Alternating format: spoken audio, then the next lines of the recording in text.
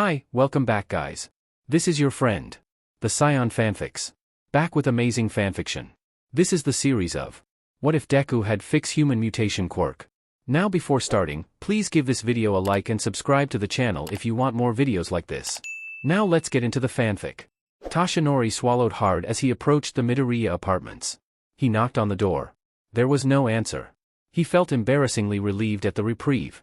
Yuuei had called an emergency staff meeting immediately after receiving news of All for One's escape.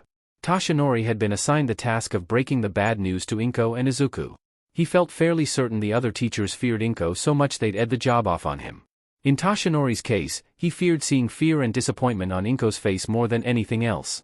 A loud sound came from inside, like a punch. Toshinori startled and shouted, "Is everything okay?" He knocked harder. After a moment, Inko opened the door. "I was hitting our punching bag." She wore exercise clothing and boxing gloves. As soon as he saw the look on her face, he knew she'd already seen the news. Toshinori held out his arms. Inko collapsed into his embrace. Sniffling, she said, "That monster is going to come after Izuku again, isn't he?" His heart twisted. He could not lie to her. It seems very likely. This time All for One has proven even more obsessive than he usually gets over the prisoners he calls his pets. Does Izuku know yet? Inko nodded. He saw the news before me. Some of his friends came over to comfort him. They went out for snacks as a distraction. I'm glad he has such good friends. Toshinori felt shamefully relieved he wouldn't need to break the bad news to Izuku. After his boy had worked so hard to take All for One down, adult idiocy had wasted his efforts. If only Toshinori had never let the Federation take All for One. It had seemed like the only option at the time. In retrospect, he believed Yuuei would have been better at containment. They hardly could have been worse. "Come in." Inko stepped back. "I have some questions, and I'm going to want to punch something as you answer them." They went downstairs to the lower level, where the Midoriyas had a small home gym. Inko tightened her boxing gloves. Glaring at the red bag as if it was All for One's face, she growled, "How did that monster escape?" "We're not completely sure. The Federation is still ghosting Nizu, to use Toimura's term for it. We only know he escaped because a prison guard leaked the news to the media. Otherwise they would still be covering it up." Wham! Inko punched the bag with all her strength, sending it flying. It was a clumsy hit, from someone who did not have any boxing experience but had plenty of rage. Sweat stuck a lock of hair to her forehead. She asked, "Did the Federation let him go?" "At this point, we think they were incredibly stupid but would not have released him deliberately. He wants to destroy them, after all." Toshinori sighed. The Federation valued Dr. Garaki's research skills so highly that they allowed him to work for them. He escaped first, which they covered up, then he came back to help his boss get out. We believe All for One escaped a few days ago, but it only hit the news today." Wham! Inko hit the bag hard enough to knock a bit of stuffing loose. She growled, "Is Izuku safe here?" Toshinori flinched. He'd hoped she wouldn't ask that question. He wouldn't lie to her. "I believe he's safer here than anywhere else in the galaxy. Yuuei's vault contains the world's strongest safe room. The space station has cutting-edge shielding technology. M3 Ihatsum 3 is a genius even by AI standards, and she's upgraded our shields to a level never before seen in the galaxy. We've always had good defenses, but now they're even better. I firmly believe that we could hold out against an entire army." He gulped, shifting from foot to foot. "I can't promise perfect safety to you. All for One has a reputation for carrying out the most difficult and impossible raids. But I and every other teacher at Yuuei would defend Izuku with the last breath in our bodies." Wham! Inko knocked the bag clean off the hook. It hit the back wall with a thud. She snarled, "Lousy flimsy alien technology." Toshinori wisely did not point out that the punching bag had been imported from Earth. Inko turned around. Sweat dripped down her face. Her hair fell partly out of her ponytail. Her lips twisted with a feral snarl. Toshinori thought she'd never looked more beautiful. Slowly and clearly, she stated, "If All for One comes after my son again, I will kill him." Toshinori believed her. The atmosphere of As break room was tense. Everyone joked and laughed as they played games and snacked, but there was an undercurrent of stress. Momo Yaoyorozu's security systems hummed from low-level activation, and T3 Naya 11 spun his head around 360 degrees as he watched the entrances and exits. Katsuki Bakugu sat in a corner, arms crossed over his body, glaring at the ceiling like it had insulted his family, abilities, and hairstyle. Others, like Rikido or Toru, tried to play it cool, acting as if nothing was wrong. But they were constantly checking their holos for updates. The class's gaze was locked on Izuku, but every time he glanced up, they looked away or made another joke. Izuku knew they were trying to make him feel better by distracting him from the news. And while it was nice to be out of the apartment and away from Mom, whose anxious energy worsened his, the worried glances and over-the-top behavior were setting him on edge. So it was honestly a relief when Denki Kalmanari finally asked. So, what's he like? Kalmanari. T3 Naya cried, his systems flashing bright, upset colors. What? Asked the sheepish eloder. Our classmate has received traumatic news, and to ask such prying questions is highly inappropriate. It's fine, T3 Naya, Izuku said before T3 Naya could plunge full steam into a rant. I'm not so fragile that I can't talk about it.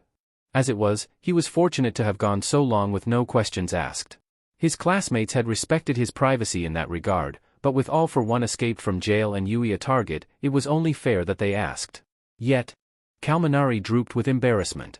I'm sorry if my question was rude. But we've only ever heard stories about All for One. He's the monster parents tell you about, well, him and humans. But we all know how inaccurate those stories are. Yes, Izuku had learned the hard way that Space's understanding of humans was wildly inaccurate at times. It wasn't a surprise to learn that misinformation abounded regarding All for One. I don't know a ton, Izuku admitted. But I can share what I know and what my experience was. All of one, as attention was locked on him, with several students moving closer to hear better. Izuku cleared his throat, trying to decide where to start. Well, you should probably know that All for One has a history of kidnapping people to keep as pets. I was the 9th person he's done this to. Wait, seriously? Cried Rikido. What madness must lie within the depths of his soul, intoned Fumikage and Tokoyami together. What happened to them? Ochako asked. Her blackening eyes betrayed her fury. Each of them managed to escape one way or another, Izuku said to noises of awe. I've actually met them. They're pretty cool. You met Azawa during your imprisonment, right? Asked Masatrao Ojiro. Yeah. He was there spying on All for One and accidentally got trapped in my enclosure. My second escape attempt I planned with him. But I had to stay behind so he could get away because if he got caught, All for One would have killed him immediately. Ojiro nodded to himself. That explains why you're his favorite. Izuku's cheeks reddened, and he stumbled for something to say. Thankfully, Yaoyorozu asked a question, saving him from his mortification. You mentioned an enclosure. That's where he kept you. Cheeks still burning, Izuku rubbed the back of his neck. Aha. It was a tiny, fake island surrounded by icy water. It wasn't necessarily bad. I had room to move around, a place to sleep, and food to eat. But you couldn't leave. Yeah. What did he do to you? If that's okay to ask, Mina hurriedly tacked on. Izuku shrugged. He wanted a pet, so everything you think about doing with a pet, that's what he wanted to do with me, fetch, pets, a collar, forced walks around the base. It was demeaning, and I hated it, but there wasn't any lasting injury from it. Didn't you ever try to talk to him? Reason with him? Izuku let out a bitter laugh. How many times had he hoped for that? I'm still learning basic, remember? And when I was captured, I was stripped of my translator. I didn't have any way of communicating. But he could have given you something. Mina cried in outrage. Translators aren't expensive. He didn't want to communicate. He wanted a pet. And sometimes, an experiment. The room let out a collective gasp, and Kaken appeared ready to fly out of his seat. He wanted to know how strong humans are and then try to use samples in his Nomu soldiers. Him and Dr. Garaki were obsessed with using human DNA to create a human hybrid Nomu. Wait, human Nomu? Yaoyorozu asked in horror. Why weren't we informed? This is information the clans would need to know. That's because there aren't any human Nomus, Izuku explained. I destroyed all of the samples during my third escape attempt. I rigged an explosion and blew them up. I got hurt in the process, but so did he, and it was enough to finally give me the edge to defeat him. But you're a human, why would that matter? Asked Kalmanari. You guys are Category 5 Death Worlders. That doesn't mean we're invincible. Especially against a category he kept me restrained, and I was hurt from my time with the pet smugglers and previous escape attempts. He's terrifyingly strong and fast, and his tentacles are nearly impossible to slip out of. Plus, he can release this gas from his tentacles that puts you to sleep. Late at night when trying to fall asleep, Izuku swore the blankets turned into tentacles, twisting around his body, trapping his sweaty limbs together. He'd gasp for air and taste the lingering gas trying to drag him into unconsciousness. Those nights, he often wouldn't sleep, and Mom would find him in the morning, curled up on the couch, rereading All Might comics. Swallowing, Izuku whispered the bitter truth. I only managed to defeat him because he was injured and off guard. The class was silent, each student lost in thought. Ochako stretched out a paw, and placed it on his hand. I didn't even think I don't, I guess I assumed because you were human you'd easily be able to defeat him, she admitted. Kaken spoke up from his seat in the corner. His knuckles were white as he clenched his fists. That all-for-one BSTRD is a fully grown alien from a species of warriors, and he's dedicated his life to attacking and defeating whatever stands in his way. While Deku here is a shrimp with zero self-preservation skills. Izuku chuckled weakly. Rude. It's true. Yayorozu murmured to herself. I hadn't considered that. You haven't reached the end of your maturing cycle. For a youngling to face off against him and survive is remarkable. Thanks.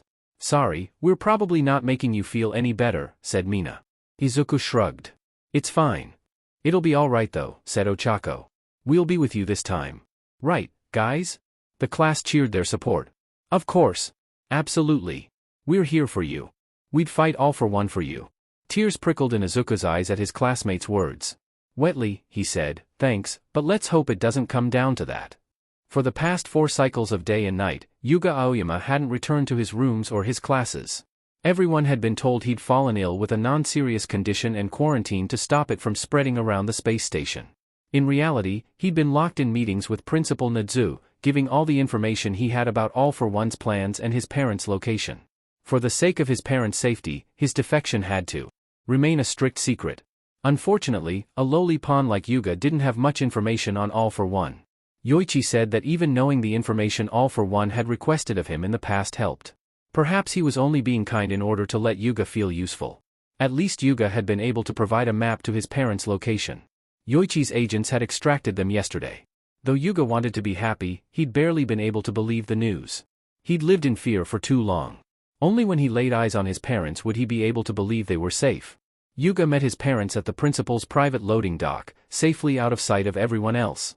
Even Nadzu had withdrawn to give them some privacy for the family reunion.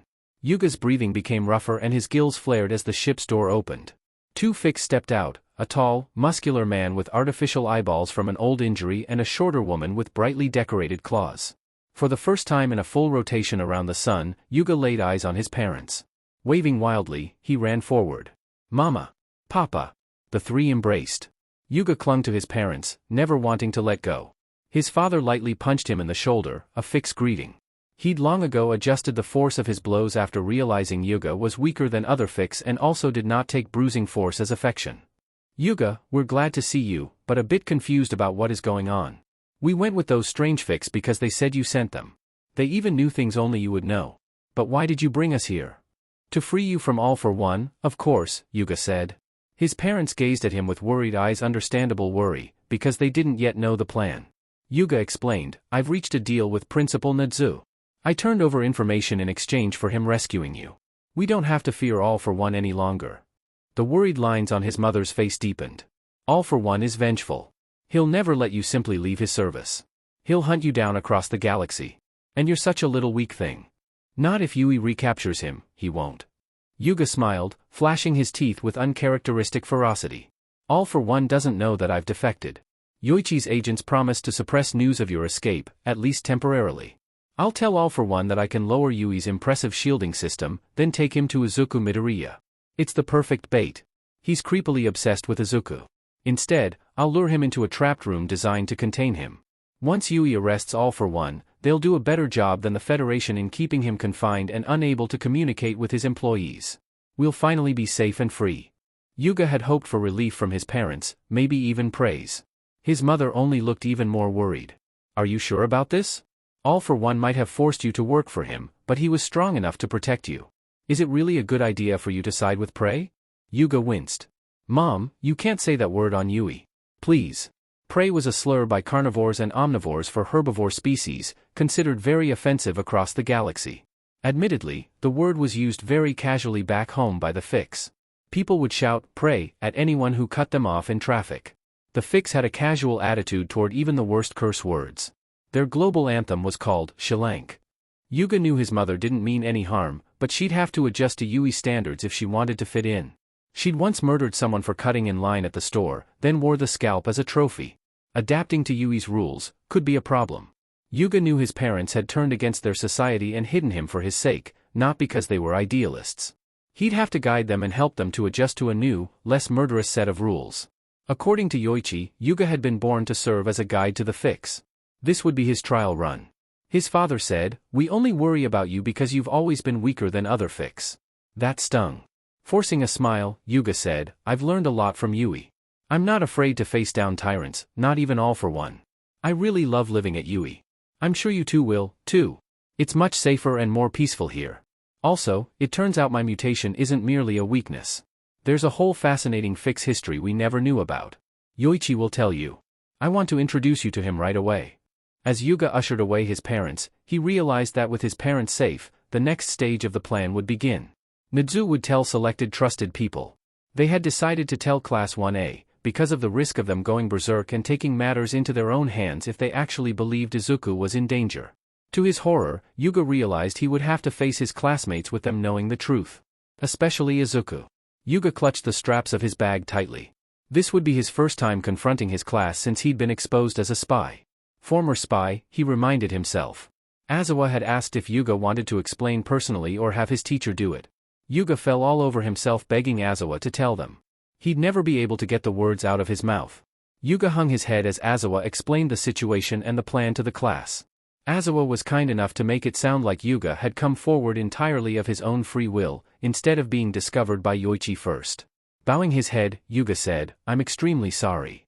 He'd heard that bowing was a traditional Japanese apology, so he went as low as he could go. When Yuga dared look up, people didn't seem too angry. Hansha even shouted, "Sorry about your parents. That must have been awful." Ochako was glaring at Yuga so hard, her eyes had turned black. He'd figured she'd be the angriest, as one of Izuku's closest friends. It was difficult to read a robot like T3 Naya's expression. Shudo's gaze was neutral, perhaps judging. The scar on his face, that Yuga blamed himself for, seemed even more prominent than usual because of his guilt. Yuga didn't dare look at Izuku's face. He slumped over and collapsed into his seat, which was unfortunately right next to Izuku. He tried to pull up the textbook on his holo. Oh, no, he'd forgotten his handheld holo. He shivered. Izuku cleared his throat. "We can share my book." "I'm sorry," Yuga whispered, hanging his head. "I'm really sorry. Why are you being nice to me? You should hate me." "We're friends," Izuku said. He paused. "Unless you only befriended me on All for One's orders and you don't actually like me?" "No," Yuga cried. "I want to be your friend. That's why I defected." He snuffled in the back of his throat, a fixed form of crying. "But I don't deserve to call myself your friend." Izuku said, "Then let's start over." Yuga mumbled, "You should be furious at me. You should even punch me a few times. I'll let you. I won't fight back." Not that he could, Izuku was definitely stronger than him. But at the least, any Phix was tough enough to take a few punches, even one without tentacles. "Doing that won't make me feel any better," Izuku said firmly. "Look, if I forgave Toimura and the League for their part in imprisoning me, then I can certainly forgive you. All for One threatened you. I understand how horrible it must have been to have your parents' lives on the line." Yuga admired Izuku for his forgiveness, but it only made his guilt even worse. "I'll make it up to you. I'll catch All for One." Izuku smiled. "That would certainly make us even." How had dealing with his parents turned out even more difficult than facing his class? Yuga loved his parents and he had faith in their ability to overcome their Phix instincts. After all, they had refrained from killing him at birth, which was A+ parenting by Phix standards even without taking into account his weak and unusual body. However, he was rapidly losing faith in his own teaching ability. His mother raised her hand. "I think you're trying to tell us that at Yuuei, it's considered polite to hide the bodies if you kill and eat someone." "No," Yuga yelped. "No killing. Except in self-defense." His father winked. "Ah, I see, we have to make it look like self-defense. I'll carry a spare weapon to plant on the bodies." Yuga ummed. He'd borrowed a spare classroom with a holo projector to give an audiovisual lesson to his parents.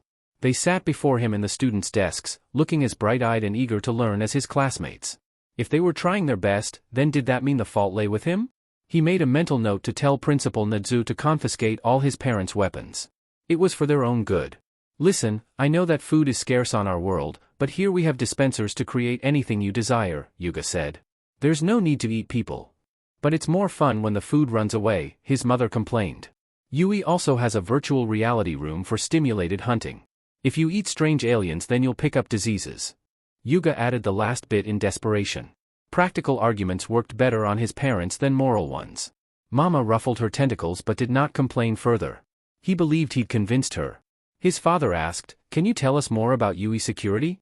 I'm interested in getting a guard job, since that seems to be the only way I'll be allowed to kill anyone. Yuga winced. At Yuuei, the guards avoid killing people. I don't think you'd be suited for the role. His father threw up his tentacles in the air. How did this pathetically weak school ever stand against All for One? Yoichi, please help me, Yuga thought. He recalled a piece of advice from his mentor. The Phix only respected what the strong had to say, not the weak. My classmate Izuku Midoriya is a human and a Category 5 Death Worlder, yet he came to Yuuei to study diplomacy. Both his parents straightened to attention. Yes, we are interested in hearing about this fascinating being, his mother said eagerly. Got them. Yuga smiled.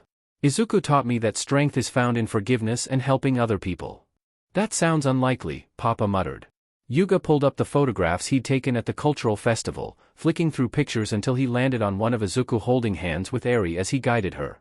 This is Eri, a young alien girl who he rescued from a criminal gang. Are you sure he didn't steal her to eat her later? Mama asked skeptically. She's about the right size for emergency rations. No. Yuga felt a headache. It was always 1 step forward, 2 steps back. Papa said, no, young meat is more tender.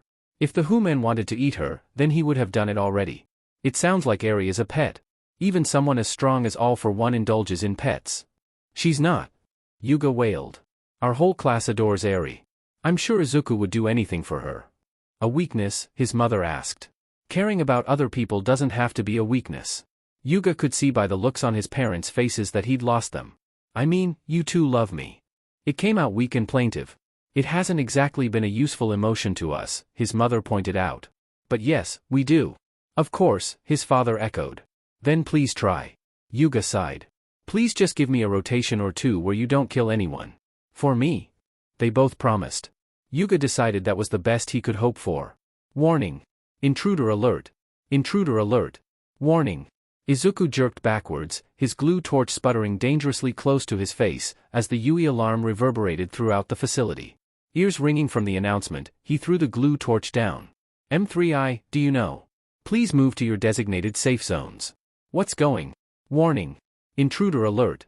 Intruder alert. Warning. On? There appears to be an attack on Yuuei's facilities.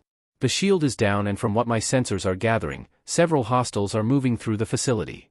Shalank, Izuku swore. He grabbed his work apron, tossed it off, and began quickly gathering up his things. M3I's work lab was towards the outer rings of Yuuei's facility, farther away from the designated safe room Izuku was supposed to lock himself in. Which would have been perfectly fine if the trap had been sprung when they were expecting it and not during the middle of the school day. I gotta get out of here, Izuku told M3I. The AI let out a worried noise. Actually, you don't want to leave, right? The doors burst open and something lurched in. Green sludge dripped off of pale, misformed arms, splattering on the ground as the creature dragged itself forward. 5 eyes floated directionless in gelatinous midriff, in between a crooked rib cage. Its jaw stretched open, revealing rows of yellowed tombstone teeth as it let out an echoing MMMM. It looked like no alien Izuku had seen or studied before, and as it lurched forward, a foul stink like sewage water filled the air. Who are you? What do you want? Izuku demanded, stepping around the table to put it between them. The alien let out another MMMM, and Izuku's translator filled with static and jumbled nonsense words as it tried and failed to interpret. Izuku winced and clutched his ear. It had never done that before. Lunging for Izuku, the alien left thick globs of the foul-smelling slime. A clawed hand grabbed his arm, the goop trying to slide up his skin with a slurping sound. Izuku clawed at the goo but only succeeded in allowing the creature to envelop more of him. Let me go! Izuku yelled. Blindly, he grabbed the closest object to him and chucked it at the creature's floating eyes. The analytics adjuster, a heavy brick-like box packed full of computing technology, hit the creature spot on, managing to dislodge one of its eyes with a loud pop. Discombobulated, the alien ummed and slid back, allowing Izuku to yank his arm from its slimly grasp. Izuku, M3I's voice warned, duck. Enough time in M3I's lab had trained Izuku to act instinctually. Dropping to the ground, he curled into a ball and braced the back of his neck. Boom! The explosion shook the reinforced room, and when Izuku staggered back to his feet, all that remained of his attacker was a single glazed eyeball resting in a puddle of goop. Green slime coated in the walls, and there was a lingering smell of burnt sewage. Coughing and rubbing his eyes, Izuku asked. M3I. What was that? A new baby. Smugness radiated off her voice despite being an AI. I've been waiting to show it to you. I wasn't expecting the perfect test subject to come wandering in. There wasn't anything left of the test subject. Izuku wanted to say, but then thought better of it. Considering the alarm and the warning, there was only one person this could come from. I don't understand. Izuku muttered. The trap was supposed to happen during the sleep cycle. That had been the plan. All for One would come when everyone was asleep in order to catch Yuuei off guard. Aoyama would lower the shields enough to let a small group in and then lure All for One to a designated location where the trap would be sprung. Izuku and his mom would be protected from the fight in Yui's safe room, and everyone else would be on high alert for any surprises. All for One wasn't supposed to come in the middle of the day without warning when Izuku and his mom were far away from the safe room. And he definitely wasn't supposed to be able to sneak combatants on board without them knowing. Did he not trust Aoyama's intel, or was he too eager? Or did Aoyama betray Izuku again? The thought made Izuku's stomach clench. He hadn't been lying when he said he forgave Aoyama, but that didn't mean the betrayal didn't sting. Because once again, All for One had intruded into Izuku's life, stealing away the peace he had been creating. Izuku slapped his cheeks, trying to knock sense back into himself. No. He couldn't go down that train of thought. Not right now during an attack. Besides, they had discussed what to do should the plan go awry, which was to get down to the Yuuei vault and lock himself in.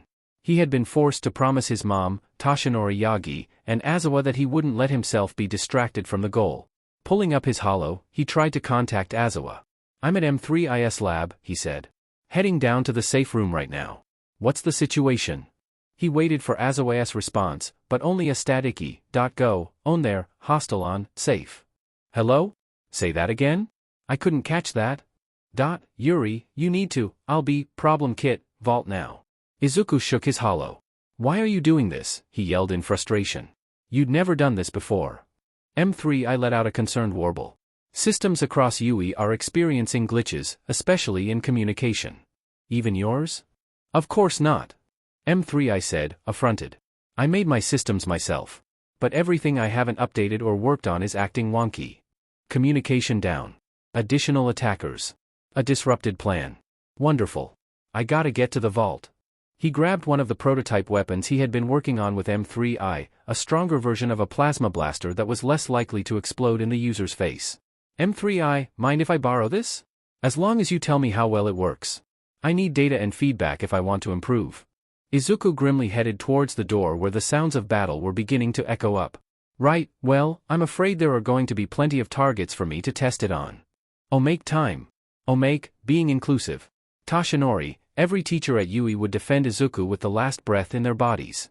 Ectoplasm, hey. Toshinori, ectoplasm, who is a walking corpse, would defend Izuku with the last bit of ichor in his body. Make, it's not as if Yoichi ever convinced All for One. Yuga, if only Yoichi was here to give me advice about how to integrate my parents into society. Yoichi, try shouting comic book quotes at them.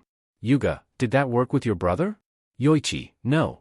Make, support group advice. Izuku, All for One's escape from prison is bringing back all my nightmares. Eri, have you considered beating him up? Overhaul's brutal smackdown cured all my trauma. Izuku, it certainly couldn't hurt. Eri, it would hurt All for One, but that's the idea. As soon as All for One attacked, Principal Nadzu called Yuga to his office. Amid the blaring alarm screaming warning, Yuga sprinted there, his mind fearing the worst. Hurrying through the halls, he caught glimpses of strange creatures, but none attacked him. Small mercies, he thought semi-hysterically as he burst into Nadzu's office where the principal was waiting for him. On the screen next to the principal's desk, an image of a fleet of ships showed. Yui's gleaming green shields held strong. So far, the ships had not fired. Neither had the station. They waited in a tense standoff. I don't understand?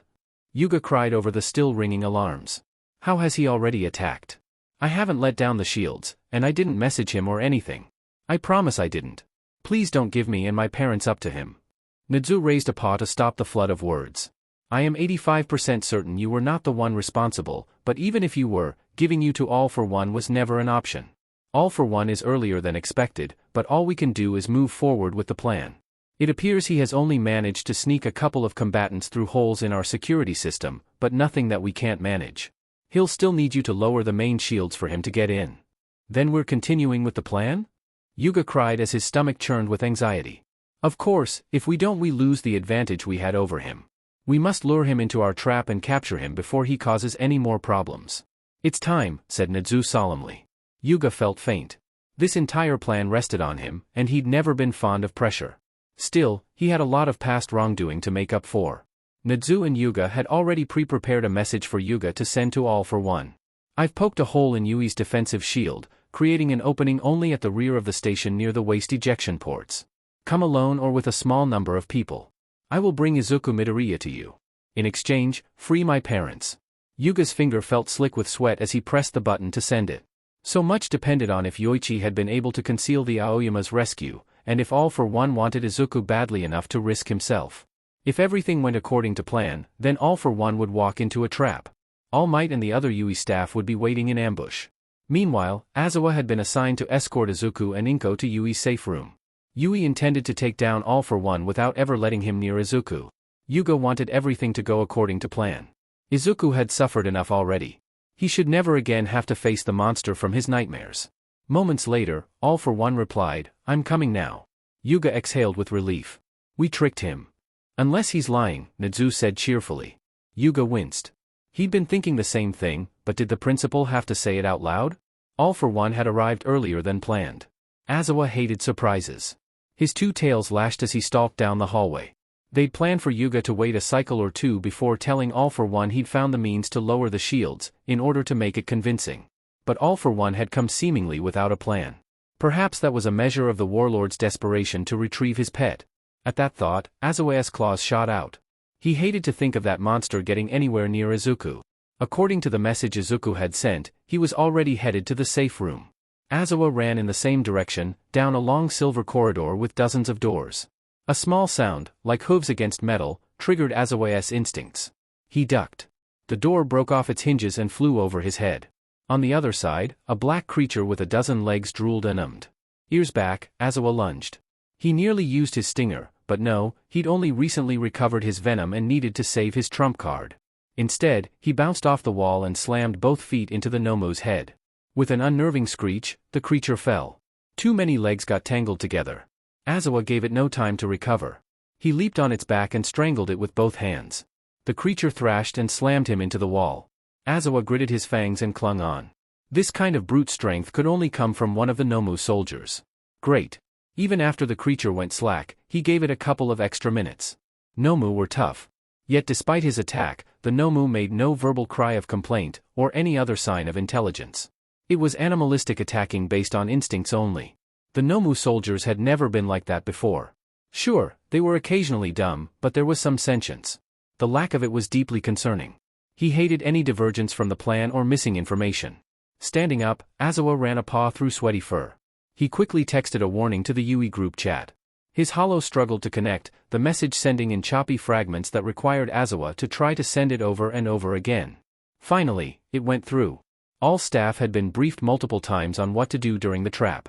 A lack of functioning holos wouldn't stop them from defeating All for One, but that and the Nomu were worrying. How had a Nomu even gotten onto this part of the ship? Was there another hole in the shields besides what Yuga had deliberately created? Did that mean there was another traitor? Aizawa growled. He had no time for speculation. The problem kit must be in danger. Aizawa moved faster down the corridor. Then he took the basement stairs two at a time. Yui's safe room was located in the bowels of the space station. Yuichi had designed this place during the founding of Yuuei as a haven from his older brother. It was a brilliant silver vault made of a rare and valuable clan alloy. A fist's worth of this metal cost as much as this entire station. Yuichi had only obtained it because he'd saved a clan from All for One long ago, and they owed him a great debt. His friend Kudu's people were renowned inventors who had designed the defense system. Only a single narrow bridge led to the vault floating in anti-gravity. Elaborate rainbow lasers covered the entire space. These were only the most obvious traps. The ceiling and floor bristled with thousands of weapon ports. Yuichi had promised that even All for One would not be able to breach the vault. From the glowing lasers, the vault was already armed. Aizawa tapped a podium, activating the speaker. "Problem kit? Are you in there?" To his profound relief, a hologram appeared showing Izuku inside the safe room. The vault had a nebulous bed designed to shift and mold to any body shape, a water tank for aquatic species, a food dispenser, and shelves of Yoichi's favorite books. Izuku's voice sounded small and nervous. "My mom hasn't arrived yet. I can't text her through the vault shields." Aizawa swore in several languages. Even if Izuku hadn't been in the vault, he doubted that the message would have gone through. There was only one option then. "I'll go find her." You stay here. But nothing. You're all for one's target.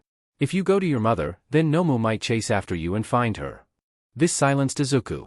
In his most stern teacher voice, Aizawa ordered, stay in the vault. Do not open the door for anything. All for one is tricky and deceptive. We may have another spy on the ship.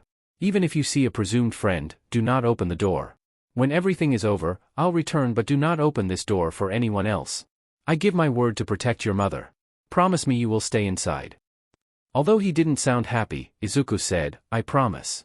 Aizawa ran up the stairs. He hated it when things didn't go according to plan. Even more so, he hated the sadness in his student's voice. Yuga had been hoping he would be able to avoid facing All for One. It hadn't seemed very likely based on the plan, but at least he'd had hope. Principal Nadzu, the cruel destroyer of hope, instructed him, stand in the doorway of the waste disposal room, where you'll be directly in All for One's line of sight. Glumly, Yuga moved into position. Nadzu tapped the glass. David's shield created this new form of transparent metal. He's reasonably certain All for One won't be able to breach it. Yuga glared. He felt reasonably certain Nadzu only raised the small possibility of failure to screw with him. Yuuei usually filled this square metal room with degradable trash, then ejected it into space. It had several layers of blast doors to protect against exposure to outer space, making it perfect to be converted into a trap. Yuuei staff members lurked on the upper and lower floors, ready to fire weapons through holes in the ceiling and floor. All Might had hidden behind a metal panel near the clear wall leading to outer space, waiting in ambush. Where are my parents? Yuga asked. Nadzu said, I haven't been able to make contact with them, but I doubt All for One would target them. He doesn't even know they are here. Yuga hung his head. He'd hoped his parents would see his moment of triumph. He also felt nervous for their safety, knowing Nomu had gotten loose on the ship. This was Yuga's big moment. He needed to redeem himself. He needed to make Yuichi proud. Yuga's hollow buzzed. All for One's message read, I'm here. Hoarsely, Yuga told the principal, step out of sight. Then he pressed the button to lower part of the shields. There should have been a hum of energy. Instead, nothing happened, as if the shields were already down. Yuga cast a worried glance at Nadzu. Grimly, Nadzu said, we already knew something's happened to the shields. We have a message from Aizawa about a breach. I've contacted M3I. In the meantime, act like nothing is wrong. It could be a technical error, Yuga told himself. But he didn't seriously believe that. A figure tapped against the glass. It was impossible to make out the appearance behind the spacesuit. But Yuga still trembled to be so close to All for One. He imagined his scales being carved from his skin with sharp claws as red eyes glared at him mercilessly. It was all he could do to keep standing. At least it seemed like All for One had come alone. That, at least, was according to plan. Yuga pressed the button to lower the first blast door, to block off the room from the void of outer space. Then he opened the hatch to let All for One in. With the door lowered, Yuga couldn't see what was happening. Presumably, All for One would come inside. Yuga pressed the button to close the hatch and let air back into that portion of the room. Blood rushing to his head made him dizzy. Trembling, he allowed All for One inside. Aizawa raced through Yuei's hallways, using every shortcut he knew. Along the way, he encountered more Nomu and Yuei inhabitants fighting back. Every misshapen creature cemented the seriousness of the situation. All for One hadn't brought a small elite force as they had initially planned, but a horde of monstrously warped aliens. Each of Yuei's occupants had been trained to deal with surprise attacks, but that it was at all needed made Aizawa sick. For those who needed it, he helped, but mostly he was forced to rush past in his goal to find Inko. There was no telling what Izuku would do if his mom didn't show up, and it was critical that the Human kit stayed in the vault. Inko! Aizawa yelled, throwing the door to the Midoriya apartment open. Are you in here? The apartment was trashed, the furniture shattered, and the floor scuffed up. Aizawa's ears flattened, and he wished he had grabbed a weapon. Clearly the greater Nomu he had fought was not the only one on Yuei. Inko stood panting over a fallen creature, black ooze splashed across her face like war paint. Blood trickled from her nose, but she looked unbothered by it as she wiped her black-smeared hands against the creature's body. Judging by the crumpled shape and the raspy MMMS, it wasn't getting up anytime soon. It was times like this that Aizawa remembered he was dealing with Class 5 Deathworlders. Inko Midoriya had clearly not needed his help. All for One came early, Inko said. It was not a question. It appears so, and hollow communication is glitchy. Only some messages are getting through and there's no telling if other systems will fail too. Is Izuku safe? Inko demanded. She picked up one of the broken pieces of furniture and examined it. The end was jagged and sharp, and she gave it a few experimental swings. He's in the vault, Aizawa said. But he was worried about you and prepared to leave if I didn't come get you. Okay, Inko said, stepping over the fallen body. Let's go. Despite her short stature, she kept even pace with Aizawa as they ran through the hallways, retracing his path back to the vault. Aizawa rechecked his holo, desperate for an update. Had they captured All for One? But despite mashing buttons, nothing appeared, and the device continued to glitch. Is everyone safe? Inko asked. Aizawa fur bristled as he thought of his students. It had been their free time, so there was no telling where they were in the facility. He vaguely remembered several getting together for a Human movie. They were all trained in self-defense, but all it would take was one bad matchup for them to get seriously hurt. He ached to hunt them down and ensure their safety, but Izuku and his mother were the top priority. All for One didn't have any cause for revenge against the other students, but he did for Izuku. A nail-clenching screech sounded behind them, and they spun to a stop as a new Nomo lumbered forward. Its beak clacked menacingly and a single eyeball rolled in its socket as it approached. Crimson wings splayed out and tentacle legs slapped the floor. Aizawa unsheathed his claws, searching for the creature's most vulnerable area, but Inko moved quicker, stabbing the jagged piece of furniture into its eyes with a nauseating squelch. The Nomu screamed and then fell with a shudder. Aizawa stiffened. There hadn't even been time for him to react. Blood fluid sprayed as she yanked it back out, mixing with her prior coating of black ooze. Let's keep going, she said, unfazed by the sudden violence. Training kicking in, Aizawa nodded and continued moving, sparing a single pitying glance at the fallen Nomu. The attack had been brutal and without mercy. Stars help All for One if Inko ever got her hands on him. All for One stood on the other side of the door, his helmet down. Or at least, Yuga thought it was All for One. The giant size and hazy outline of tentacles seemed right, although All for One's face seemed oddly shadowed. Trying to look harmless, Yuga waved All for One forward. The alien warlord didn't move. All Might leapt out of his hiding place, punching All for One in the head from behind. The element of surprise worked. All for One fell forward. Dozens of Yuuei staff fired their weapons. And from the hallway, Nedzu slammed the buttons to bring up the second and third blast doors, trapping All for One inside. Humans had smashed through blast doors before, but these new doors had been enhanced by David's shield. All Might's blow and the continued fire from the teachers should keep All for One dazed as the doors contracted together around his body.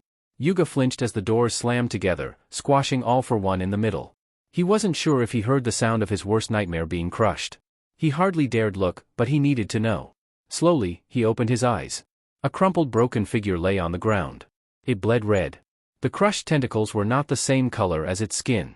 It was tall, but not as tall as Yuga remembered. One eye had already been missing even before the attack. Yuga flinched.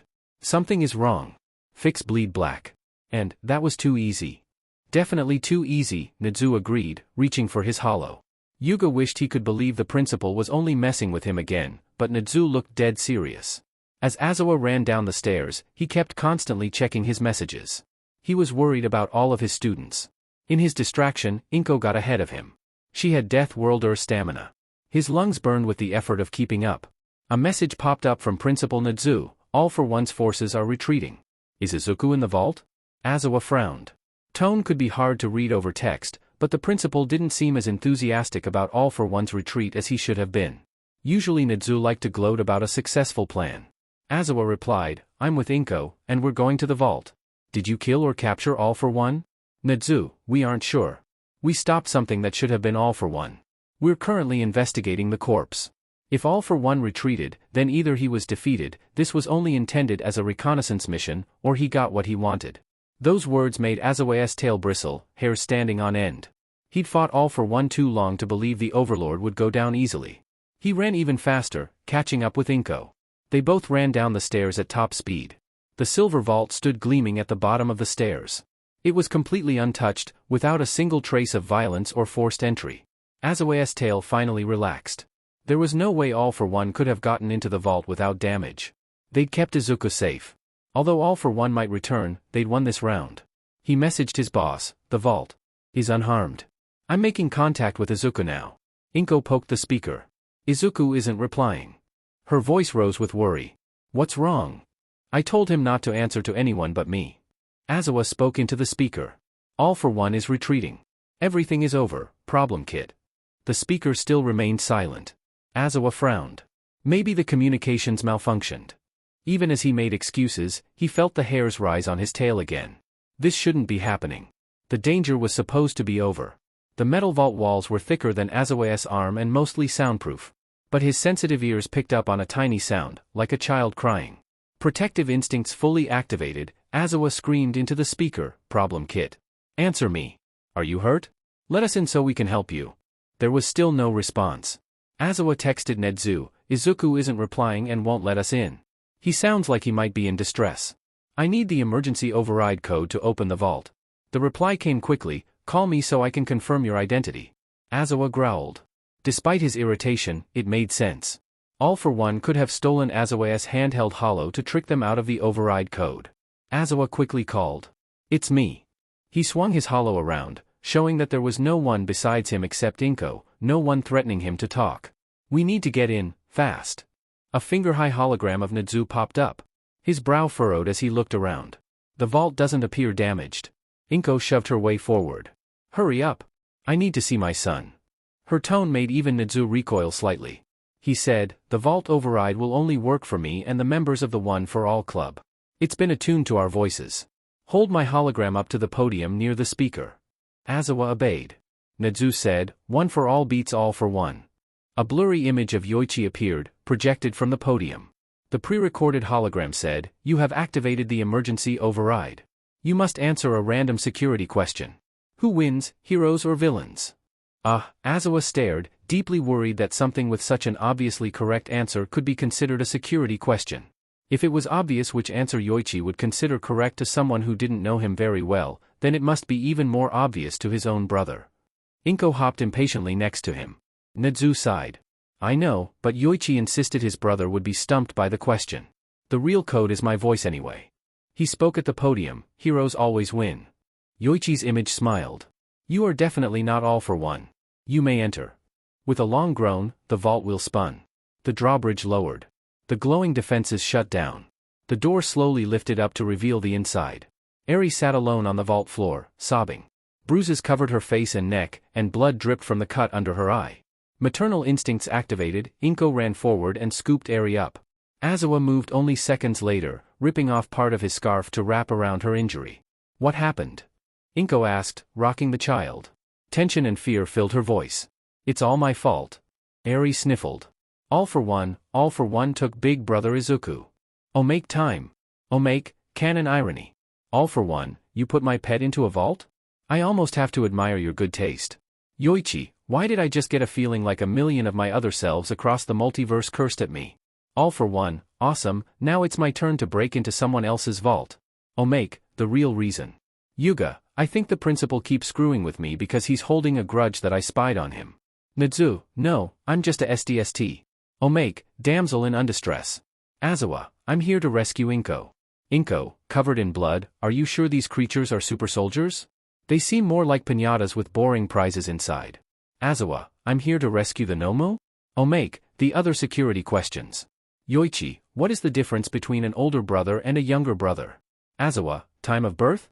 Nezu, younger brothers are always right. Azawa, all these questions are stupid.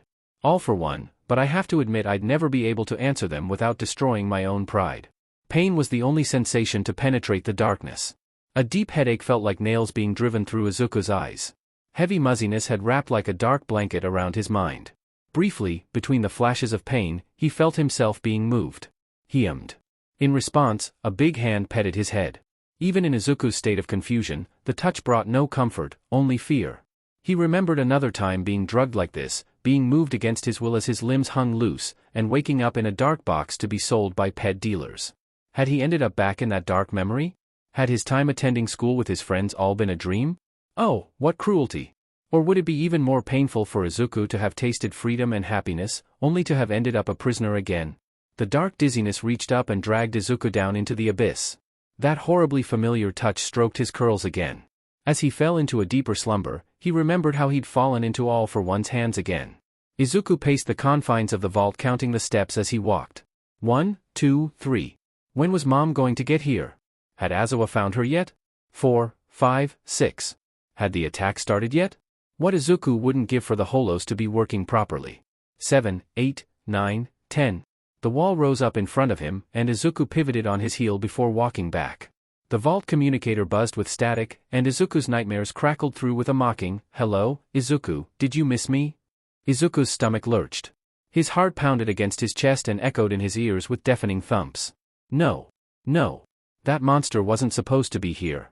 He was supposed to be at the trap site, not standing outside the vault, his cruel voice ringing Izuku's ears. His eyes flew to the monitor where a dark figure stood framed on the screen. A dark cloak billowed over him, covering his body from view. A silver mask hid his face, but Izuku could still imagine that mocking smile. I'll take that lack of answer as a yes then. Rage filled Izuku. Miss him? Miss that monster? The one who had collared him and treated him as less than human. All for one could rot in the depths of a black hole for eternity. Despite himself and the instructions to not engage with anyone besides Aizawa, Izuku's body was already moving forward, and then pressing the button on the dashboard. No! Go away! Izuku's voice cracked on the words, and he hated how the fear betrayed him. Ah, so you are in there. How lovely, All for One purred. It gave Izuku a moment of pause and confusion, that All for One responded to him for once. Before, All for One had never once understood a word that Izuku said. It would have been easy for All for One to have used a translator, but he never had. Why had that changed now? Beneath the cloak, All for One shifted and dragged a squirming figure out. It took only one glance to know who it was and feel the whole world spin to a stop. The silver hair, delicate hooves, and spiraling horn were instantly recognizable. All for One chuckled, a sound mingled with hissing. And here I was afraid I'd brought little Eri here for nothing. Izuku, Eri cried out, but All for One's gloved hand clamped over her face, cutting her off. Another arm wrapped around her possessively, his force bruising. Shoo, we're talking, and this doesn't concern you, weak little thing. Let her go. Izuku demanded. I could so easily. But I could also kill her. All for One's grasp slipped up to her throat, wrapping around it and squeezing. Izuku felt like it was his throat being strangled.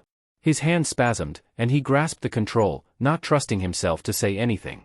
All for One spoke casually as if discussing the weather on a planet or a minor traffic disturbance. It would be simple really. Slit her throat and watch the blood pour out. Judging by her coloring it would be a lovely shiny silver, same as that vault you're hiding in.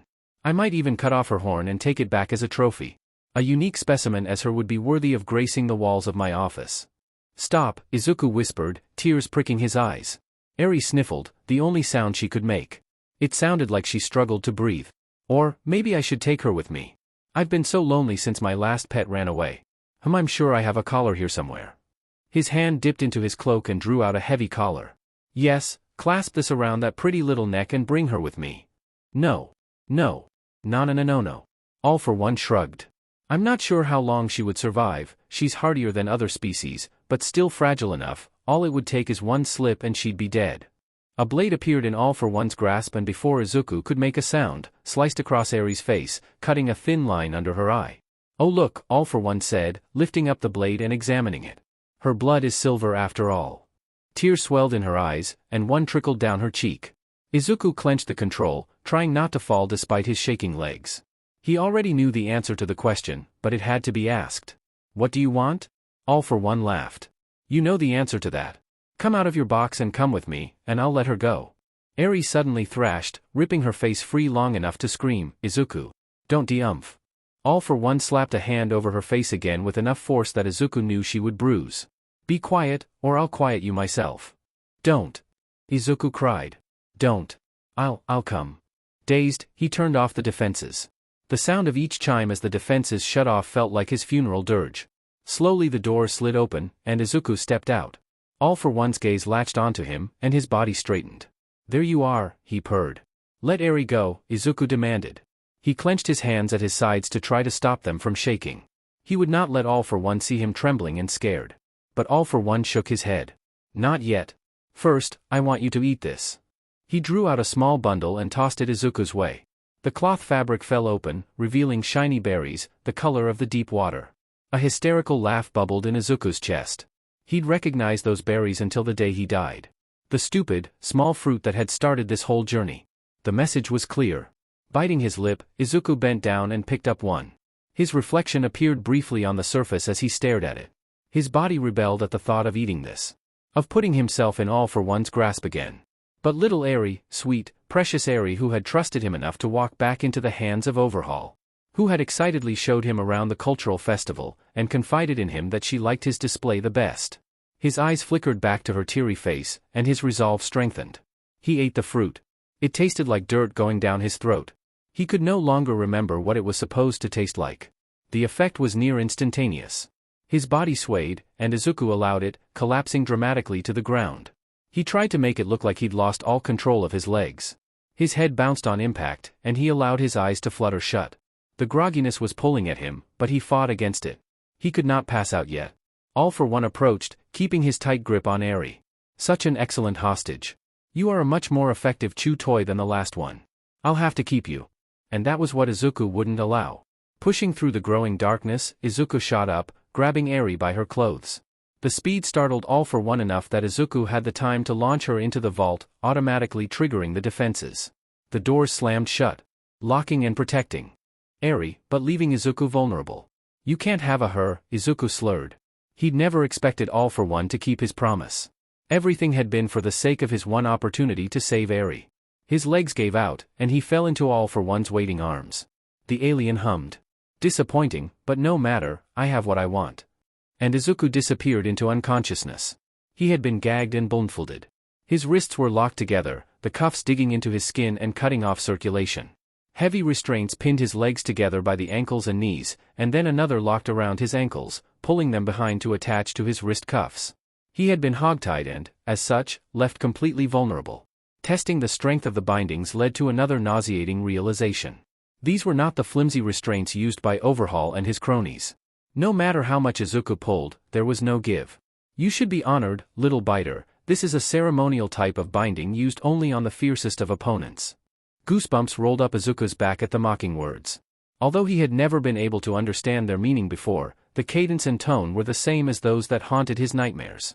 The rubbery GG between his teeth prevented any understandable communication, but that didn't stop Izuku from making a muffled noise of anger and frustration. There was a low chuckle, and the floor trembled slightly as someone paced around his bound form, sending vibrations through his aching body. I have had much time to ponder since our last time together. I've mused over what should have gone differently. My initial failure was in not properly researching the human species. However, considering the dearth of information on humans, I'd argue that I can't be faulted for that. However, recent developments have provided me with greater insight than before. Izuku did not like the sound of that at all.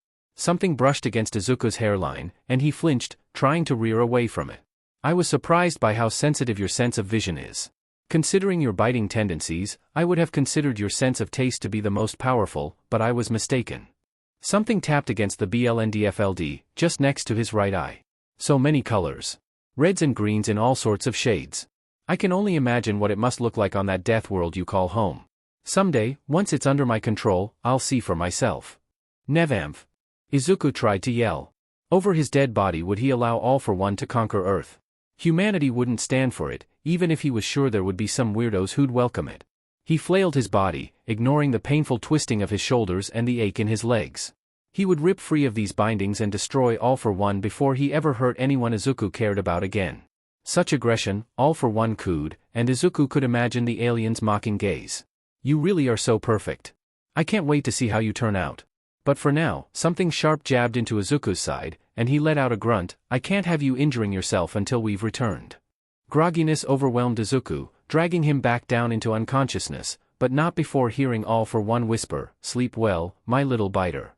Toshinori didn't know how he would face Inko. He'd promised her that Yuuei would be a safe place when she'd first decided to enroll Izuku in the school. Now his words had been proven shallow and meaningless. He'd been determined to fight All for One personally so that Izuku wouldn't have to see that monster ever again. Instead he'd fought a substitute who, on closer examination, had turned out to be another Nomu. While he'd been distracted, Izuku had been kidnapped. He hadn't been able to do a single thing. Standing outside the door to the Midoriya home, Toshinori shifted from foot to foot. He couldn't work up the nerve to knock. Frankly, he wondered if Inko would want to see him after his failure. Although Toshinori also felt ashamed to face Izuku, he could only desperately hope he'd have the opportunity. At least All for One, with his obsession, did not seem likely to kill Izuku.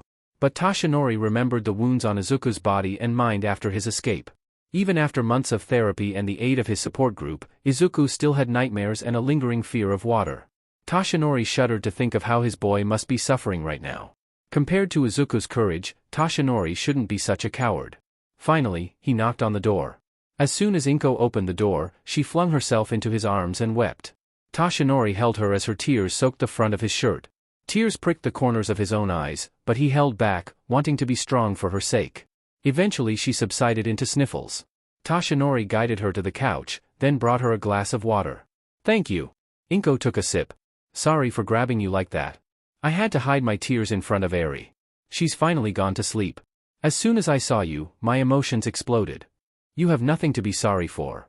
Toshinori hated that she'd apologized to him when she should have blamed him. "We'll get Izuku back. We found him once, we can do it again."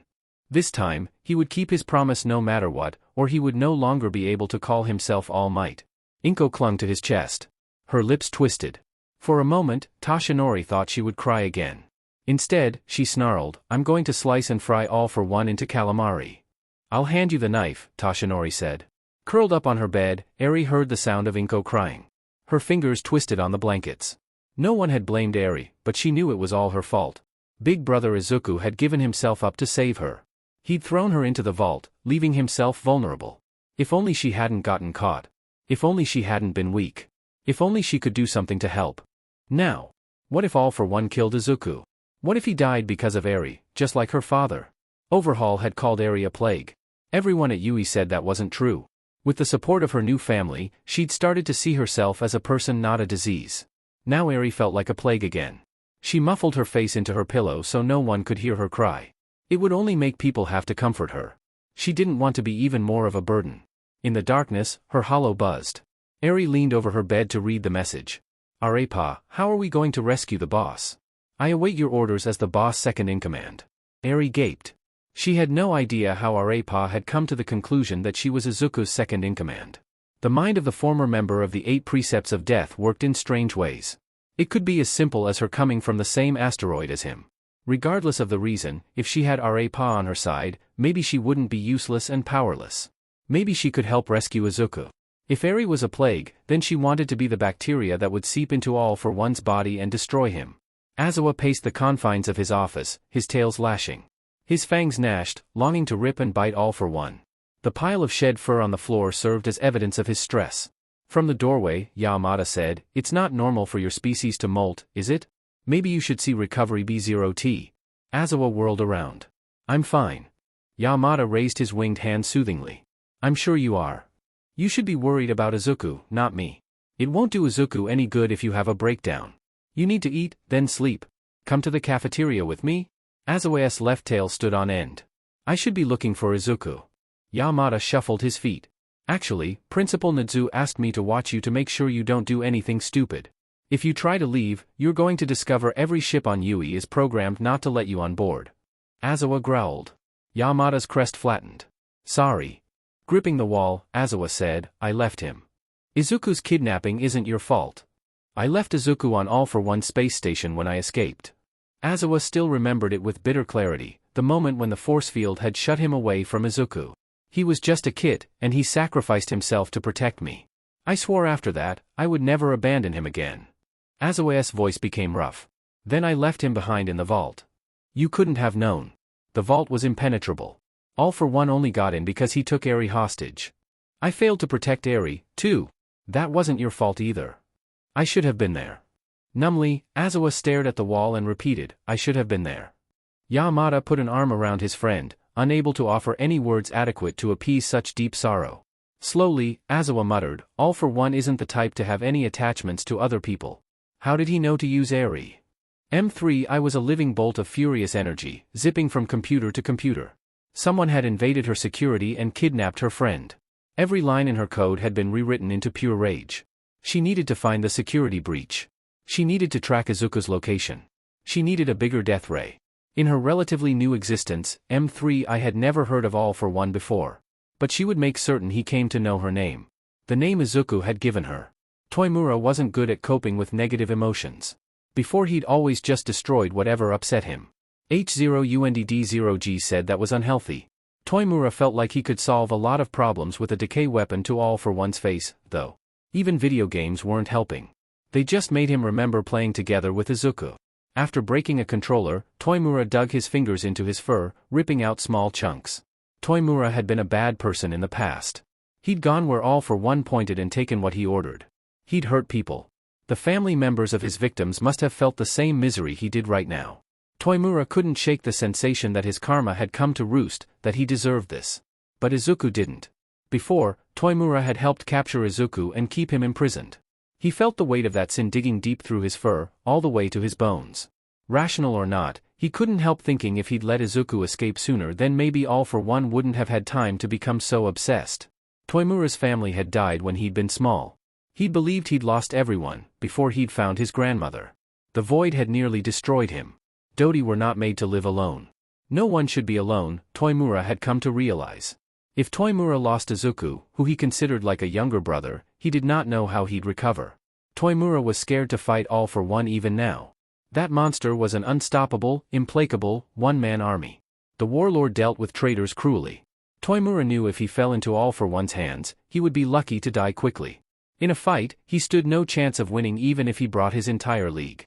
But if his little brother could attack a warlord with his bare hands, then Toimura could do no less. Ochako, Shudo, and T3 Naya had come together as soon as they'd heard the news. They hadn't even needed to communicate. They'd gathered together in Izuku's tea house as if by shared instinct. Ochako's eyes had turned completely black. She didn't seem to notice. Her voice was discordantly calm. "We're getting Izuku back. We won't let the adults tell us to stay behind," Shudo agreed. His claws flexed and unflexed. "If they try, this might even be a moment for rule-breaking," T3 Naya said in a very dire tone. Shudo said, "I've contacted my mother for help." He'd resolved to do anything in exchange for her aid, even leave Yuuei and live on Yuki instead. Fortunately, she had not asked that of him. "Izuku came to save me when Overhaul captured me. Of course I'll do the same for him." Ochako's shoulders heaved. She whispered, "He must be scared." A shared glacé passed the same feeling between all of them. They, Izuku's closest friends, had seen his pain the most. Although they didn't know everything All for One had done to him, they knew enough. It filled the three of them with a terror tipping over into rage. "Izuku never let fear stop him," T3 Naya said. "Neither will we. I've erased the emotion from my programming." Shudo said, "Izuku is our friend. We'll save him no matter what." The three of them put their fists together, united in their resolve. The moment was broken by a pink dot leaping out of Ochako's hollow. "M3," I shouted, "you need to collect the spare human. He keeps trying to break out of Yuuei, and he's distracting me from my very important work." The trio found Katsuki Bakugo sitting in a one-person shuttle. He pounded on the control panel, shouting, "Move, you stupid piece of junk. You're wasting your energy." "M3, I locked down all the ships," Shudo said. "I'm already thinking of countermeasures in case the teachers won't let us come along on the rescue mission. My brother has a hacker friend." "Shoo, don't say that we're M3 I can overhear," T3 Naya hissed. "How am even I better at breaking rules than you?" Katsuki looked up. His eyes were red-rimmed and wild. "I'm going to find Deku." "You're not the only one who cares about him," Ochako growled. "This is foolish. You don't know where he is. You'll only distract Yuuei from the rescue mission if you run around wildly like a headless shoppa bird." Rage itched under her skin. In truth, Ochako longed to run off and rescue Izuku, too. She felt irritated at Katsuki, as if his actions insulted all her hard work to restrain herself. "I'll find him." Katsuki slammed his hand onto the control panel, breaking it with a rush of smoke and sparks. Aunt Inko was able to track him down last time. "She figured it out, so can I." Shudo said, "But you're terrible at diplomacy. Even worse than me, and that's a serious burn." Katsuki leapt out of the seat. "Do you want to start something, Candy Cane Cat Boy?" In a swift blur, Ochako lunged forward and pinned Katsuki to the shuttle. Ears flat, she growled, "Right now, we need every single person working together to save Izuku. Are you going to be a useless burden who gets into trouble? Or are you going to help us?" She shook him. "You're not the only person who cares about Izuku. Who are you calling a burden?" Katsuki shouted back. "I'm even better at teamwork than you. I bet I can work with all of Class 1A, not just the three of you." "Then we'll work with the entire school," Shudo said, apparently getting into the competitive spirit. "I'll work with the entire galaxy." Katsuki shouted back. Ochako exhaled and let Katsuki down. It didn't seem like he would try to escape again. Her adrenaline was starting to wear off. In its place, there was only cold fear. Izuku had fallen into the hands of the most dangerous warlord in the galaxy. A trio of diplomacy students were completely outmatched. Even so, Ochako wanted to be a hero for Izuku as he'd always been her hero. For some reason, Aizawa hadn't shown up at class. Neither had Katsuki, Yuga, Ochako, T3 Naya, and Shudo. The rest of the class huddled together in a somber mood. Icy-eyed Momo was sharpening a knife. Kyoka had transparent beads in her fur, how her people decorated for war. Ma Shrao hovered behind Koda, expecting him to faint, but Koda was dry-eyed and deadly composed. Mina had discorporated from stress. On the other hand, Toru had never been closer to visible from the force of her vibrations. Mineta had curled up in a sad ball in his tank. A dark aura rising off them, Fumikage and Tokoyami chanted a funeral dirge for all for one. Rikido was stress-kneading dough he'd pulled out from somewhere. The twitchiness in his fingers made the others wonder if he might be on verge of a PTSD flashback to the attack on his village. Mizo went over and spoke softly to him. Kirishima kept trying to message Katsuki. When this failed, he sent a message to his friends online. Hansha and Denki huddled together in rapid discussion about if they should leave to find Katsuki, which turned into a wild and ridiculous plan to go after Izuku. Tsuyu came over to slap them both on the head. You can't fly anywhere, Yuuei has locked down the ships. Ow! Denki rubbed his head. Besides, we're going after Izuku together, Tsuyu said firmly. As soon as she spoke the words, it felt right. Class 1A was going to rescue their friend. They might not have the slightest idea how, but that wouldn't stop them. The door flung open. Everyone looked up, expecting their teacher. Instead, Monoma stepped into the room. The rest of Class 1B filled the hallway behind him. Monoma said, "We're all in agreement, correct? We're going to demand the teachers let us help with the rescue mission." Everyone stared. Monoma hadn't bragged about Class 1B having the superior rescue plan? What was wrong with him? Firmly, Monoma said, "Izuku Midoriya is one of us. We've got a Human in our pack too, so we're pack-in-laws." Because apparently he couldn't help himself, he added, "Besides, we can't let 1A get all the glory of defeating All for One." While the rest of his class remained stunned, Kirishima stood up and held out his hand for a Human-style handshake. "Then we're a team." The One for All support group usually had a happy and cheerful mood. Even when discussing heavy topics, they were a bunch who liked to use dark humor to confront their pasts. But today, an aura of heavy silence and murderous fury had settled over the room. Banjo had increased his size half again, yet continued to shovel rocks into his mouth. And had spun a soft cocoon around his body, a defensive mechanism. Although Hikage could not be seen, slight sounds betrayed his anxious pacing. Nana was so stressed, she was shedding. She dyed her fur black in sympathy with her adopted family's grief. The red streaks meant she expected battle soon. Bruce's tail lashed against his tank. Kudo had placed a BLNDFLD over his eyes to calm himself down. Sitting on his chair, Yoichi looked stern and blank-faced.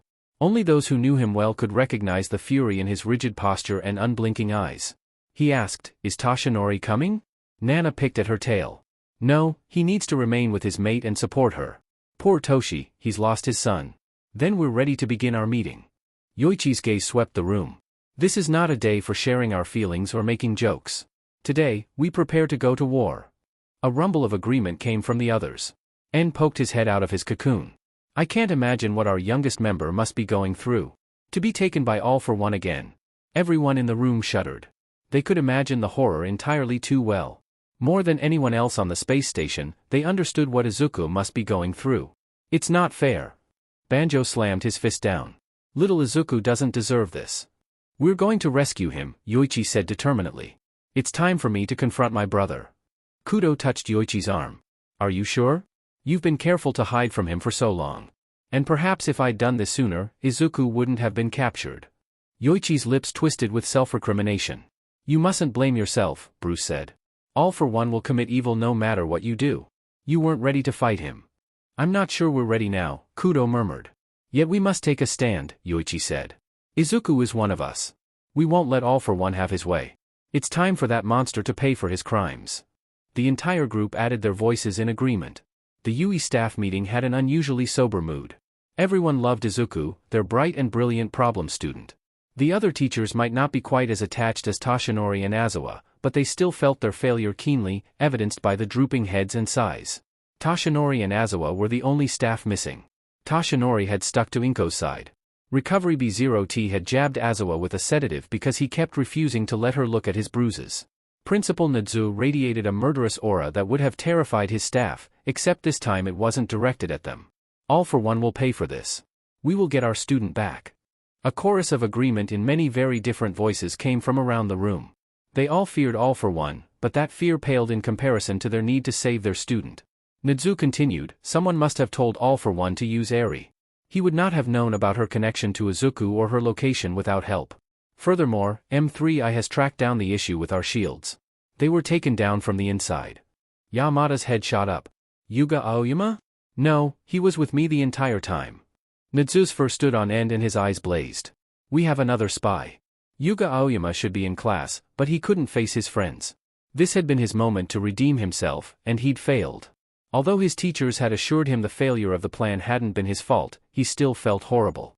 Alone in his room, he punched his pillow. This shouldn't happen to Izuku, who was brave and kind. The galaxy wasn't fair. Without asking permission, his parents bustled into his room. His father held a full suitcase. His mother said, "We have to go. No time for you to pack. Besides, what value does the clothing of your lessers have?" Yuga sat up. He assumed his parents wanted to flee Yuuei because All for One had breached the shields. "Mom, there's no need to panic. M3I has the shields up again. All for One won't be able to return." Dismissively, his father said, "Yuuei can't possibly stand against All for One. We struck a deal to protect our family." Slowly, with dawning horror, Yuga asked, "What did you do?" "We did what we had to," his mother snapped. "You brought down the shields. You told All for One about Eri." Yuga remembered his failed ethics lesson. "I told you about Eri." In the end, his intrusive thoughts had been right. It really was his fault the plan had failed. He'd brought the traitors into Yuuei and given them the information they'd needed. His mother sighed deeply. "The prey put strange notions in your head. You were never strong enough to fight All for One. I mean, just look at you." She waved at his tentacleless body.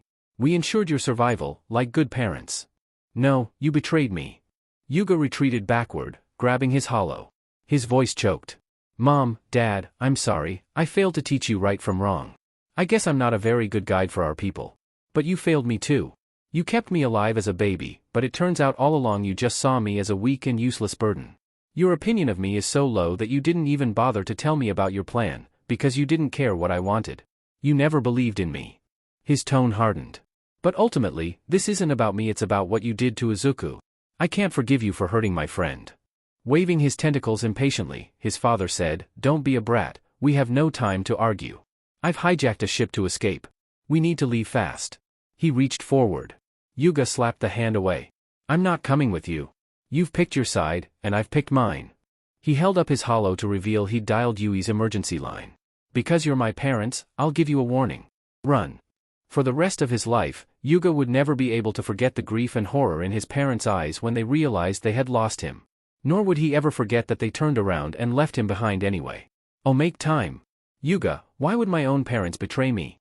Aoyama mother, someone cut in front of me in line at the cafeteria, and Yuuei wouldn't let me commit murder. Some people might tolerate that.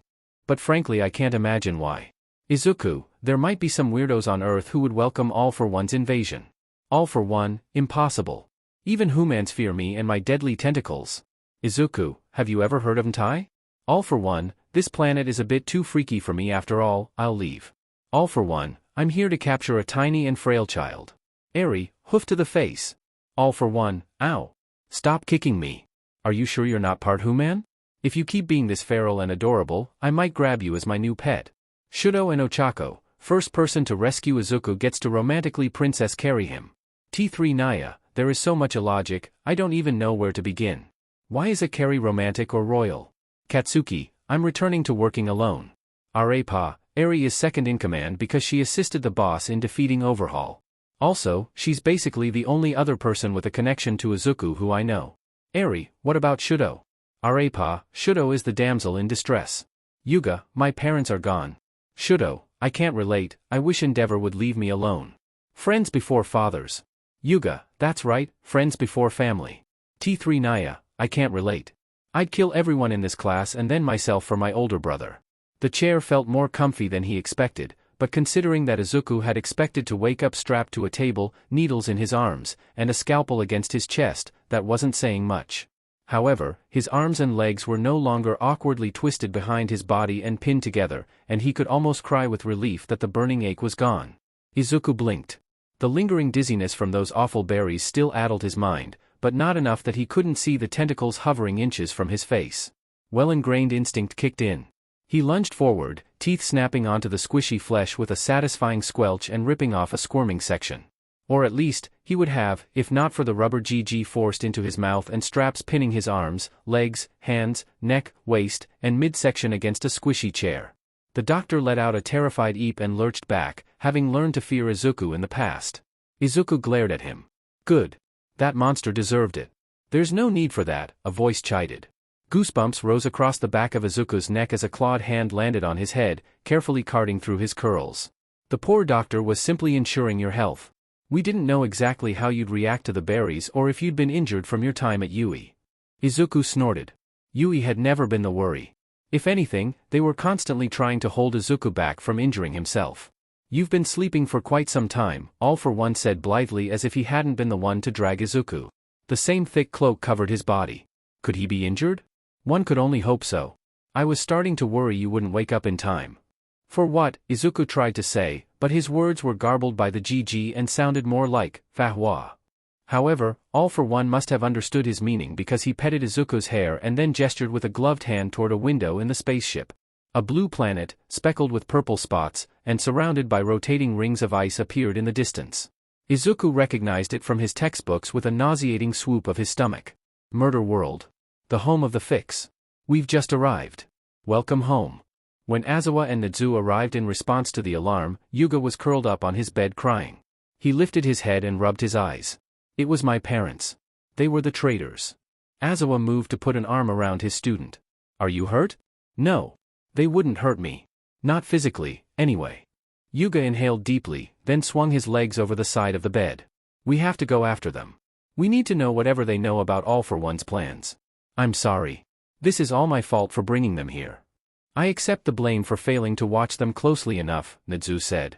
Of course I was monitoring them, but they'd hacked into my cameras and invaded my security system. I should have known better than to underestimate a pair of Category 4 Deathworlders. Yuga started for the door. We still have time to chase after them. His voice shook, but still held a strong resolve. Oh, no, I already arranged for their escape, Nizu said. M3 I tracked the hole in the security system to them not long after All for One departed, but I allowed them to believe they'd gone undetected. That way, I could control which ship they hijacked and place a tracker. You knew? Yuga flinched. And you didn't tell me? Were you testing me? Aizawa patted Yuga's back and glared at Nizu. Did you ever consider that Aoyama's parents might have abducted him if he didn't go willingly? You put his safety at risk. M3I is monitoring the shipping bay. I never would have let them take Aoyama.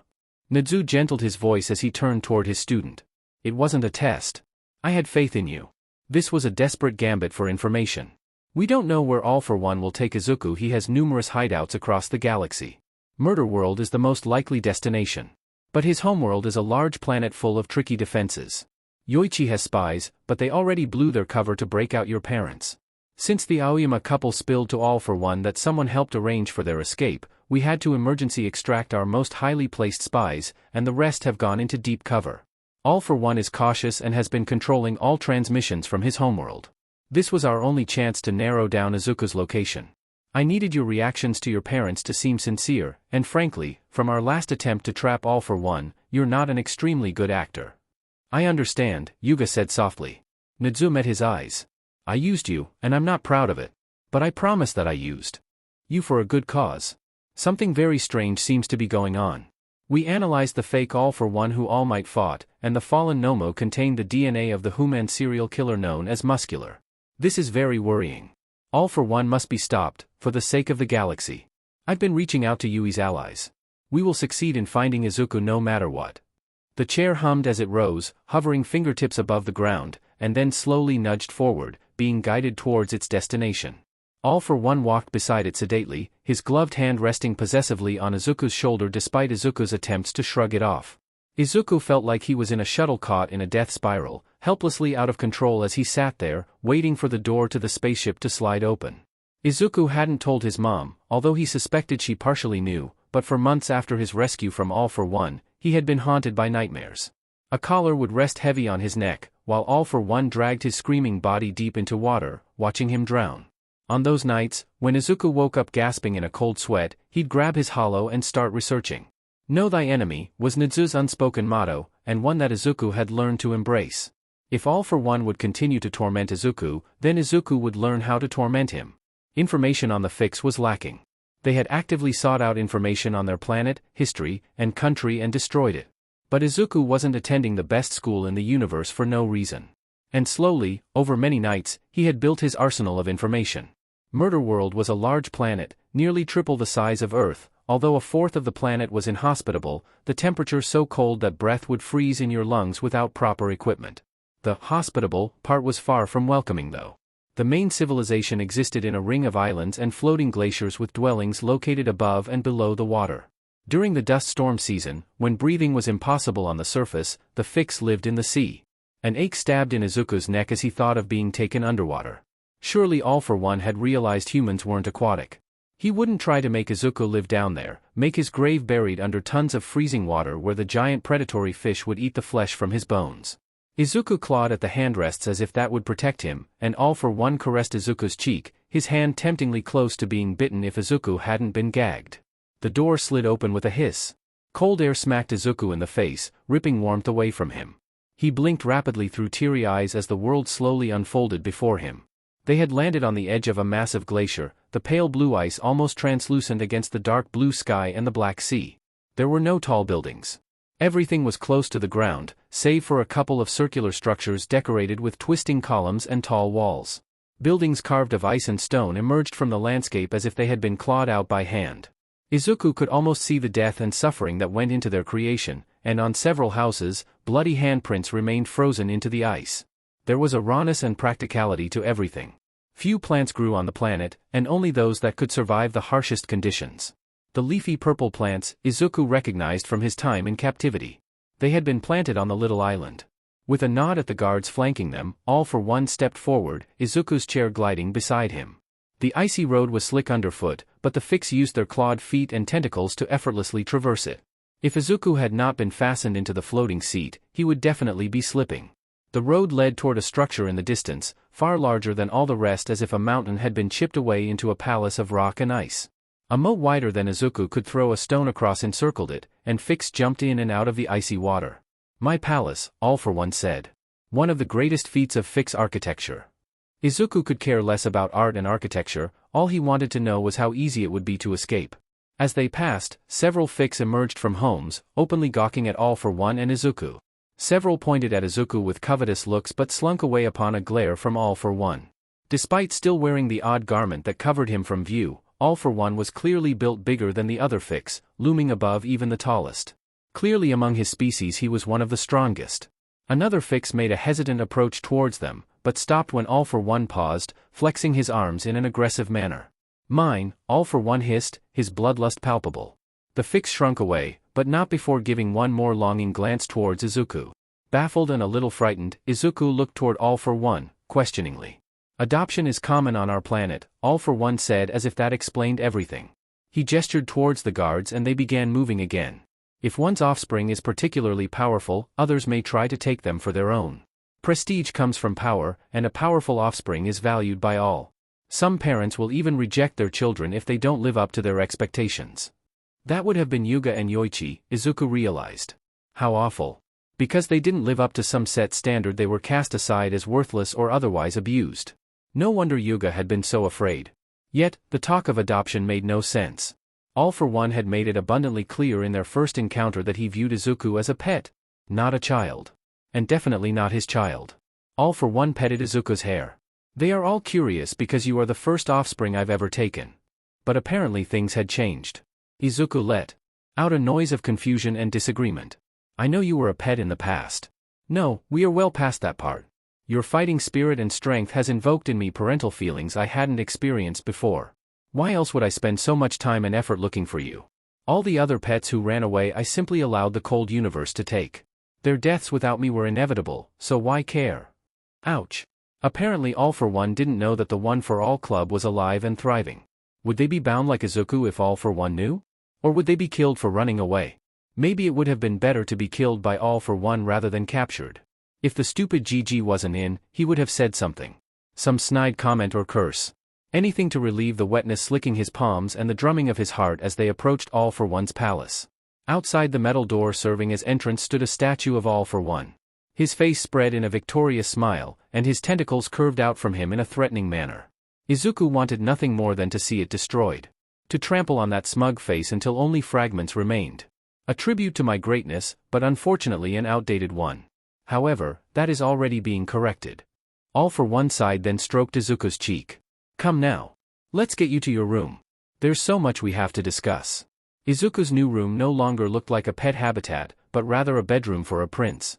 An enormous round bed filled the center of the room, with soft blue covers and dozens of pillows. However, Izuku couldn't help noticing a clip for a leash on the headboard. The green carpet had a swirling pattern. A picture of All for One fighting a dozen enemies hung on the wall. Typical decor for an egoist, Izuku thought sourly. The room also had a small bathroom, several chairs, and a food dispenser. A mirror hung from a door that probably led to a closet. A chest contained round red ball that All for One probably expected him to play with. Shudder. Some things never changed. There was a tank of water in the corner. In spite of himself, Izuku flinched. He didn't even think it was there as a threat. All for One probably believed Izuku liked water. Once upon a time, he'd enjoyed swimming, before All for One had ruined it for him. All for One set Izuku on the bed and fastened his leash to the headboard. For a supposed son, Izuku still felt a lot like a pet. The collar itched. In addition, All for One tied thick mesh gloves over his hands, pinning his fingers together in a tight ball that allowed no movement. He had more mobility than last time when the horrible collar would wrap around his arms and pin them to his side, but this wasn't much better. The fabric allowed some airflow, but quickly biting it revealed that it wouldn't break easily. None of that, All for One said sharply. I don't want to put the GG back in, but I will if I have to. Remembering the hated GG, Izuku reluctantly lowered his trapped hands away from his mouth. His legs tensed, longing to make a break for the door. Of course, it was impossible with the leash. Izuku would have to wait for a better chance to escape. How many escape attempts would it take this time? Thinking of all his past failures during his first imprisonment brought tears to Izuku's eyes. He didn't know if he had the strength to do this again. But he must, in order to return to his friends and family. He resolved to keep trying as long as it took. Once again, All for One insisted on patting Izuku's head. You seem nervous, he said patronizingly. Have you been worried since that obnoxious space hero All Might took you away? I've been worried. You've quite consumed my thoughts. Izuku shuddered. All Might rescued me. All for One sighed. Yuuei has been brainwashing you. They've completely failed to look after you. I'll admit I was alarmed when I heard about the human brute who hurt you. You ordered Muscular to kidnap me. Any harm he did is your fault. I hired him to safely retrieve you from Earth without harm. The fool failed in both aspects and then had the audacity to demand payment. I punished him as he deserved. Izuku had a few million things to say. He wanted to shout insults, throw objects, and bite the hand still touching him. But he remembered his diplomacy training. This information seemed important. What did you do to Muscular? The harsh question was as close to diplomatic as Izuku could come. Fortunately, All for One did not seem bothered by the abruptness. Of course he wasn't, the madman thought that murder was a sign of affection. Chuckling, All for One said, the imbecile was smart enough to escape from prison on his own, yet foolish enough to approach me of his own free will.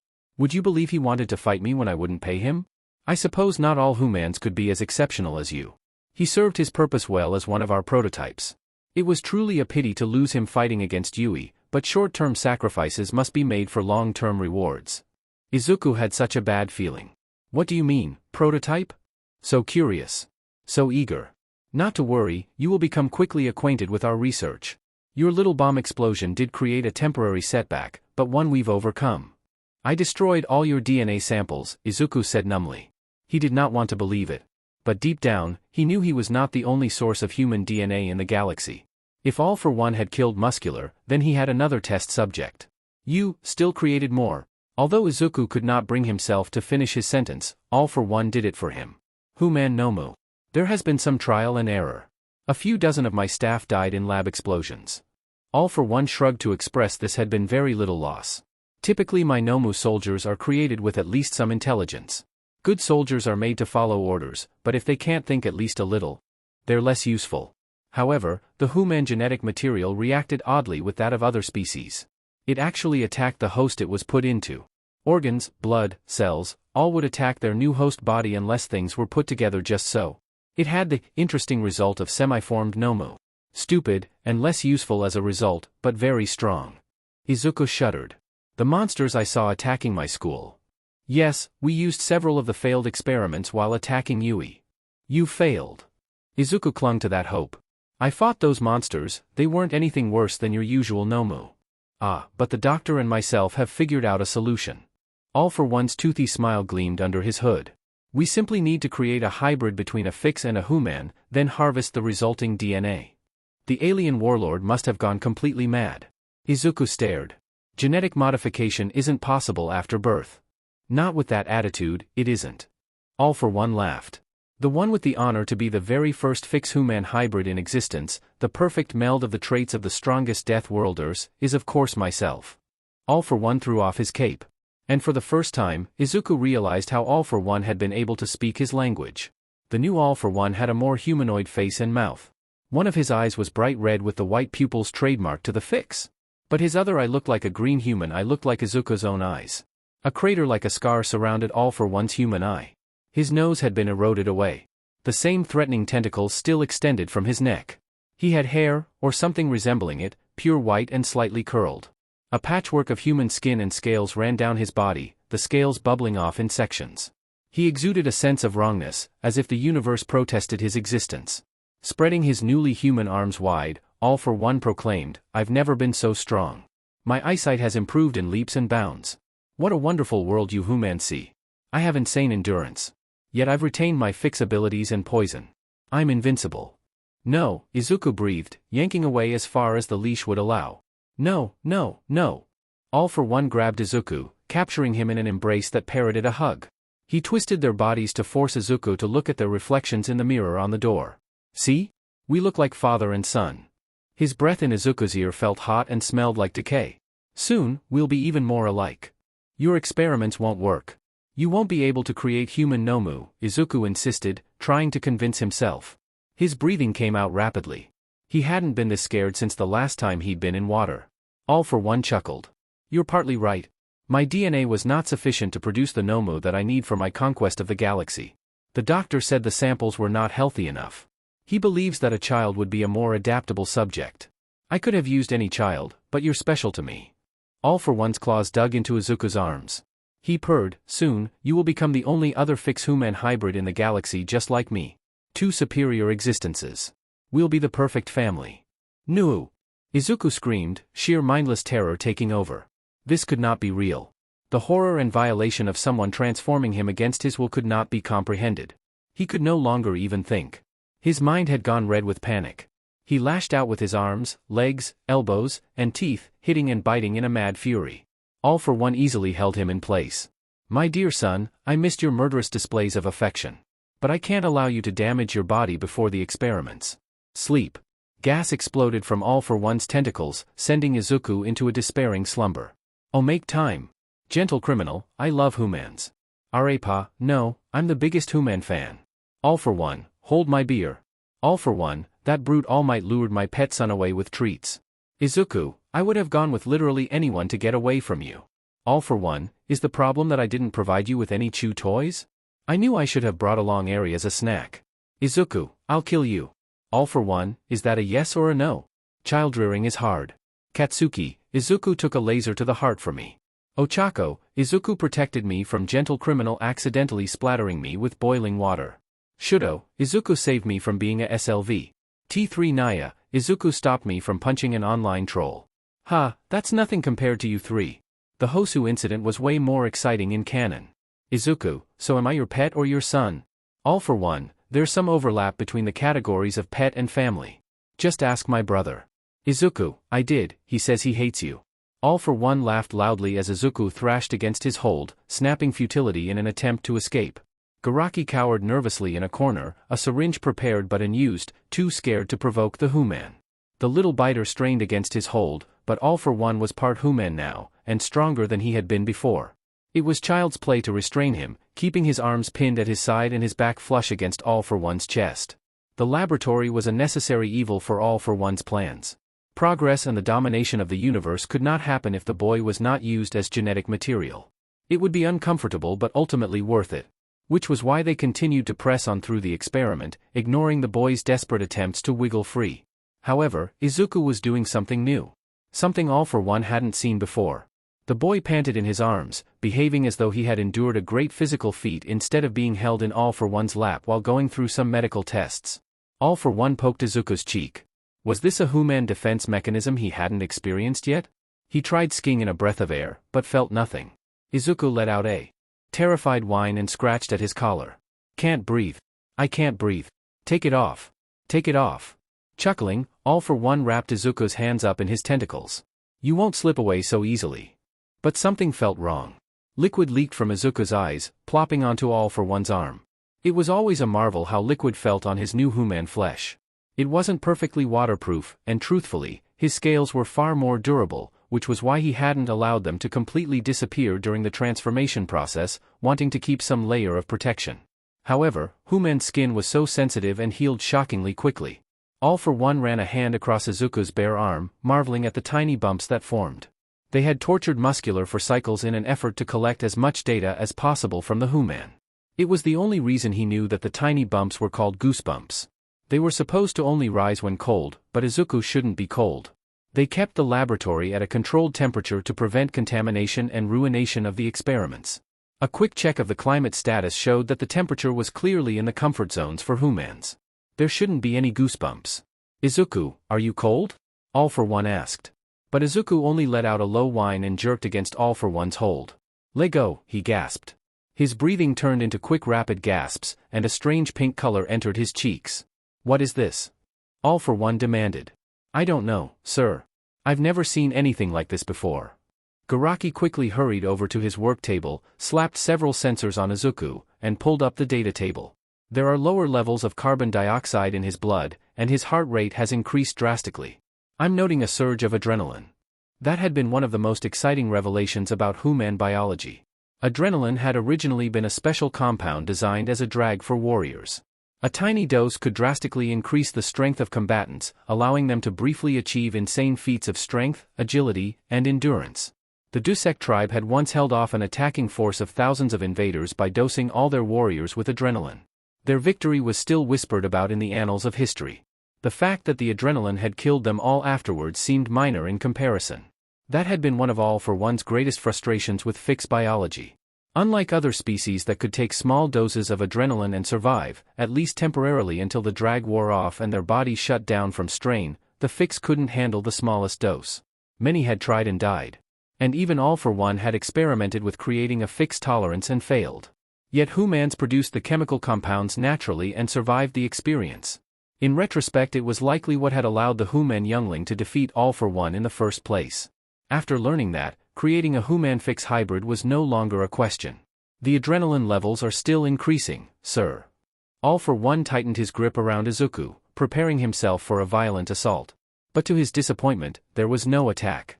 Instead, liquid beaded along Izuku's hairline and trickled down, mixing with the tears already leaking from his eyes. A biological attack? If so, utterly ineffective. Izuku gasped. I can't breathe. Please, let me go. I can't do this. Let go. Let go. The boy's eyes rolled to the back of his head, and he slumped against All for One. All for One blinked, then hesitantly poked the boy. He hadn't expelled any gas from his tentacles, nor had the doctor injected him with anything.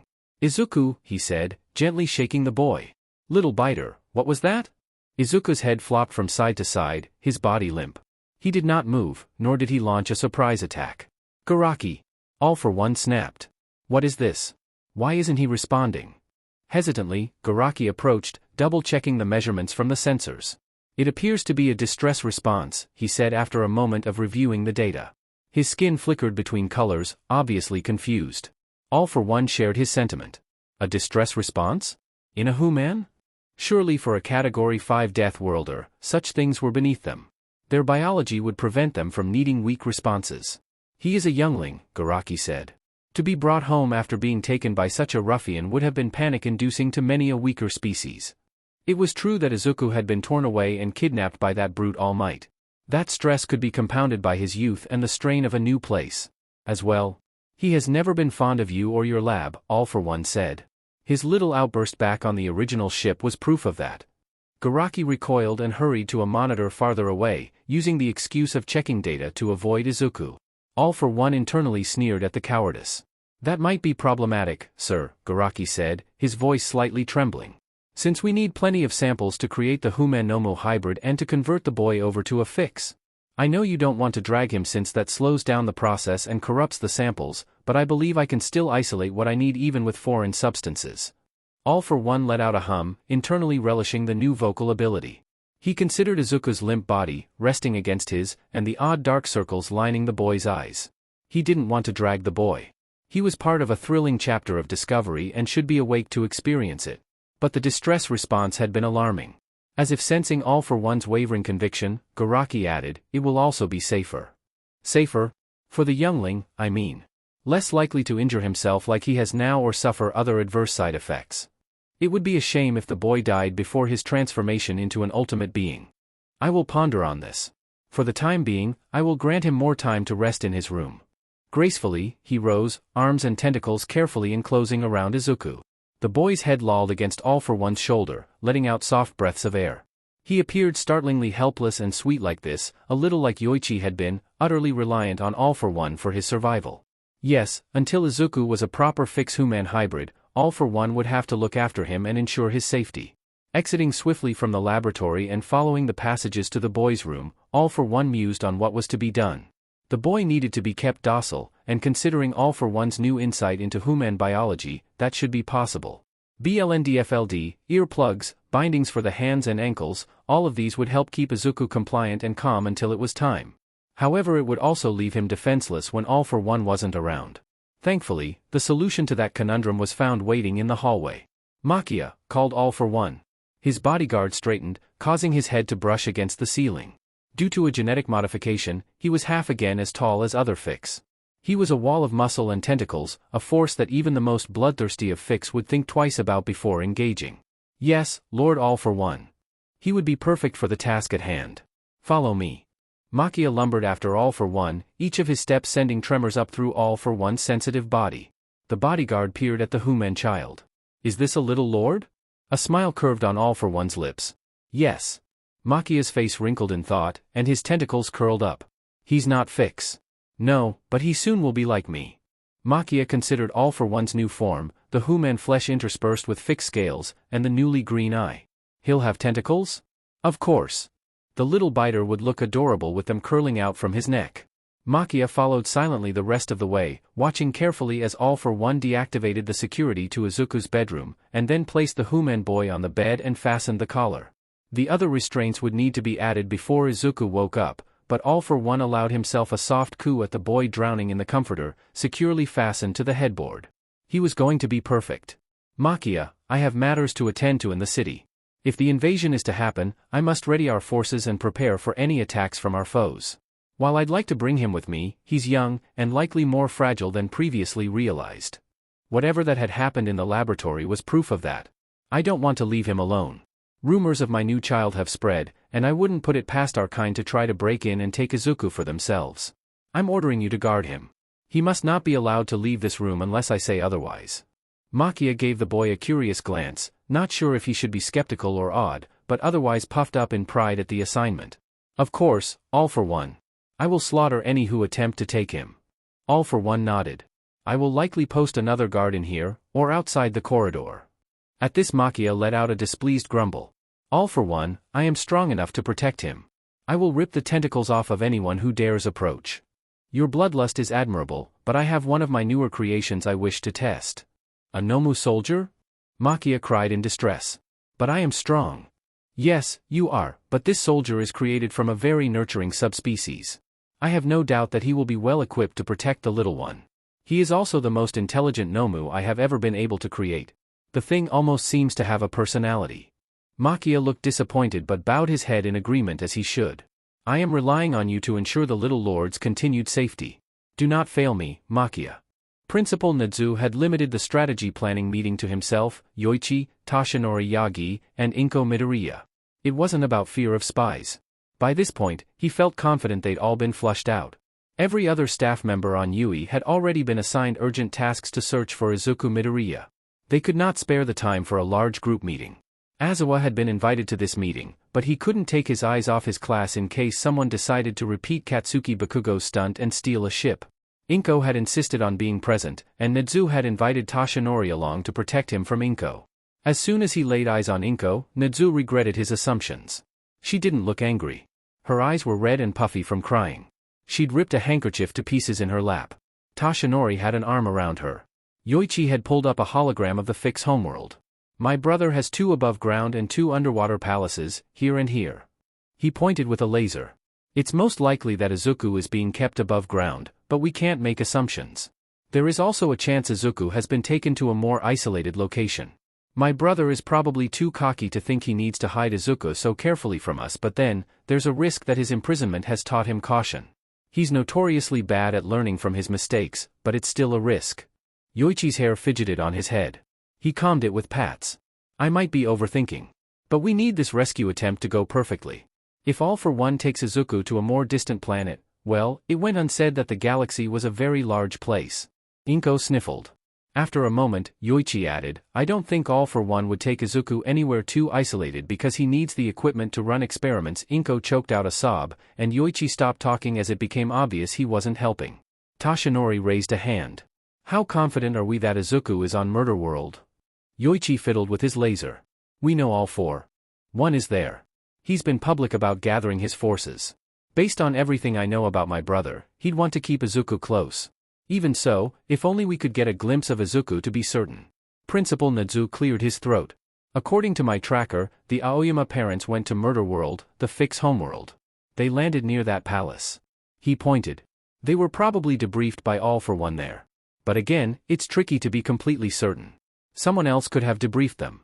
The Aoyama's betrayal cost us dearly. Yuichi clenched his jaw.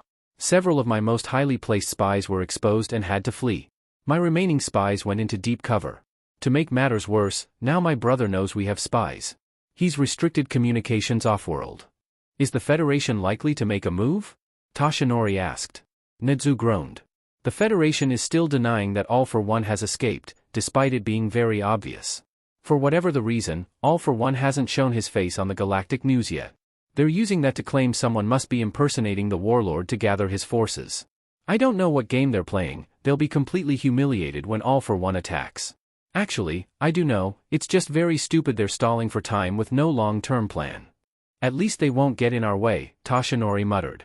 That thought expressed everyone's low opinion of the Federation. Inko asked, what's stopping us from going after my son right now? Although the question had not held any accusation, only a sincere certainty that there must be obstacles, everyone in the room winced. Yuichi spun around the hologram of Murder World. My home planet has many defenses, both natural and unnatural. We're guarded by an asteroid belt.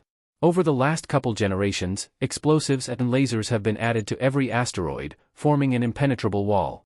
An anti-teleportation shield covers the entire planet. Quietly, Nezu said, we also lack the military might to face All for One in open battle. Although Phix numbers have dwindled, they remain the toughest warriors in the galaxy. They build their homes like fortresses and fill their streets with traps. Furthermore, Garaki has almost certainly been using the time when he was believed to be imprisoned to build up his Nomu. If we're to have any hope of rescuing Izuku, then this needs to be a quick and targeted rescue mission. We get in, grab Izuku, and get out. Tashinori nodded. Hence why we need to know Izuku's location. His shoulders slumped. Nezu said, I've reached out to the Azith for help. Rhodey Soul immediately put their teleportation technology at our full disposal. Since the Azith technology was able to penetrate Yuuei's shields, we believe it can do that same to Murder World. Inko leaned forward, her eyes lighting up. Unfortunately, Nezu had no choice except to deflate her happiness. But they can only teleport a small number of people, and they need an exact location to lock onto. We would need someone to travel down to the planet and send us a beacon. Immediately, Tashinori said, I volunteer. We don't yet know where to find Izuku, and your face is plastered on wanted posters all over Murder World. Nezu glared. Then what's the plan? Inko twisted her fragmented handkerchief. And how can I help? I have all of Yuuei's spies working to gather information and allies. We may need forces for a diversionary attack. We're working toward planting new spies among All for One's forces, since he's hiring mercenaries and he accepts other species into his ranks. But that will take time. Frankly, it would take luck as well to be stationed near enough to find Izuku. M3I, Power Loader, and our entire support department are hard at work looking for holes in Murder World's defenses. I don't want to get your hopes up, but we're also creating a plan in case we need to launch an infiltration team. Nizu hoped it wouldn't come to that. Sending someone down to Murder World would be close to a suicide mission. And they still weren't even completely certain that Izuku was there. As for you, Nizu couldn't think of any way for Inko to help. Nothing about the current situation required human strength to smash. But he could tell Inko would lose her mind if told to simply wait. Could you please talk to Class 1A? They've been driving Azawa crazy attempting to get involved in the rescue mission. It's too dangerous, and we can't risk being diverted trying to protect the children. All the students hold you in high regard. I'm sure they would listen to you if you told them that they need to stay behind. Inko nodded. Then she blew her nose into her handkerchief. No one noticed that she hadn't promised anything. Among Yuui's many other excellent lessons, they'd taught Izuku how to wriggle out of ropes. Unfortunately, All for One hadn't trapped him in rope. The mesh kept on twisting to wrap around his body no matter how he squirmed. Tears sprang to Izuku's eyes. He took deep breaths. He'd done enough crying already, and he refused to indulge in even more. Yuuei had taught him better than that. Squirming onto his side, Izuku slowly tried to work his left hand to his jacket pocket. There, he'd been carrying around the beacon Momo had given him in a hidden interior pocket. When she'd first gifted it to him as an apology for shooting him, he'd stuck it in his dresser and forgot about it. After his battle with Overhaul, when she'd repeatedly complained about him not calling on her to help, he'd started carrying it around mostly to indulge her. But also partly because he did get in a lot of trouble. All for One's people had probably searched his body while he'd been unconscious. But there was at least a tiny chance they'd missed the button-sized beacon. Laboriously, Izuku inched his fingers into his pocket. He groaned. Nothing was there. Of course nothing was there. All for One would never be so careless. Not after the last escape. Izuku felt like a fool for ever thinking it might be that easy. It would be harder to get out this time, it might even be impossible. The tears would not be denied. After a few trickled down his cheeks, Izuku rubbed his face on his pillow. He bit his lip, forcing himself to think. The beacon would probably be somewhere in the castle. Momo had insisted the signal could penetrate any communication-blocking technology. Izuku now had a backup plan: escape if he could, find and activate the beacon if he couldn't. It was smart to have a plan B. At least he'd learn something. Not as great as it would have been to call down Yuui's forces on his location immediately. But he had to take his small victories where he could, or he'd lose his mind. Just when Izuku was contemplating screaming in frustration and boredom, someone entered his room. Grunting against his bonds, Izuku slowly sat up. His teeth gnashed, ready to bite if that JRK All for One touched him again. Instead, a much larger Phix entered the room. He was so tall, he had to duck under the doorframe. He carried a meal tray. "I brought food, little lord?" He didn't sound entirely happy or certain about the title. "My name is Makia. I'm here to guard you." He set down the tray. Then he pressed a button to release Izuku's bonds. Izuku tensed, about to beat Makia to a pulp and then try to make his escape. But Izuku had learned from his last imprisonment. Recklessly beating up his captors had been satisfying, but it hadn't allowed him to escape. He'd only started to have success after he'd allied with Azawa, who had the information to find and fly a ship. Izuku knew he was in a bad position. The entire castle was full of enemies, too many for him to defeat all of them. Although his lessons had only briefly touched on Murder World, he remembered the asteroid belt, impossible for him to fly through without assistance. Although punching Makia's face in might be satisfying, it wouldn't accomplish anything except increasing the guard on him. During Izuku's previous escape attempts, he'd repeatedly beaten Toimura and his friends to a pulp. He didn't regret that, exactly, because at the time they deserved it. But ever since he'd befriended them, he'd started to wonder if it might have been possible for him to reason with them when they'd first met. Makia was speaking the same language and had granted Izuku a respectful title. Both were improvements over how he'd been treated last time. Izuku burned a little, to think he might have to make nice with his captors. But it would be the smart choice. According to Toimura, All for One was a terrible boss. Izuku might be able to turn some of his employees against him. Or failing that, he could at least try to pump Makia for information. Yuuei had taught Izuku diplomacy skills as well as escape artist skills. "Today is a good day to fight," Izuku said. It wasn't a threat, it was a fixed greeting. Actually, it might be a threat too. There was some overlap. Makia's eyes widened. "You know the traditional ways by instinct? A natural royal. This particular Phix might not be the brightest bulb in the drawer. Still, that could be useful." The meal consisted of raw, squirming seafood that resembled Earth's oysters if oysters had spiky tentacles and were green. One of them had squirmed out of the shell and halfway across the plate. Makia said, "I brought your meal fresh and still full of blood, as if this was a great deed." Izuku suppressed a wince. He hoped that someone had tested this food to see if it was safe for humans to eat. However, he knew that if he appeared afraid to eat it, then he would lose what meager respect he'd earned from Makia.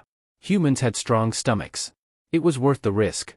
Izuku swallowed down the alien oysters, chewing as fast as possible.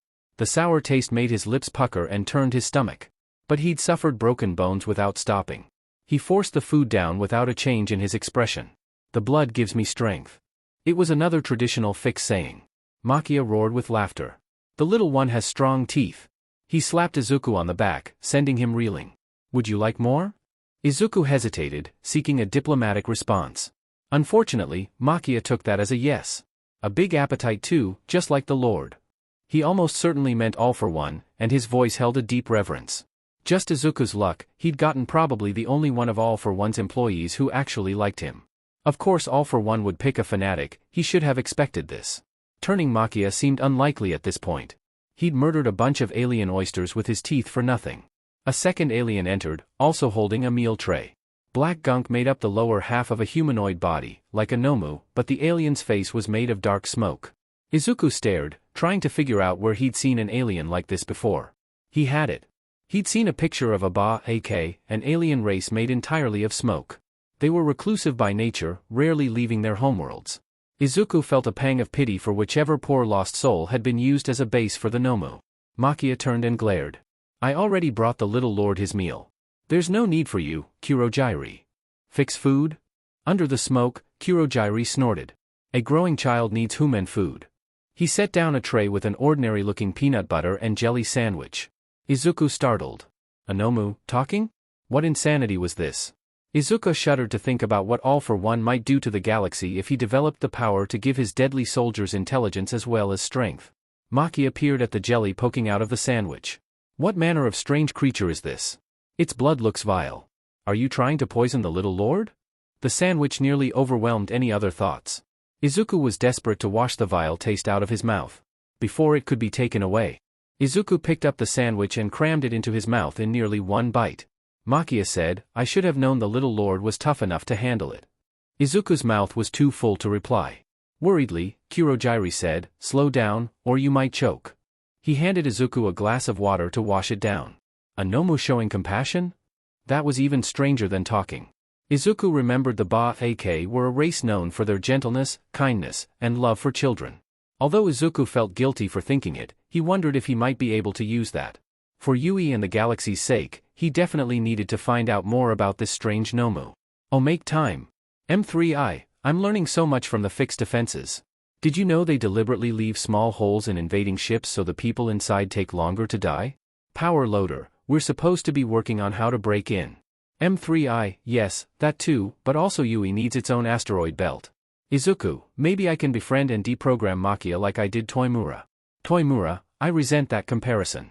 Even at my worst, I was never that bad of a fanatic. I always found All for One very annoying. Nadzu, we need your help to find Izuku. Rody, he's trying to skip town and stick me with the cult, isn't he? Well, I won't let him. Nadzu, he was kidnapped by All for One. Rody, got it. First we rescue Izuku, second we ditch the cult with All for One. Nadzu, we are absolutely not giving All for One a cult. All for One, I need a Phix to bodyguard my adopted son. Someone strong, and fierce, and dauntless. An unstoppable warrior. Garaki, we have hundreds of great candidates. All for One, also, someone who worships me unconditionally. Garaki, oh, then you want Makia. All for One, why did our candidates list drop down to one person? Garaki, do you want the honest answer or the one that will slide your ego? Izuku, All for One knows nothing of raising a human teenager. If you're my dad, then I'll treat you as one. All for One, perfect. Izuku, you were cooler when you looked like Cthulhu. If you're my dad, then you're super lame and so is the media you like. All for One, what? No. Waking up to All for One's ugly mug inches from Izuku's was not a delightful start to the day. Groggy, Izuku blinked awake, and was immediately greeted by All for One's mismatched appearance. His one green and one red eye glinted as he leaned over, his tentacles undulating in pleasure. Hello, little biter, did you sleep well? Izuku lurched back, limbs flailing in the blankets as he struggled to create distance. It felt as though his nightmares had followed Izuku into waking with All for One being one of the monsters. He certainly looked like one. The scar stretching across his face had a raw, blistering look, and his nose looked almost decayed away. Despite claiming that humanity's DNA had improved him, the one area it hadn't was in looks. All for One chuckled as Izuku struggled to right himself. Did I startle you? I'm sorry. You looked like you were sleeping so well, but I need you awake. More experimentation? Izuku asked warily. He tried to scooch back farther, but the leash attaching his collar to the headboard pulled taut, cutting off his airflow. There was no escape. No, the doctor has what he needs to start preliminary testing, and your response to the tests warrants a different approach. Wait, was All for One actually showing genuine concern for Izuku's well-being and responding to it? We're considering using drags to sedate you during the process or some other restraints that will keep you calm and safe. Never mind. Izuku took back any and all positive thoughts he had. He bared his teeth at All for One, daring the alien warlord to try. Izuku would bite his disgusting, noseless face, before he was ever willingly taken back to the lab. All for One cooed at the aggression. I love you too. Then without a word of warning, he lunged, his clawed hand snapping around Izuku's ankle and dragging him back. Izuku screeched and flailed to escape, but All for One moved too quickly, pinning Izuku against the bed and snatching up his hands. I have an important meeting today, and I want you to attend. All for One said, reaching for something within a satchel. But you're such a wiggly, squirmy thing that I have to take precautions. All for One pulled out the awful mesh restraints he had used before, the ones that prevented any use of his hands. No! Izuku yelled, trying to tug his wrists away. The cold metal of the mesh enfolded over his hands, trapping his fingers in a tight fist. Then to make it worse, he forced Izuku's enclosed fists to touch, and the awful mesh adhered to each other like glue, preventing Izuku from pulling them apart. I realized how much humans require the use of those digits, All for One said. Truly a disadvantage of not having tentacles. You'll enjoy the use of them once you get yours. Over my dead body. Izuku snapped. Don't worry, it won't come to that. The rest of the process was equally unpleasant. A warm, almost organic substance was placed over Izuku's eyes, blocking out all light, and another restraint was attached to Izuku's ankles, pinning them together. It was unfortunately clear that All for One's transformation into a part human had made him more aware of humanity's biological and physical weaknesses. Blinded and restrained, Izuku was unable to escape as All for One lifted him up into his arms. Izuku snapped his teeth, trying to latch onto a vulnerable part, but All for One bopped him on the mouth. None of that. You're going to behave for me and be quiet at the meeting, otherwise I'll put the GG back in. He wanted to fight back, throw his body against All for One and create a ruckus so that the warlord would let him go. But no, that was what Kaken would do. If Yagi or Azawa were here, they'd advise him to use this as an opportunity to gather information. A poorly informed foe is an ill-prepared foe. That was what Nizu liked to say. Pick your battles, he reminded himself. That was part of diplomacy, knowing when to strike and when to listen. He couldn't let his temper get the better of him, especially if he wanted to avoid the GG. So despite his instincts, he allowed himself to stay limp as All for One carried him out of the bedroom and to his meeting.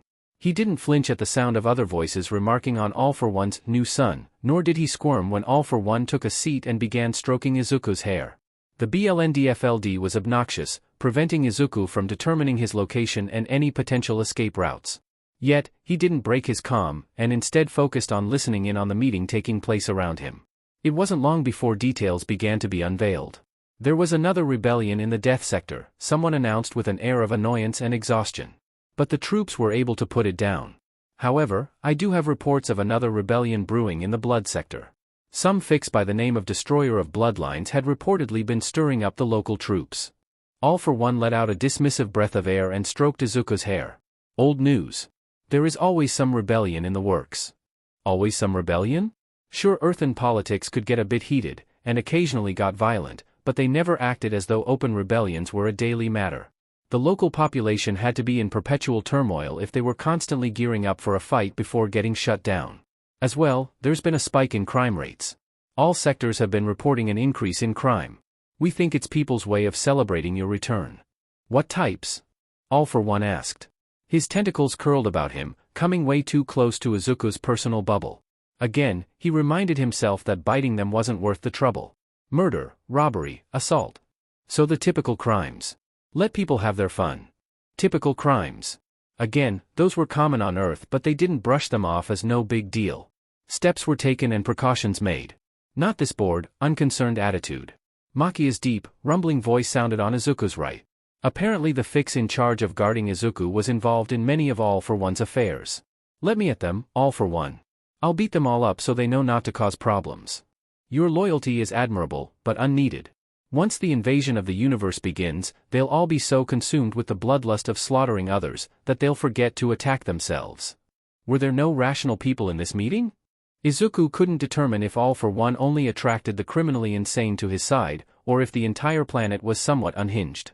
Although considering the reports and what Izuku had seen since being brought here, he was leaning towards the latter.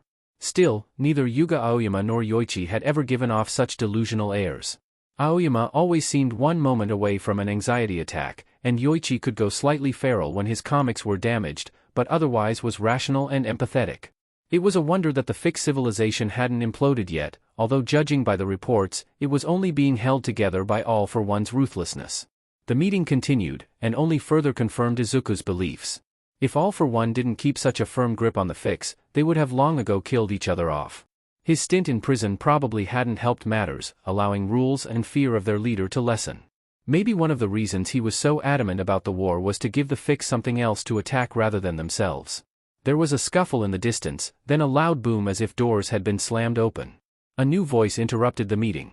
I, Death of Destruction, challenge you, All for One, for the throne of the Phix. Really, replied All for One. Well, I suppose this meeting is about done. I'm sure I can make time for your annihilation. Would anyone else care to challenge me as well? Several other voices chimed out. We do.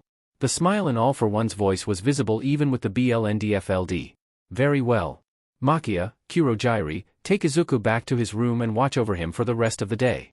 It appears I have some discontent that I need to take care of. Carefully, Izuku was lifted into Makia's hands before being quickly hurried out. Yet they had hardly made it any distance before the carnage began.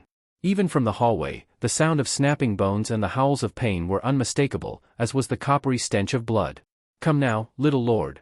Let's get you back to bed, Makia said, mistaking Izuku's shudder for sleepiness rather than terror. Another crack echoed through the hallway. Izuku couldn't wait any longer, he had to get off this planet, and this meeting had given him the inklings of how to do so. After Makia carried Izuku back to bed, the giant bodyguard awkwardly fiddled with his tentacles. Kurogyri just stared without moving, making him even more unnerving. It was clear they did not know what to do next. They also hadn't bothered to secure Izuku to the bed. Izuku's wrists and ankles were still bound together, but his BLNDFLD had come loose, letting him peek out. It was the first time he'd gotten a good look at his new prison. The plasticky walls and the screen showed a false outdoors in place of a window. It reminded him of Yuuei. The medical equipment against the walls worried him. The tank of water in the corner worried him even more. He told himself that this accessory was probably standard for the Phix, a semi-aquatic species. This did not stop his old trauma from coming back in the form of rapid shivers. Normally Izuku would have tried to escape before anyone noticed his BLNDFLD was loose. But he didn't even know how to get past the locked door, and he'd resolved to try diplomacy. Widening his eyes, Izuku asked, "May I have something to eat?" He tried to look harmless and hungry. Kurogyri immediately leapt up. "I will fetch a nutritious meal, Your Highness. Younglings need regular food. I have studied human nutrition in preparation." Izuku wasn't sure how he felt about his promotion to prince. Would it come with any authority? Probably not. I'll likely get a new gold collar and jeweled muzzle, he thought darkly. Izuku paid careful attention as Kurogyri exited the room. The misty alien leaned over, and a yellow eye appeared out of his insubstantial face. A scanner ran across his eye, and the door opened. Biometric security. Izuku felt keenly disappointed. His lockpicking skills would not be much use. All for One, with his new understanding of human strength, had certainly made the door too strong to break down. At least now Izuku had a moment alone with Makia, he could get to work on his plan. Turning toward Makia with a false smile, Izuku said, "It appears that All for One must be a venerated Phix leader, to receive so many challenges." A human would say he was an unpopular leader, but Izuku thought he was interpreting Phix culture correctly. He's a truly great tyrant. Makia's tentacles waved with enthusiasm, making it clear that tyrant was a compliment. Our planet was in a state of collapse before All for One took charge. It was possible for the Phix to be even more chaotic than this? Izuku winced. Out of curiosity, if Phix constantly try to kill popular rulers, then how do they treat unpopular ones? Makia beamed. We also challenge them to fights to the death, of course. So basically it was complete chaos either way? Izuku would have facepalmed if he had use of his hands. Getting back to his point, Izuku asked, "Have you ever challenged All for One to a fight?" When we first met, of course. Our battle was glorious. We raged across the palace for 3 cycles and destroyed a dozen rooms. Though I was defeated, I count it as the pinnacle of my battle career. When I woke up, I was strapped to a laboratory table. All for One said he saw my potential, so he used me as a test subject. After I experienced how much larger and stronger I'd gotten, I swore my eternal loyalty. Makia flicked what might have been a tear from his eye. I was greatly honored to have received such a magnificent boon from a great ruler. You were honored that he used you as a test subject? The experiment could have easily killed you. There's a reason All for One tried modifying other people before he did it to himself. Izuku's facepalm urge had gotten even stronger. Yet he persisted in sounding innocent and curious. You've never challenged All for One since then? Makia blinked his bulbous eyes. The Lord has kept me busy crushing his enemies. Sure, but if you never challenge All for One to a fight, then he might think that you don't properly respect him as a leader. That would be tragic. I will ponder your words. Izuku smiled very slightly, pleased to have planted a useful seed. The door opened again. Kurogyri carried in a tray with a ham and cheese sandwich. Or at least it looked like a slab of ham. It must be artificial meat. Izuku was still grateful for better food than his last imprisonment. Kurogyri set down the tray. If you tell me what type of food you like, I will endeavor to provide it next time. The door still hung tantalizingly open. Silver glinted out of the corner of Izuku's eye. He reacted on instinct, grabbing the plate, the sandwich slipping off, and throwing it. Despite his wrists being bound together, his aim was true.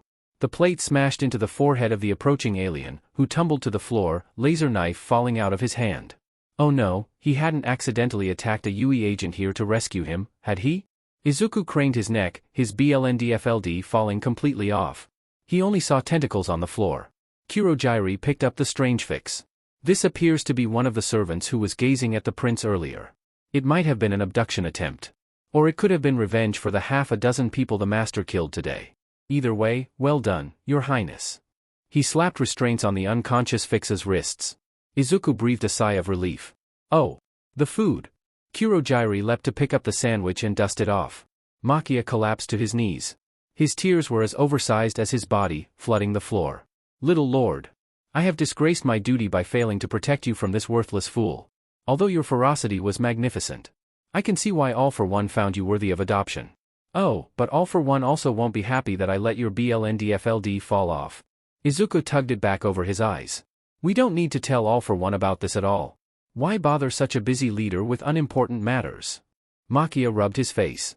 Then I owe you a favor. This time, Izuku could not restrain his toothy grin. He felt delighted that Makia had suggested the favor without Izuku even needing to say anything first.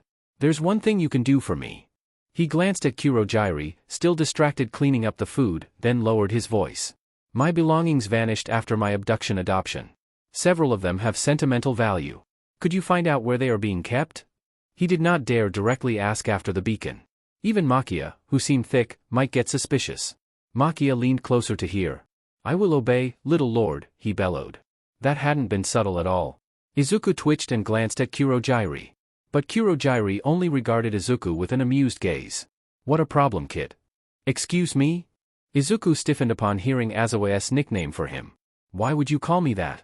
Kurogyri's shadows shifted. Because you destroyed your nutritious lunch while clobbering a kidnapper? He prodded the unconscious Phix on the floor. Slowly, Izuku said, the Ba-CK don't have kits. You reproduce asexually by cutting off bits of your shadows. Kurogyri's stare held no comprehension. I am not a Ba-CK. I'm a Nomu. But Izuku felt confident in the identification skills he'd learned at Yuuei. Have you ever met someone named Azawa? The reaction was instantaneous. Kurogyri doubled over, clutched at his shadows for a head. He screamed as if his very being was being pulled out of him. Another enemy? Makia bellowed, raising his fists. His head bumped the ceiling. Aha! This traitor might have poison on him that causes hallucinations. He kicked the unconscious Phix. Stop! Izuku cried. I think Kurogyri merely feels unwell. You should take him somewhere he can lie down. You also still need to arrest the Phix who attacked us. Kurogyri collapsed in a pile of shadows on the floor. Makia propped him against the wall. Excellent suggestion, little lord.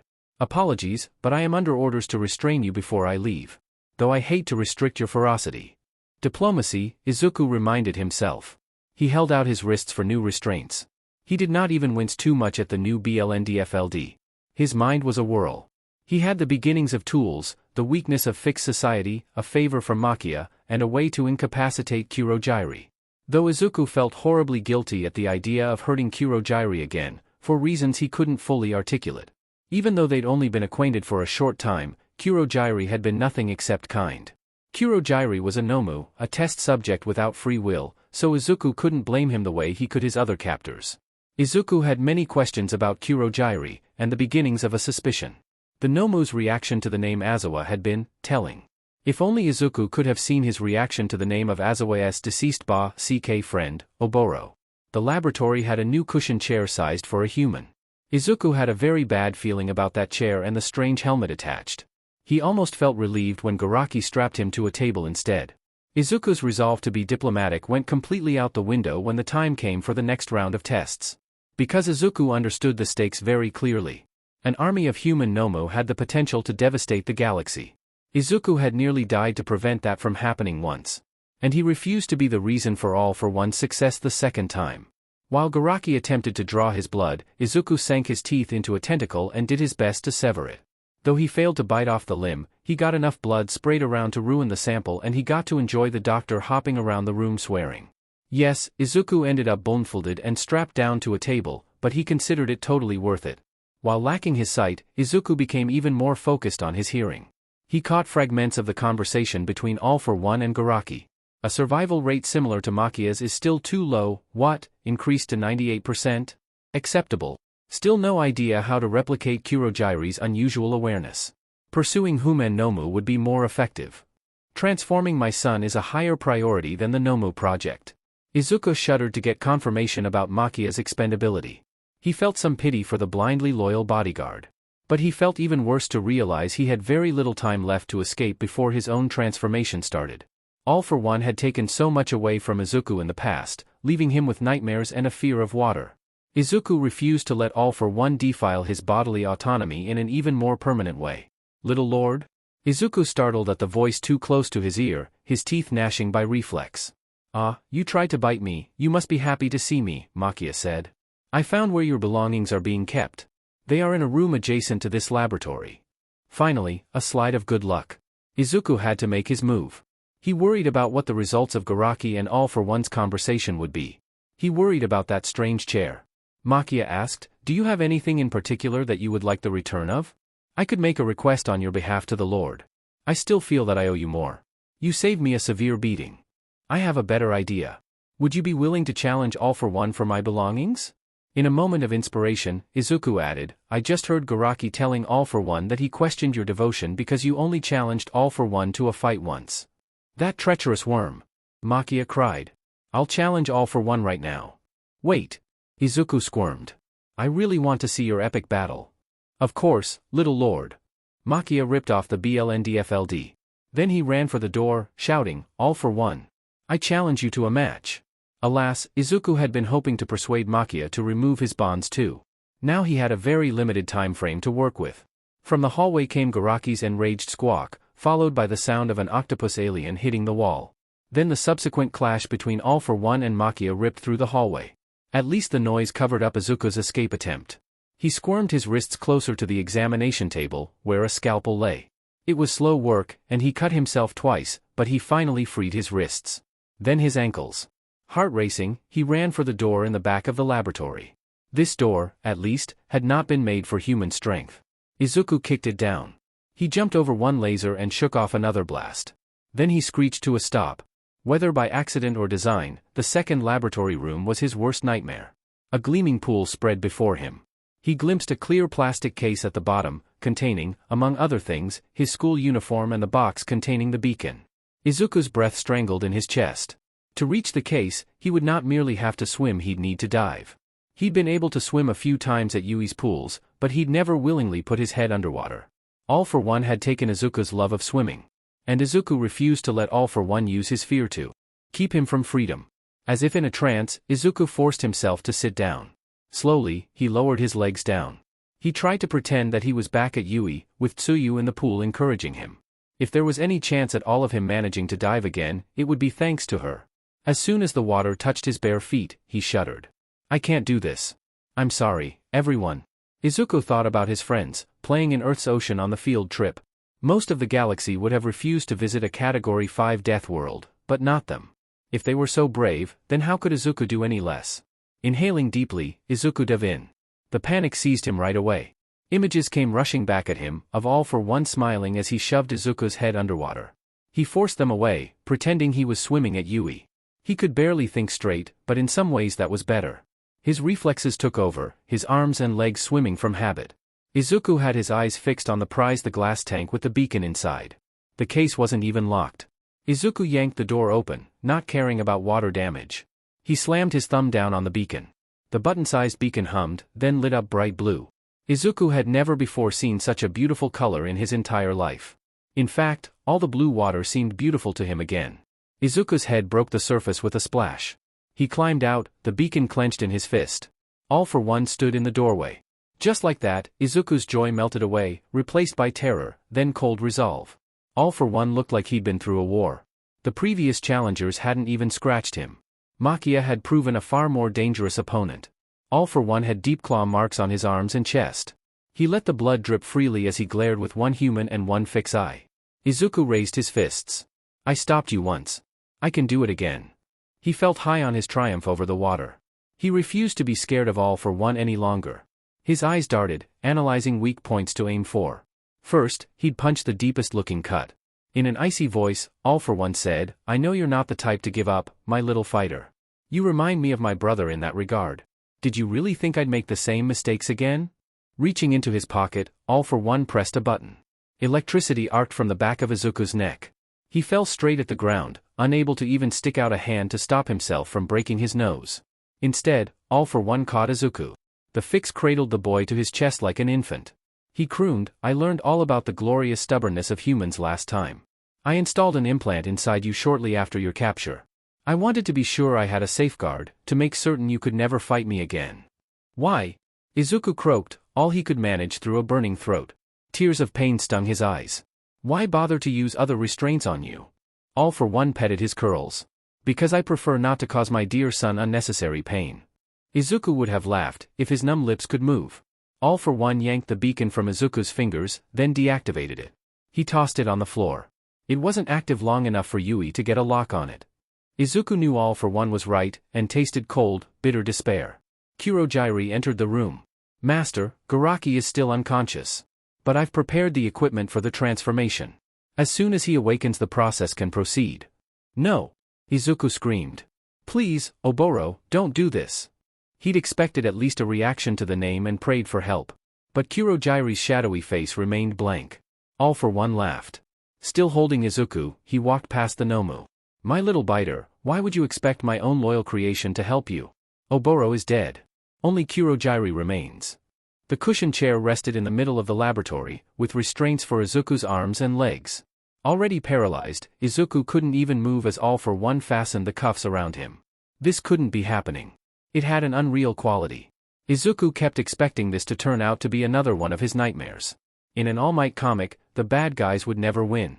But then, Izuku had already learned a hard lesson about bad guys winning during his first captivity. All For One's twisted face loomed over Izuku, patches of scales flaking. He purred, I enjoy your combative affection, but I think it's about time you understood that you've lost. Once you become the same as me, we'll be the only two Phix-Human hybrids in the galaxy. We'll be abominations in the eyes of everyone else.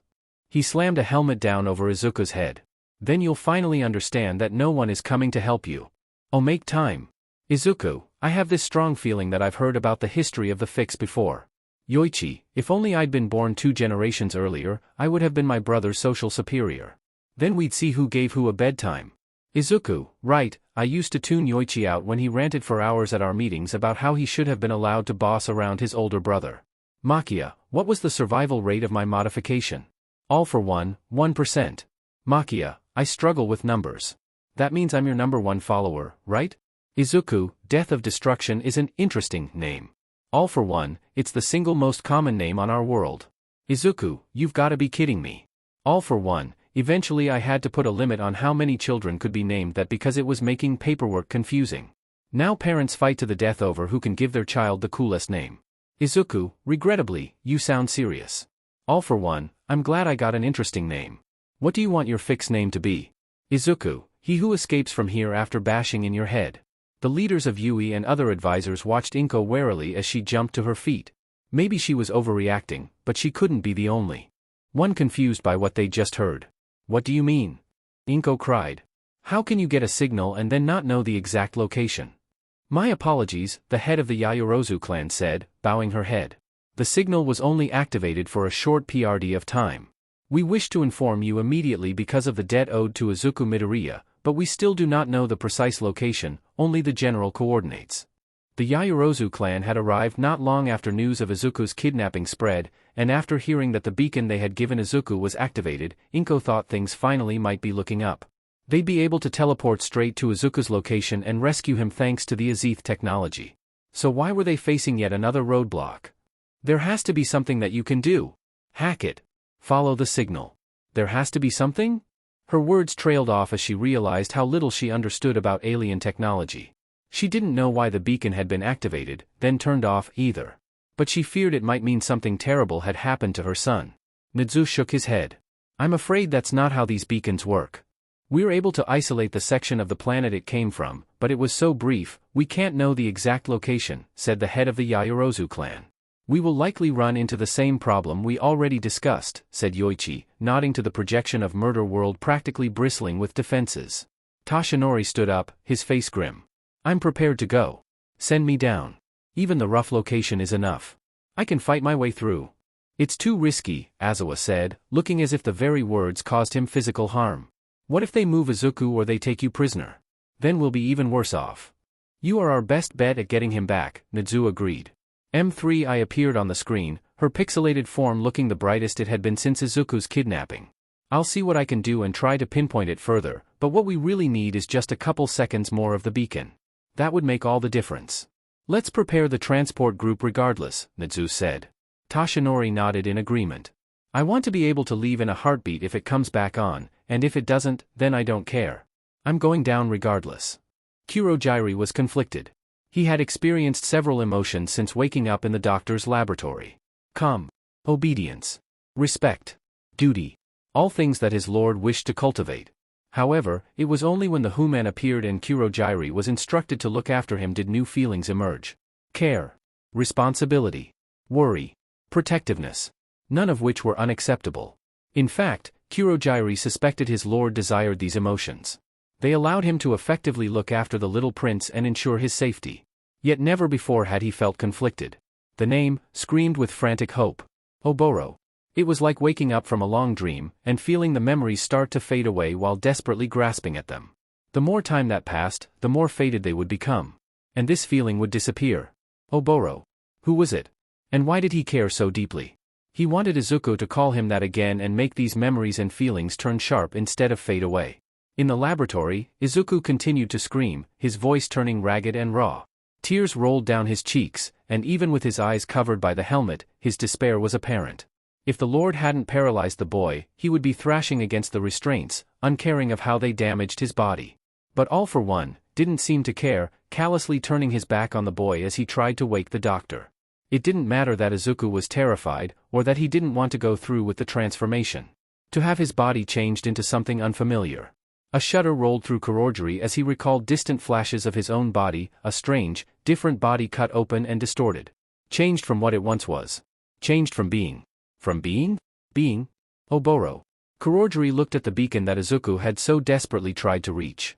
His face, his screams as it was taken away. This was important to him. He should destroy it. That was what the Lord would want. But was it what Kurogyri wanted? Was it what Oboro wanted? The screams of Izuku still rang in his head. Kurogyri, no. Oboro flipped the switch back on. It's by Izuku. Yamada screamed from where he had been watching the beacon tracker from over the head of the Yaoyorozu clan's shoulder. Can you track it? Is it on long enough? We've got it. Looks like he's on the surface of Murder World towards the middle of Quadrant 1. Heck YEHHHH. We got them. Someone contact Rhodey. We can only teleport small groups at a time, so there will have to be several transports. If you don't have gear or weapons, then get it on. Get prepared to leave immediately. We're coming for you, Izuku. The teachers thought they were being sneaky, locking 1A out of their meetings and watching them even outside of class. But they had finally messed up. First, they had forgotten that several of their classmates were biologically blessed with excellent hearing.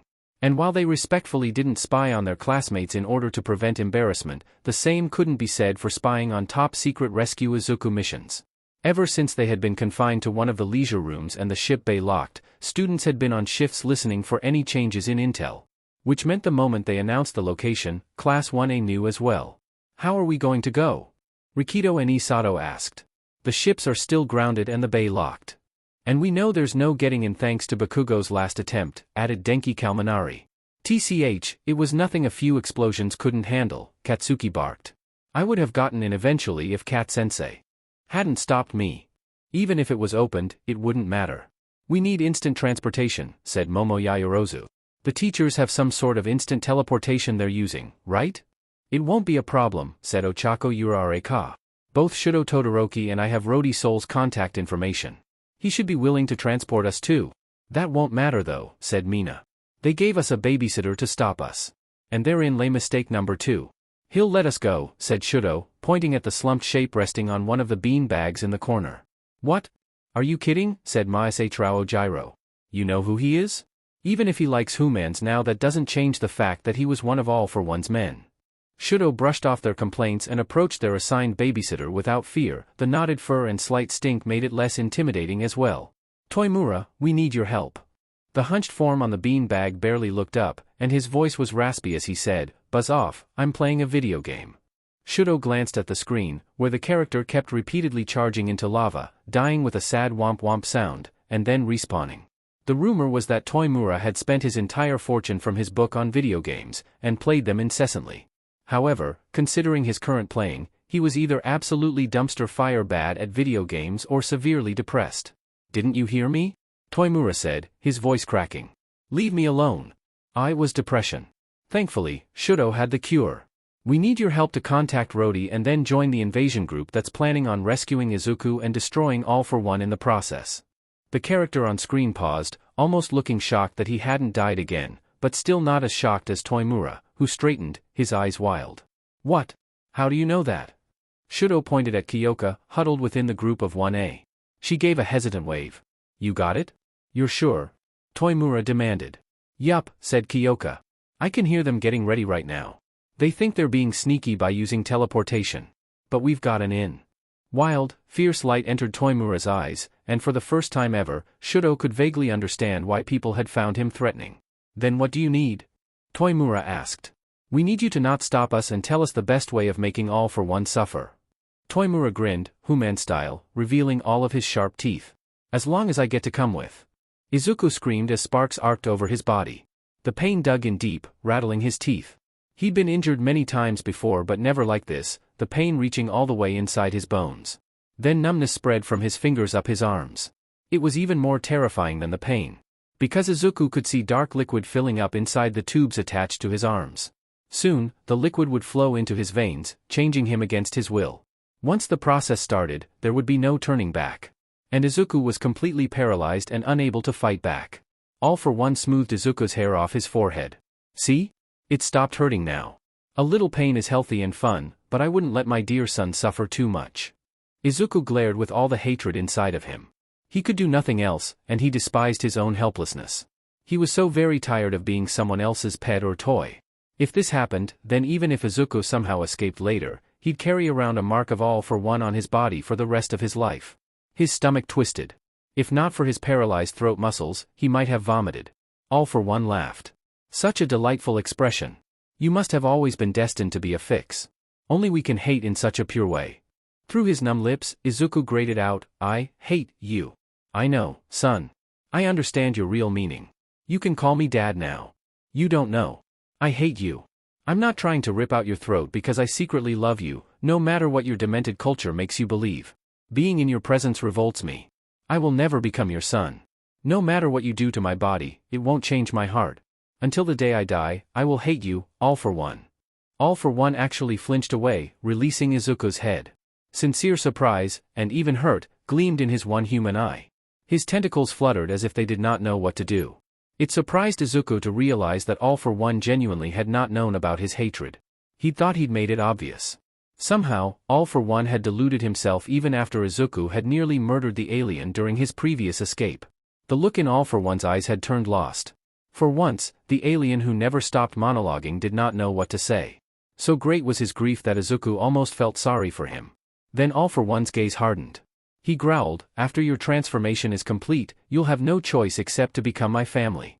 There will be no other being in the galaxy like you except me. You'll be rejected by all your former friends and family. To Yuuei, you're just their pet death worlder, useful to them but still a monster. When they find out that you've doomed the galaxy by aiding me in creating Nomu, they'll hate you. You'll have no one except me." "That's not true." Izuku could barely talk as the numbness spread further. The black liquid continued to creep down the tubes, approaching his body at a deceptively sedate pace. Tears threatened to fall from Izuku's eyes, humiliating him.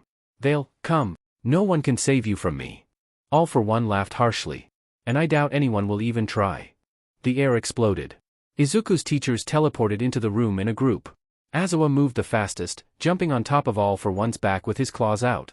His stinger dug in deep. The venom had been used too recently to have replenished, but it could still draw blood. All for One howled. The other teachers leapt to help Izuku.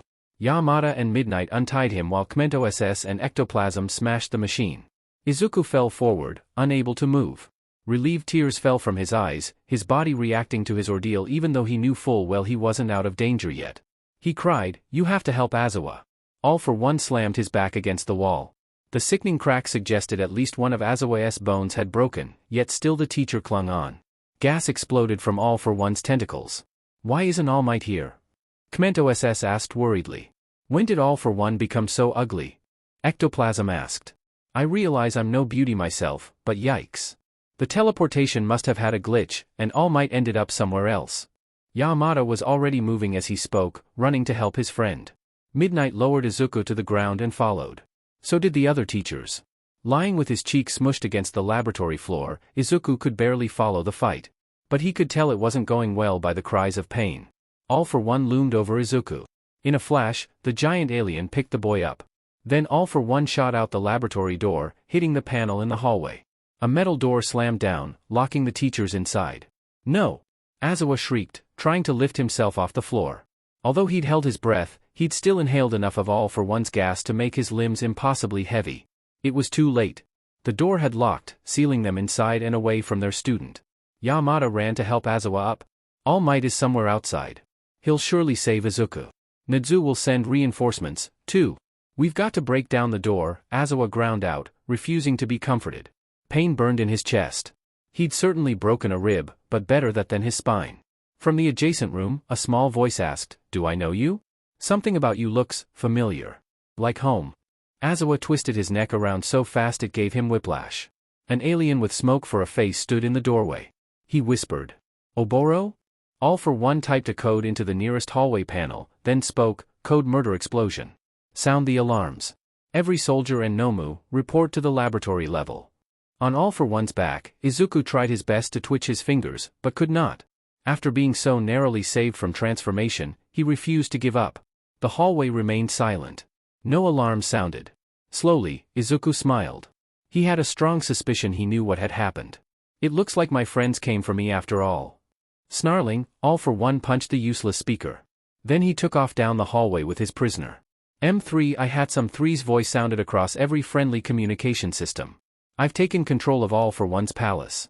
Any attempt he might make to raise the alarm has been disabled. I sent out a false order for all personnel to evacuate. No one will come to his defense." Her mechanical voice held a note of glee that she usually reserved for building babies.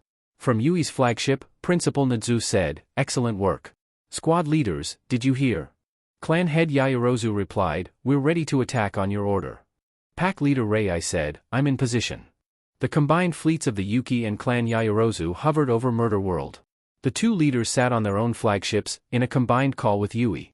There had been some disagreement about who would be in charge of the rescue mission. However, Nadzu had pointed out that Yaoyorozu owed him for the protest against his school and Rei for kidnapping Debiai without permission. Thus he had claimed leadership. Clan head Yaoyorozu added, "My ships are struggling to see through the planet's unusually thick atmosphere, and there's a local crystal methane storm. I'll need you to give me targeting orders." "On it, M3 I said." From another ship, David Shield called, "Melissa and I are revamping the sensors to see through the atmosphere right now. Just give us a few more minutes." The legendarily deadly atmosphere of the Phix homeworld had thwarted many invasion attempts in the past. Nizu had no intention of being another fool to make the same mistake. He reminded his allies, "We're here to provide a distraction while Izuku Midoriya is extracted. It doesn't matter if your shots can even penetrate the atmosphere, as long as you draw attention. Play it safe and stay out of range of the planetary defenses." He still hoped to get out of this without any casualties, though he was prepared to do whatever it took. Human Fan Club reporting for duty, a cheerful new voice said. Nizu, for the first time in a long time, dropped his tea out of shock. "Who?" From over the speakers, Itsuka Kendo called, "Sorry, Principal, when we told them, they insisted on coming to help." Monoma added gleefully, "Class 1A couldn't bring an entire army to save the green kid." Nizu felt a headache coming on. "How did you even get onto this call?" "Another AI hacked me." "Someone very good," M3I reported. "Sorry, I had to help out my underclassmen," M1R10 said, not sounding very sorry. Nizu picked up his cup and stared sadly at the dregs. You're that club Kirishima started? Aren't most of you teenagers? Leave at once." "We can't," several alien voices protested at once. "Yeah. The humans in the Outer Space Fan Club came to help us when our moon got attacked by pirates. We've gotta return the favor." Nizu's headache worsened. "At least stay behind the professional ships. You can make it look like our numbers are larger." "Stay with us," Gentle Criminal called from another ship. "La Brava and I are here to livestream All for One's defeat, but we have absolutely no intention of fighting." Clan head Yaoyorozu sniffed loudly. "At least my daughter is too obedient and sensible to force her way into the rescue mission." Pack leader Rei agreed, "It's a relief to have Shudo safely out of danger." Nizu decided not to tell them. Class 1A worked quickly. They'd technically stolen the teleportation portal, though Rhodey had handed it over easily. The machine couldn't handle 19 people all at once, so they transferred over in batches. The League of Villains followed them over, summoned by Toimura, but apparently came out in a different place. The students focused on the coordinates where M3I said she'd blocked All for One's alarm. From there, they spread out down the shiny metal laboratory hallway, dividing into groups to search faster. The pathways branched out in seemingly random directions like a maze. They scanned the sterile halls, but found no clues to use their tracking abilities on. The team of Hansha, Denki, Fumikage and Tokoyami found All for One first. Denki's sensitive ears picked up on a faint grunt. He bellowed, "Izuku?" They heard an affirmative cry. A blur shot toward them. As mismatched red and green eyes sprang up in Denki's face, his entire life flashed before his eyes. Hansha reacted barely in time, shooting out thread to yank his friend away before All for One snapped his neck. "Back off, ugly." Fumikage and Tokoyami leapt forward in front of their classmates, shadow outspread. They screamed into their hollow, All for One spotted. "He's got Izuku." All for One leapt over their heads, carrying his prisoner on his back. Every member of Class 1A locked onto the coordinates on Fumikage and Tokoyami's hollow and converged toward the location. The Momo, Kyoka, and Toru team were the closest. "I'll be the distraction," Momo told the other two. Her arms extended, revealing her strongest cannons. Her heart hammered. All for One was an impossible target even for a clan warrior. Her clan had taught her that only fools did not fear battle. Yet Momo carried an even deeper fear that her attack might once again strike Izuku, paralyzed on All for One's back. At the last moment, Momo turned off her auto-targeting and fired manually. She couldn't risk it.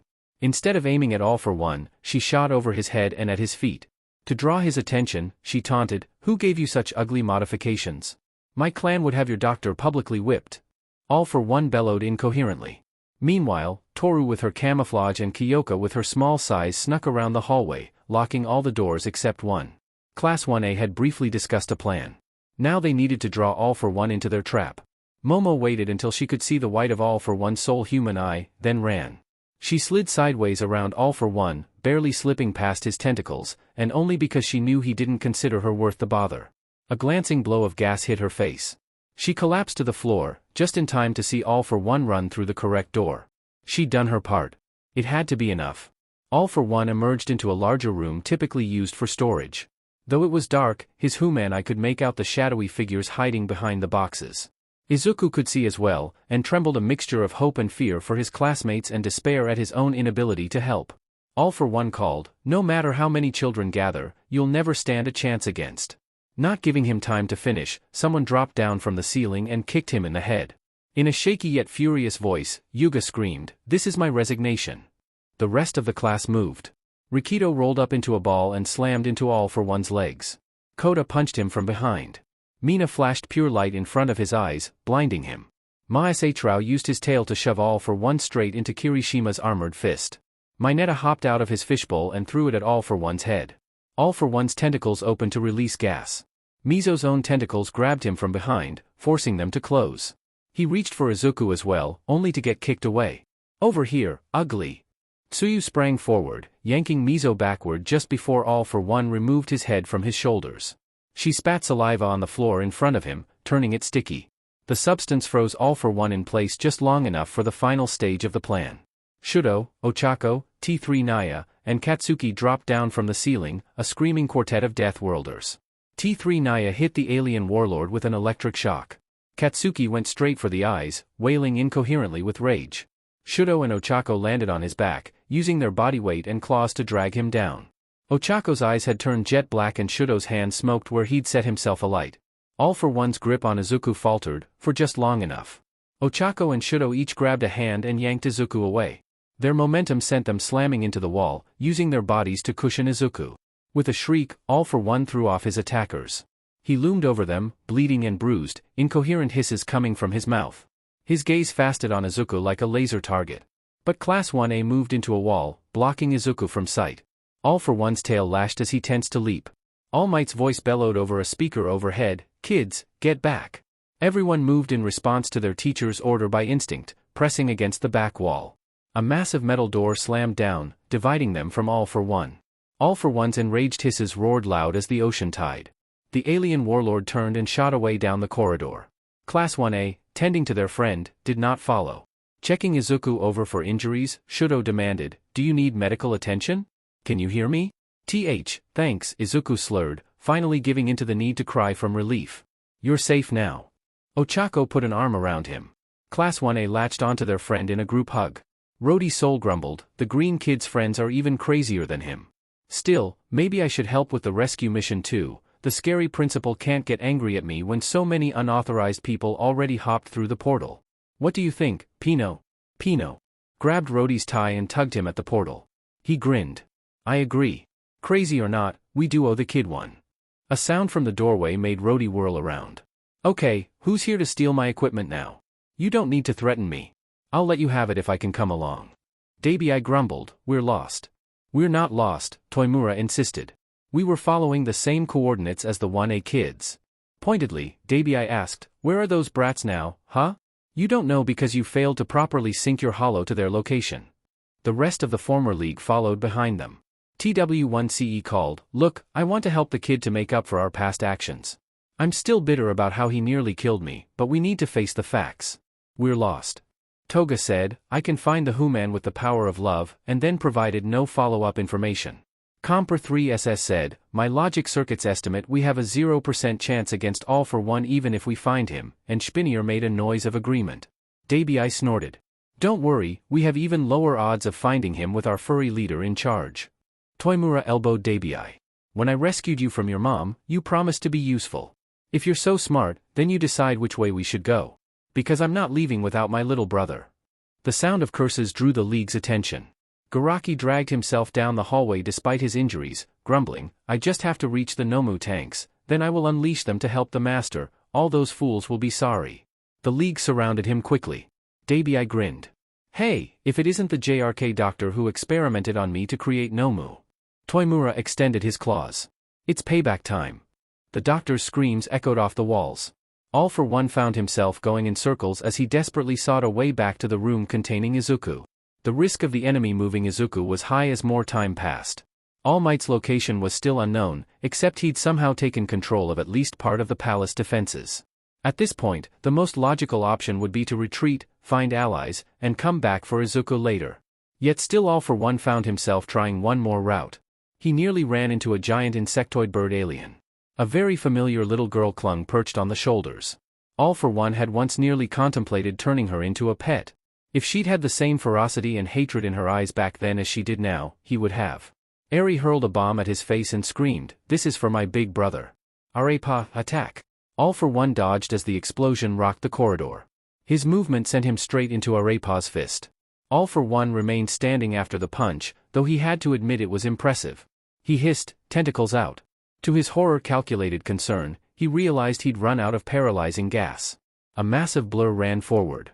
Makia caught Arepa's next punch and cried, "Lord, what's going on?" Makia was a fool who all for one entirely blamed for this mess, to avoid any share of the blame on himself. But at the moment, even a fool could be useful. As much though it pained all for one, fighting All Might without his gas did not seem prudent, so it was time to regroup and come after Izuku another day. All for one shouted, "Makia, hold them off," as he vanished down the corridor. Makia and Arepa strained, veins bulging down their necks, as they wrestled. Their feet even started to sink into the metal floor as the two titans clashed. Makia's finger cracked at the same time as Arepa's wrist tendon snapped. The two were perfectly evenly matched in strength. And despite the pain, they were smiling from the sheer pleasure of having met an equal in battle. "Shall we settle this with one punch?" Arepa asked, laughing. "It would be my pleasure." Makia stepped backward and raised his fist. This would be the ultimate punch of his life. He gathered all his strength. Eri leapt off Arepa's back and landed on Makia. She shoved a bomb into his open mouth. "Surrender or I'll blow your head off." Makia gazed into crimson eyes made of pure savage violence. He had never before witnessed such ferality even in a fellow Phix. And generations of instinct told him to roll over and show his belly to a superior existence. He dropped to the ground. "I surrender. I will serve you for the rest of my life." Eri corrected, "We both serve Big Brother Izuku, which makes you into his subordinate." Makia said, "Of course, I already serve the little lord." Eri beamed and put away her bomb. "All right, now the number of subordinates has increased, it's time to find Izuku." All for one headed for the ship landing pad at top speed. His palace was deserted, meaning something had gone horribly wrong. Outside, he could hear the planetary defenses firing. This was bad. All for one would take a ship and reunite with his subordinates. Phix fared terribly in battle without proper leadership, being prone to turning around and attacking each other in the middle of a war. They needed him to terrify them into competence. He would lead his forces to drive off the intruders. Ideally, he would reclaim his son too. But if not, then he would come back for Izuku later. He would never stop. As All for One climbed the stairs upward, he glimpsed a flash of yellow fur. Then someone threw torture salt crystals at him. Swearing, All for One ducked. Torture salt crystals, native to the Phix world, had the unfortunate effect of drying out Phix skin. A direct shot might even make him pass out. Why did the yellow-furred alien looming over him know the Phix's weakness? Why did she look vaguely like Toimura?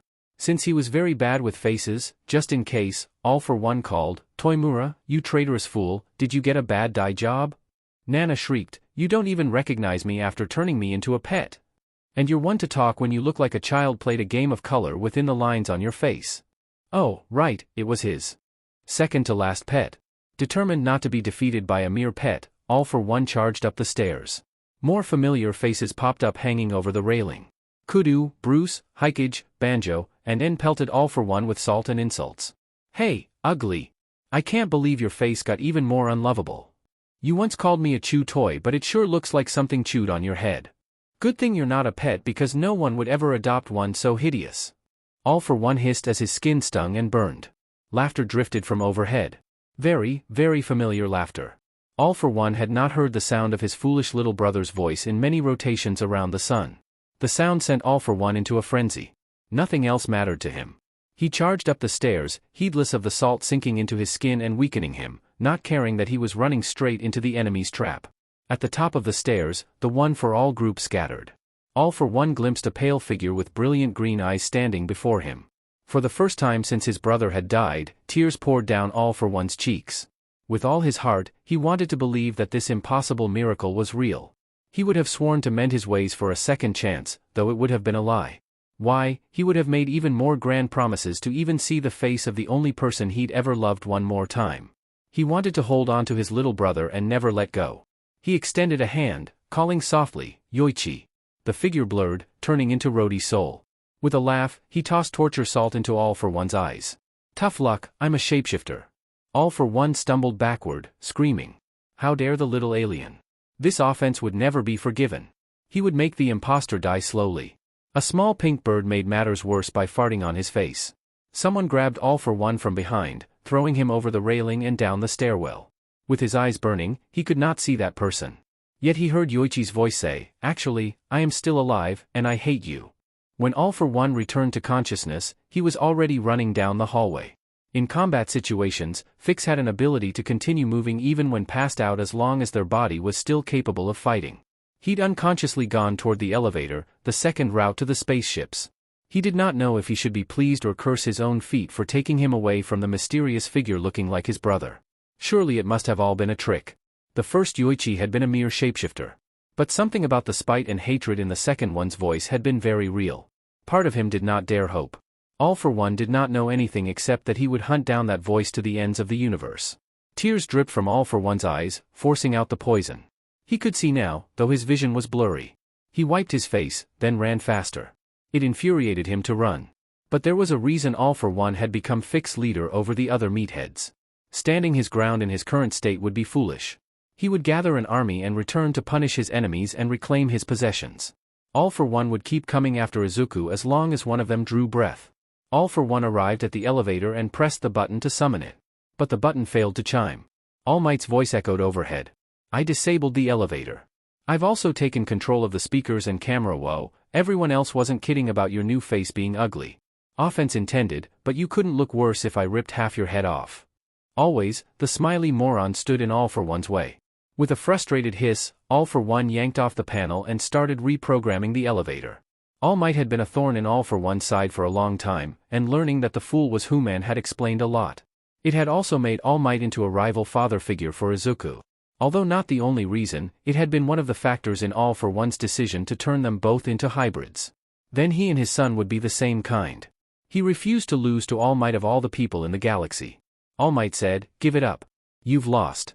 If you surrender now, I can at least guarantee your life. Yuuei doesn't kill prisoners." All for One ignored this nonsense as he shifted through wires. All Might continued, "I've always felt sorry for the Phix. Although you did it to yourselves, your society is a hellhole. Your most common cause of death is killing each other. It was a mistake to remove the tentacle-less ones from power. You should realize by now that you've failed to make your planet healthy and happy. In the past, as a sibling of a tentacle-less one, you would have been Yuuei's subordinate. Your close blood relationship might be why you have a bit more sanity than most Phix. But it's not enough. You're a natural second-in-command playing leader. How dare he?" That insult finally broke though. All for One hissed in fury at the idea his foolish little brother might ever rule over him. He had heard the secret stories of the past when he'd taken over, he simply refused to believe it. In his rage, he struck back, "You accidentally teleported to the control room, didn't you, All Might? It allowed you to steal some of the palace's defenses. But you're locked into the room and can't get out." The PRGNNT silence told All for One that he'd guessed correctly. All for One laughed. "Without you, no one can defeat me." He considered himself granting All Might a great honor with this statement, so he added, "You only stand a chance because I'm already injured." "You're wrong." A steady confidence returned to All Might's voice. "You've already been defeated by my students. I'm proud of them. They attack in a group like cowards. They use teamwork. A tactic of weaklings." All Might sighed deeply. "You've misunderstood the true strength of humanity. It's not our endurance or our tough bodies. You can't obtain it merely by making yourself closer to biologically human. You learned the wrong message when Izuku defeated you, if it made you turn yourself into this." "Oh?" All for One paused in his work. He still believed that becoming part human would allow the Phix to rule the universe. But he was a tad curious what this admittedly powerful idiot had to say. "Humans are strong because we're pack-oriented. We're loyal. We look after the weak. We fight together. We are the most dangerous when something threatens what we love. And we'll pack bond with anything, including other species. That's how Class 1A defeated you. That's why people from all across the galaxy are coming to Izuku's aid now. There might be a lot of nasty rumors and fear toward humans, but the people who met Izuku understand that humans will protect you through thick and thin. And those people want to return that protection. This is the proof of the bonds that my boy has formed." All Might's voice overflowed with pride. The elevator door finally swished open. All for One stepped inside, indifferent to the blonde buffoon's words. He didn't believe a word of that speech. The soft, sentimental nonsense sounded like something his little brother would say. As the elevator traveled upward, All Might's voice switched to a new speaker. "I feel a little sorry for you. You're at your weakest, but you're all alone with no one to come help you, because you don't have any friends." All for One actually laughed at that. Friends? Why would he ever want friends? He felt a burning under his chest, but he attributed that to indignation that the smiley moron would ever dare pity him. "Deep down, you're a sad, lonely, and pathetic person. You can only try to take others' love by force because you don't know how to make a friend or be a friend. Because I pity you, I'll give you one last warning.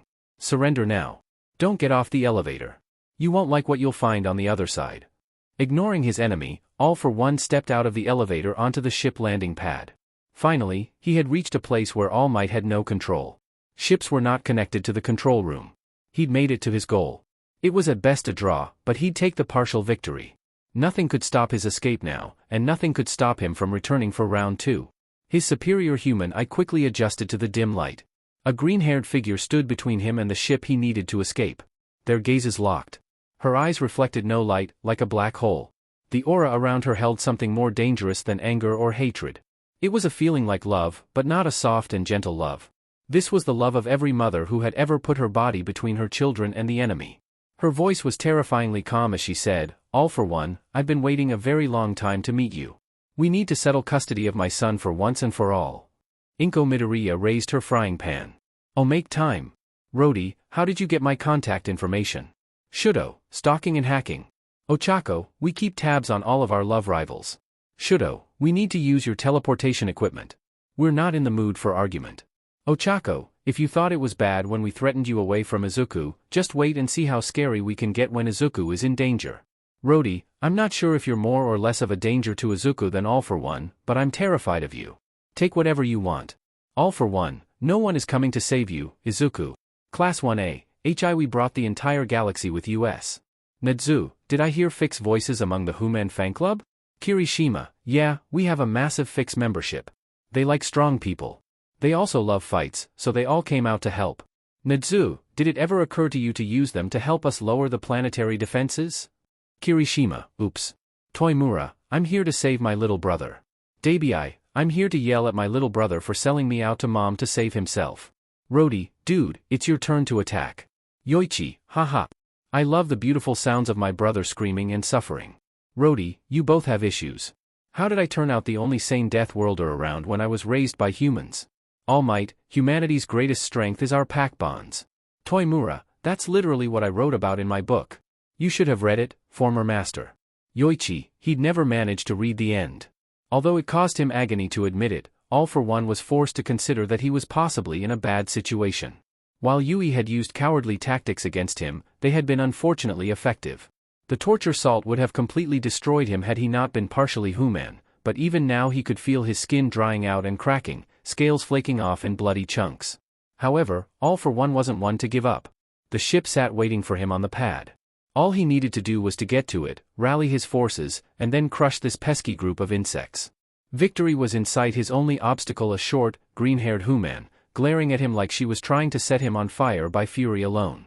His new attacker pointed the flat, metal cooking instrument in his direction.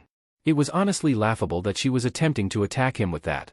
Everyone knew weapons were supposed to be sharp and pointy or fire laser blasts. Yet the bloodlust simmering in her green eyes warned him that she was not a foe to mess with. Faced with the growing suspicion of certain death, All for One reminded himself that he was a Phix, and Phix didn't back down, or run away screaming in terror. Pulling himself up and ignoring the burning pain from the torture salt, he boldly demanded, "Who are you?"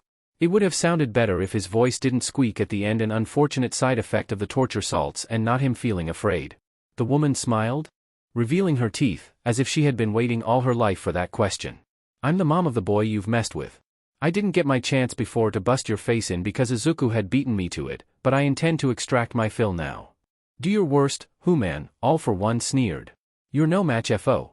The flat, metal cooking instrument slammed into his face, sending one of his teeth flying across the launch pad in an arc of blood. All for One gasped, clutching his face. There hadn't even been time to react. Inko pointed the frying pan at him, unconcerned about the blood splattering it. "You said something?" she asked, voice sweet except for how it made All for One's body instinctively tremble. A voice in the back of his head screamed for him to run, that he had awakened something dangerous and wouldn't survive. When All for One didn't say anything, she smiled again. "Good. Then shut up and pay close attention because I've been dying to teach you this lesson." The beating that followed was the most intense All for One had experienced. Usually this violent of a beating was a sign of deep affection towards a significant other and would be followed by a proposal of marriage, as long as they didn't accidentally kill them. But her goal didn't appear to be to kill All for One, but to extract as much pain as she could from him. At first, he tried to fight back. She was laughably shorter than him, and although a human, she should have been no match. All for One was a human Phix hybrid, and the rightful ruler of the universe. But she didn't seem to care. Each swing of the pan was preceded by a deadly calm statement and then an explosion of pain. This is for kidnapping my son. A blow straight into his diaphragm. This is for treating him like a pet. A backward swing that caught the back of his head. This is for all the nightmares you've given him. An agonizing slam onto his flailing tentacles. This is for being a creepy stalker and not leaving him alone. Another blow across his face, followed by more lost teeth. This is for hiring a serial killer to kidnap him. A hit against his claws, breaking most of them. This is for kidnapping him a second time. The frying pan slammed into his manhood, and All for One let out a wounded noise, legs finally crumpling beneath him. For the first time in his life, All for One felt fear. He wasn't going to survive this. She must have trained with her weapon of choice for years because each blow felt calculated to extract the most amount of agony possible. Collapsed on the ground, the metal frying pan flashing above him, All for One made a desperate, final gamble. It doesn't matter if you beat me, All for One hissed. Blood bubbled out of his broken mouth, but he ignored it. I am the leader of the Phix. You are one woman, but I am the ruler of the greatest army the universe has ever known. They will find you and your son, and they will destroy you and take him because I willed it.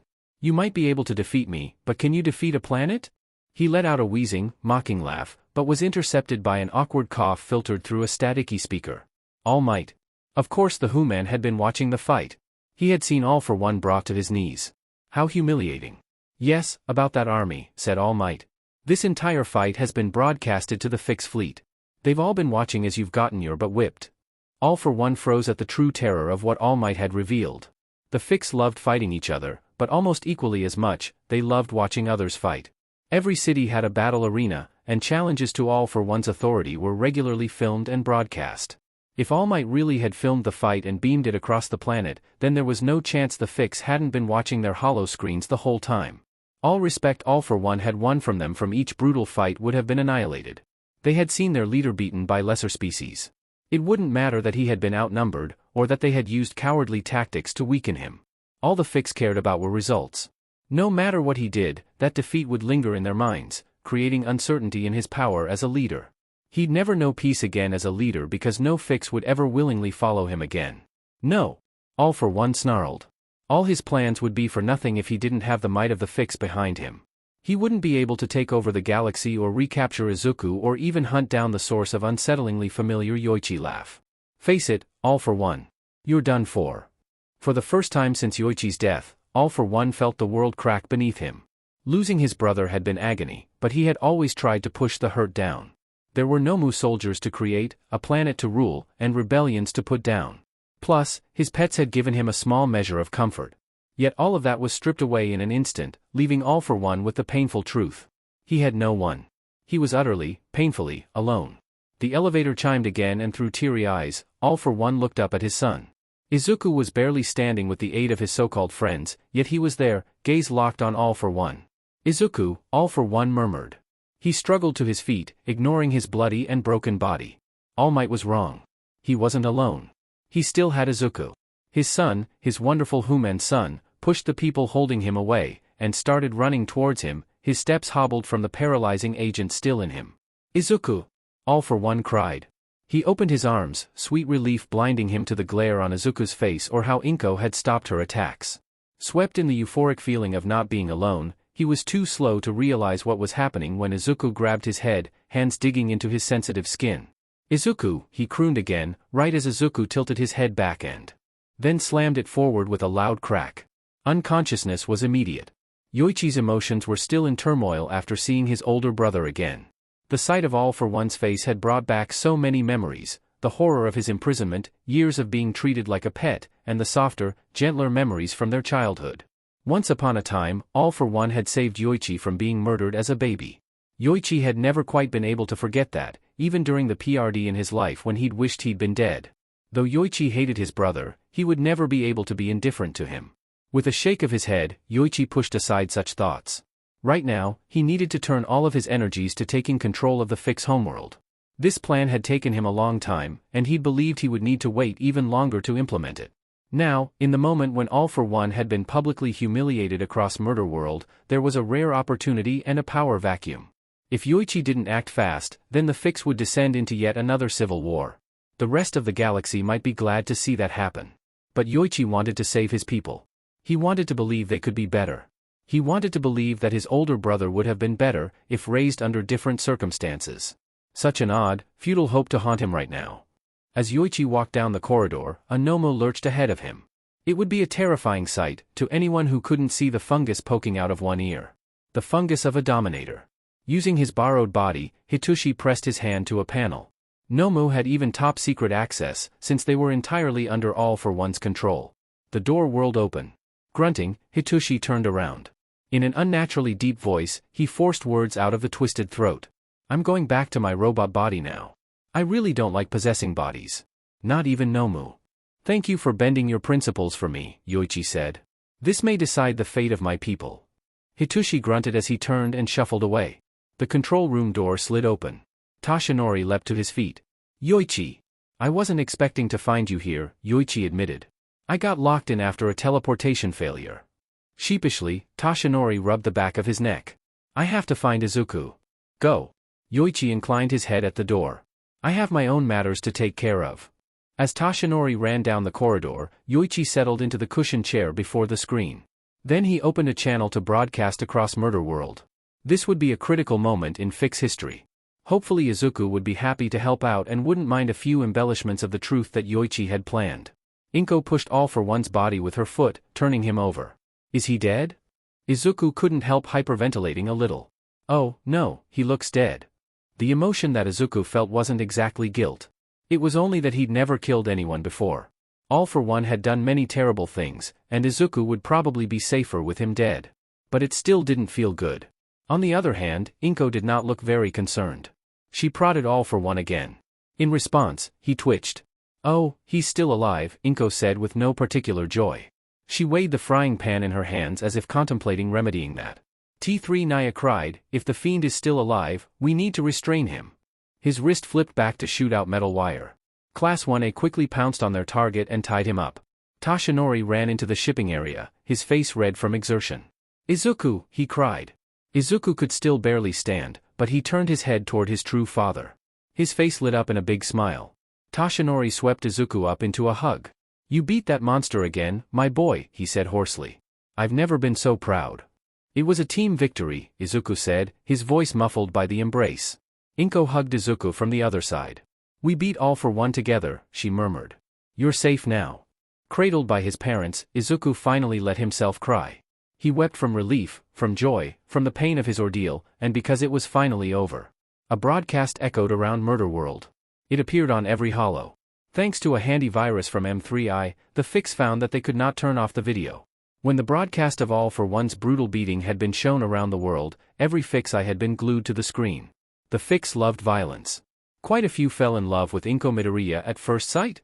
The beating of their leader had amused rather than upset them, because All for One had never been loved. Still, he was the leader, and what happened to him was important enough to distract the Phix from picking a fight with the invaders hovering overhead. Then the show ended before it was entirely clear if All for One lived or not, and a new broadcast switched on. The show revealed the forgotten history of the Phix. People were stunned, outraged, and fascinated. Not everyone believed that the tentacleless ones, those useless pieces of waste, had once been the rulers of the Phix. But each bit of evidence was too intriguing for them to tear their eyes away. Afterward, a face popped up on the screen. This Phix did not have tentacles, but he did have absolutely gorgeous headwear. That was enough for most of the Phix to listen as he opened his mouth. My name is Yuuei, and I'm the leader of the old Phix who were exiled from this planet. I'm here to take back leadership of Murder World. My forces have defeated All for One, validating my claim. Shouts echoed around the planet. Various Phix eyeballed Yuuei, assessing his combat capabilities for a challenge. He did not look extremely strong. A few people, who remembered the name Yuuei in connection to All for One's family, automatically upgraded his danger level. An outsider who defeated All for One could not claim leadership. Only Phix could rule Phix. However, if Yuuei was the leader of the outsiders, then he could make a claim on the throne. Yuuei continued, All for One no longer has the right to rule. He was defeated by a child. In fact, he was defeated by a child twice. He covered it up the first time. After giving up his Phix body, his so-called new strength amounted to nothing. This admittedly did move the Phix, who had great pride in their bodies and some doubts about the Nomu. Izuku Midoriya is my successor. Therefore, since Izuku gave the final blow to All for One, that makes me into the new leader of Murder World. Yuuei put a hand over his mouth. Kudo or Bruce would have known this meant he was lying, or at least exaggerating his claim slightly. However, the Phix only gasped at this impressive claim. Murmurs ran through the people. The one with the fancy headpiece doesn't have tentacles. But he's the mentor of the tiny, scary one who defeated All for One. The prince would be heir now. Does that make this Yuuei into the prince's regent? I must admit he has amazing hair. That hair could lead the planet. The Phix were a quarrelsome lot by nature, and many of them felt disappointed to have missed out on a chance for a civil war. But they were also a people with a strong respect for rulership by combat. All for One had been defeated by the small, scary prince. That meant the prince's regent would become successor. When Yuuei's forces landed, they effortlessly took control of Murder World. The very long division between the Phix was over. Sir, the enemy ships are turning back and the defenses are lowering. Some other strange ships are even landing without being ripped to shreds. Nizu chuckled at the incredulity of his employees. Those would be Yuuei's forces, he said, taking pity on them. All is according to plan. You should be able to land without further conflict, but I would advise that most of you leave. Yuuei's hold on leadership is new, and I would not be surprised if things got messy along the way. The fearful silence through the speakers was palpable, as was the hasty response. Yes, sir. Right away. It wasn't as if Nizu could blame them. The Phix were a force to be reckoned with, and a deathless conflict had never happened in all their history. This success was beyond the principal's calculations. If he was being frank, it rather felt like a dream. Only the data scrolling across his holo and monitor proved otherwise. Nizu leaned back in his chair, the thrill of satisfaction running through him at an executed plan. Not to say it went perfectly. The interference of Yuuei's students was initially concerning. One kidnapped student was more than enough, but it had all worked out according to plan in the end. He pulled up the connection to Toshinori's holo. Everything all right on your end? He asked. It was a pointless question. Nizu could see the holo feed showing Inko and Toshinori squishing Izuku between them in a tight hug. But the tension creeping over his spine didn't relax until he heard Toshinori respond, "Yeah, he's okay. We've got him." Excellent. Yuuei has taken control and his forces are landing on Murder World. There should be no further conflict with the Phix, although I would suggest you leave sooner rather than later. There's always a risk some other Phix will want to kidnap Izuku. Understood. Nizu let out a deep sigh of relief. Inko really would have murdered him this time if they hadn't safely retrieved Izuku. A good thing too, he had far too much left to accomplish, and his self-written eulogy for his eventual funeral was not quite perfect. A flicker caught the corner of his eye, and Nizu spun. A flash of white, patchy hair and skin mottled with purpling bruises started to sit up. He's waking. Shalank, Nizu swore. Someone get restraints. He shouldn't have worried though, because All for One sat up, swayed slightly, and then didn't move. Instead, he stared at them blankly, a look of innocent confusion replacing vicious cunning. Who are you? Who am I? The collective group stared in confusion at All for One, who stared blankly at them, his nose broken and blood trickling down his face. He looked like he had received the worst beating or plastic surgery of his life. Conk! A metal frying pan smacked against his head, and he collapsed soundlessly like a machine powered off. Inko glared at him, hand on her hip and frying pan in the other hand. You hit him on the head? Someone yelled. Inko hefted the frying pan, the warning clear. I'll do it again. Obviously, the lesson didn't sink in enough. Oh, make time. All for One, whoa, I'm popular with humans, they keep lovingly beating me up. Inko, don't even try to run away. Class 1A, because we're waiting behind you. All for One, I never realized there might be such a thing as too much love. Inko, die. All for One, we've only just met, this is too fast for a proposal of marriage. Yet I must admit you are stunningly beautiful when covered with my blood. Izuku, but I don't want to be the prince of an alien warrior race. Yuuei, shoo, please play along to help me take control. Izuku, I've already acquired a former member of the alien Yakuza, All for One's former bodyguard, and an alien cult. I don't have enough room in my home for an entire alien planet. Nizu, it appears All for One died after the final blow by the frying pan. Inko, am I supposed to be sorry? Nizu, I had so many interesting plans for how to use an amnesiac All for One. Inko, fine, I'll hit him again and bring him back to life. As soon as Izuku woke up, he immediately regretted it. His body ached all over from his ordeal. The slightest stirring strained the bandages covering his body. He tried to groan, but his lips felt gummy and stuck together. The yellow walls of the hospital room seemed too bright. All for One's voice had Izuku tensing and making a fist. But instead of mockery or threats, the alien warlord was screaming in pain? Izuku's eyes snapped up to a hollow screen hanging above his bed. On the screen, Inko Midoriya whacked All for One with a frying pan. Gentle Criminal's voice narrated, "Although this weapon looks ferocious, my expert consultant has assured me that a frying pan is a human cooking utensil. Imagine the legendary All for One, beaten by a mere household item. No one will take him seriously ever again." Off-screen, La Brava laughed. "I would almost feel sorry for him if he hadn't completely earned this punishment. What kind of monster kidnaps a child from his mother? In this case, a very stupid monster, because he kidnapped a human child. We have it on authority that human mothers are even more feral than is usual for mothers or humans. And that's saying something." Izuku laughed too, as All for One's brutal beatdown continued. He'd only gotten to see the tail end of this. It was amazing. The tension eased out of Izuku's shoulders. It would probably take a while for him to completely get over his fear, but All for One seemed a lot less scary after this. It felt even better to know this had been broadcast across the galaxy. Judging from the logo on the bottom of the holo, Gentle Criminal and La Brava had made their debut on the Galactic News Channel. All for One had humiliated Izuku and treated him as a pet. Now the warlord had been humiliated even more in return. Izuku felt amply rewarded for the time he'd saved Gentle Criminal and La Brava from Humorize. They'd come through for him in return. A lot of people had come to help Izuku. He had so many thank you notes to write, he didn't even know where to begin. A warm feeling bubbled up under his chest. He was no longer fighting alone. So many people across the galaxy, human and alien alike, cared about him. It was touching and a little overwhelming. Inko and Tashinori dozed in chairs next to the hospital bed. Inko had fallen over sideways with her head on Tashinori's forearm. Tashinori had also slid over in his sleep, such that he rested his head on Inko's back. They both looked exhausted. Out of courtesy, Izuku muted the news video. Then he enjoyed watching every last detail of All for One's brutal beatdown. He'd always known his mother could be scary when angry, but whoa. When his own image appeared on the screen, Izuku startled.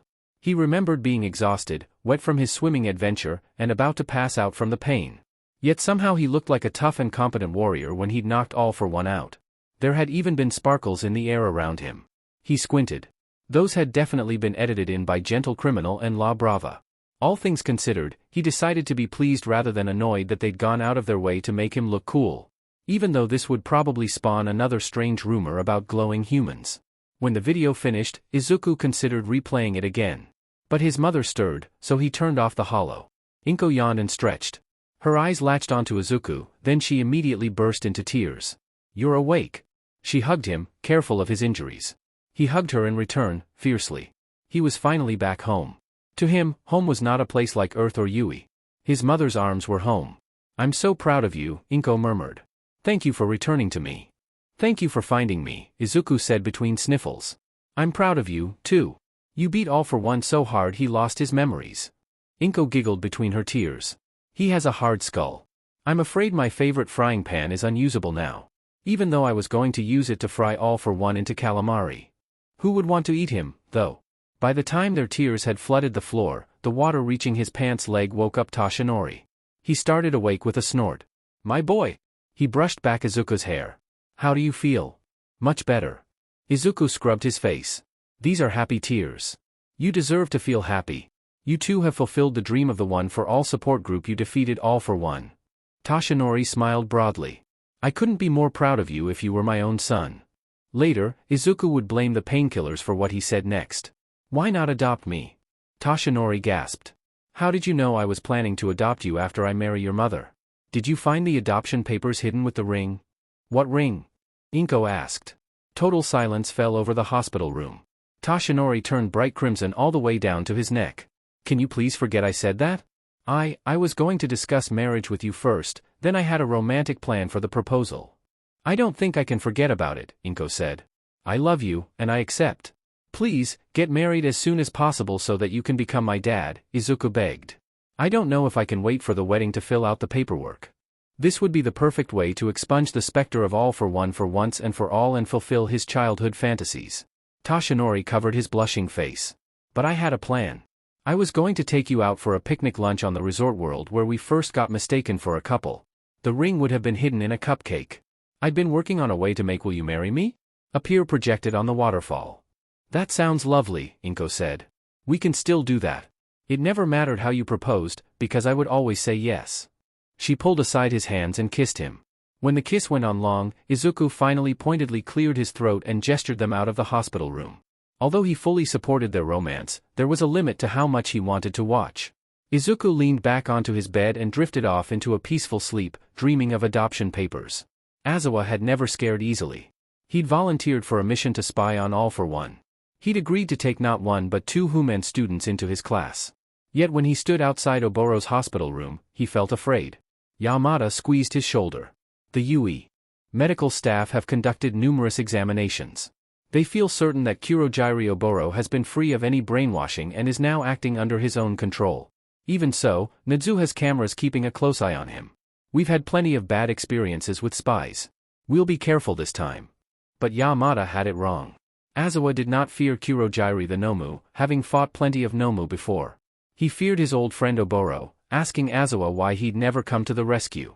What if Oboro blamed Aizawa for believing the lie of his death and abandoning him? If a kid like Izuku could face an alien warlord, then Aizawa couldn't disgrace his student by acting like a coward. He squared his shoulders and opened the door.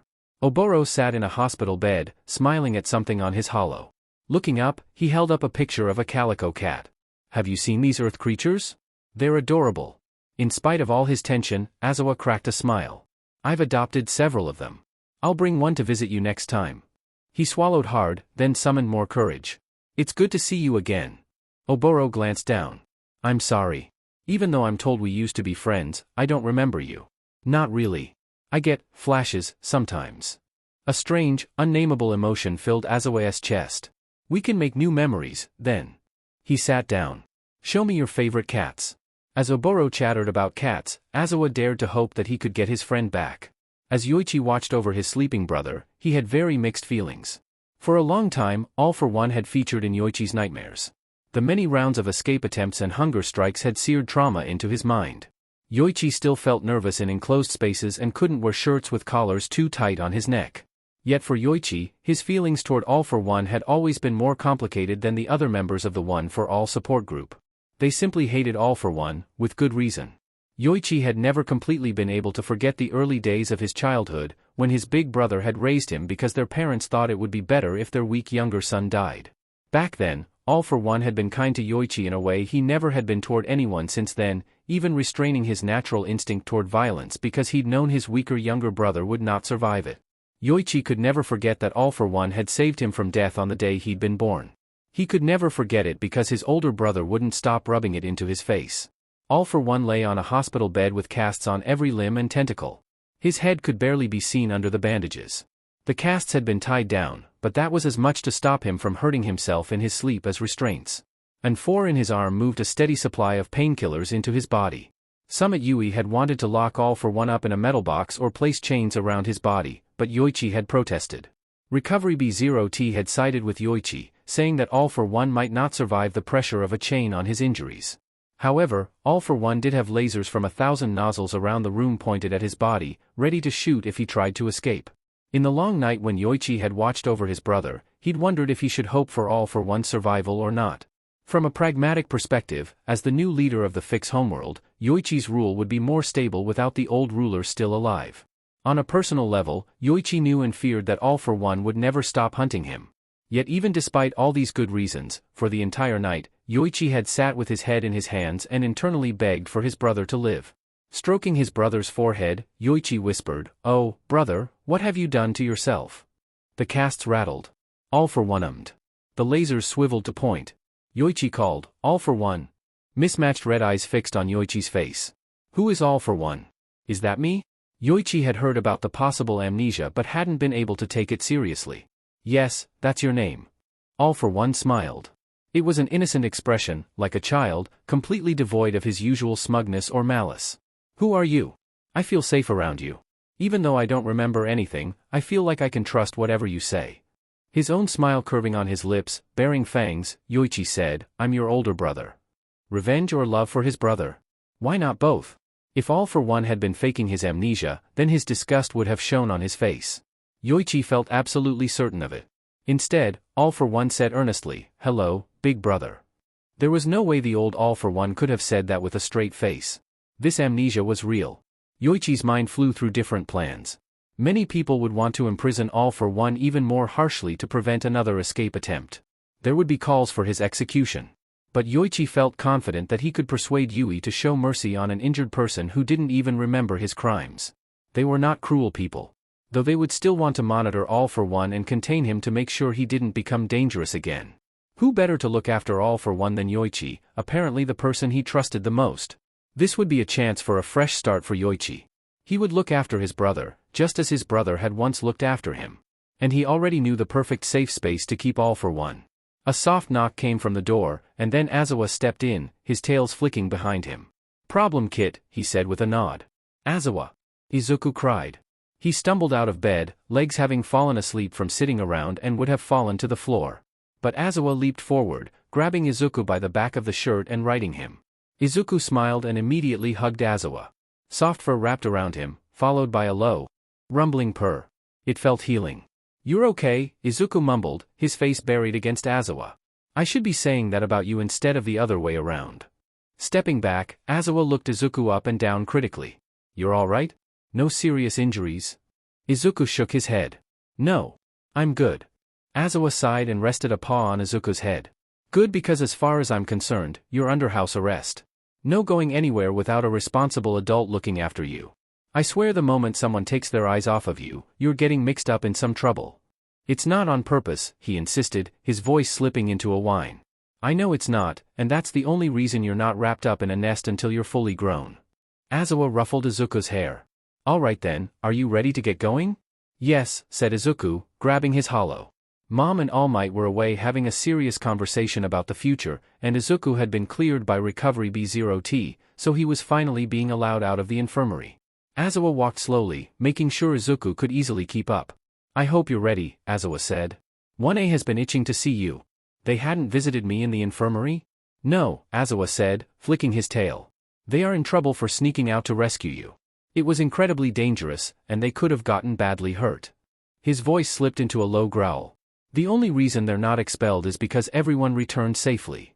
An enthusiastic, electronic voice chimed in, "And you would have had to expel half the school."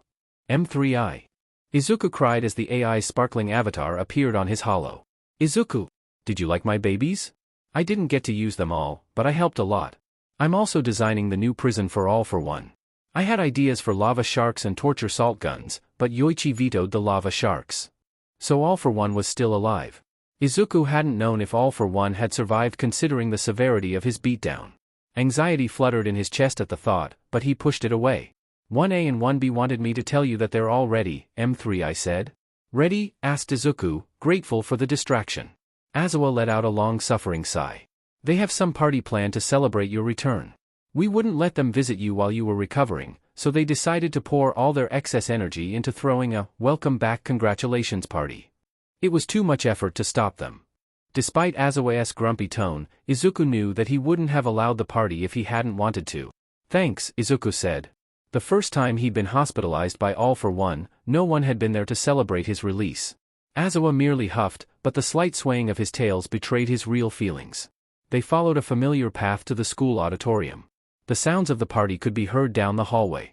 Yet when Aizawa opened the door, everyone went silent. Every eye or related visual organ turned to look at Izuku. He flushed slightly, under the attention of all of Class 1A, Class 1B, and numerous Gen Ed students, as well as some people he didn't recognize. After a few seconds, the silence broke with everyone cheering incoherently. Izuku flushed deeper red. Mina shouted, "Group hug," and then the entire class dogpiled onto Izuku. "Careful with his injuries," Aizawa called warningly. The class backed off, patting the air around Izuku instead. Yuga hung back, briefly looking like he wasn't sure if he'd be welcome, before Izuku dragged him into the group.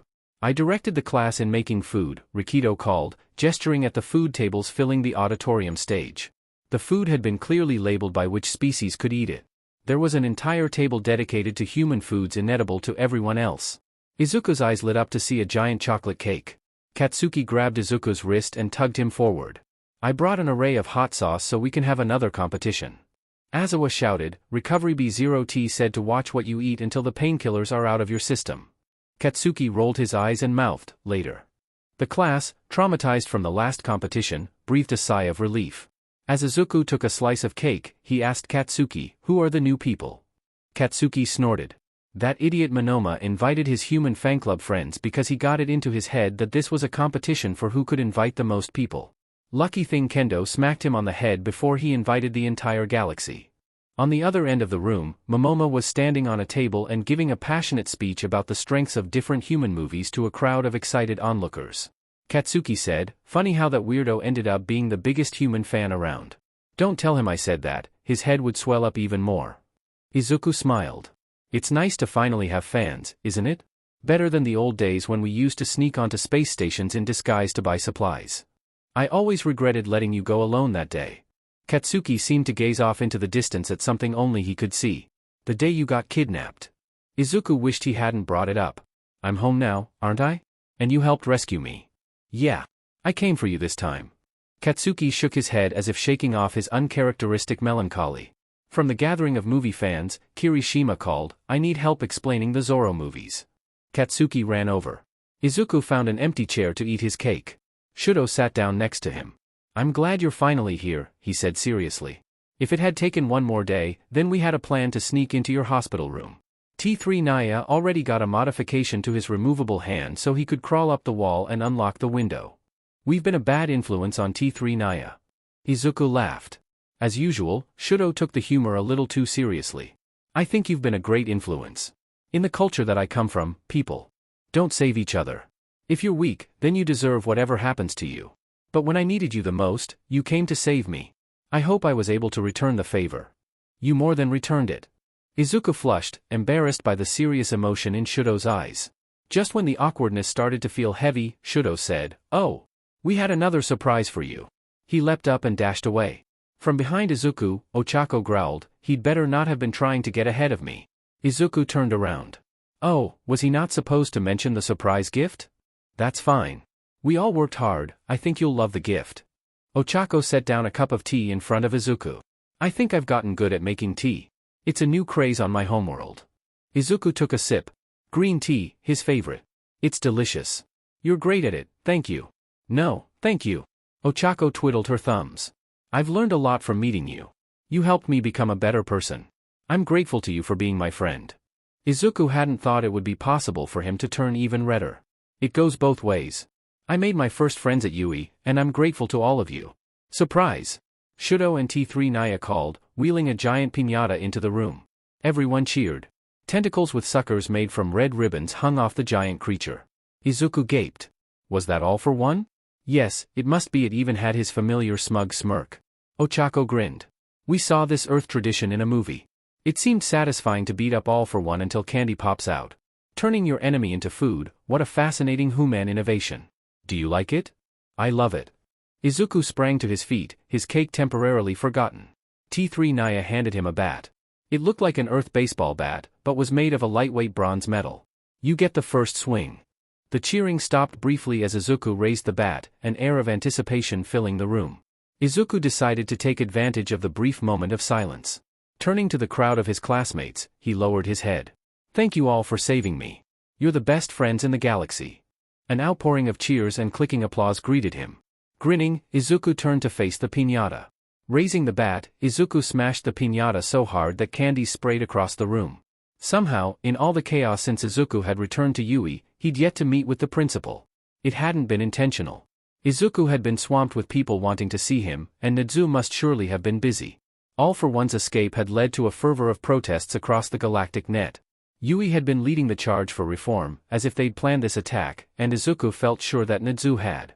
The incident had stacked on top of recent reveals about the Dominators. In the end, there had been an emergency election and the leaders of the Federation had been removed from power.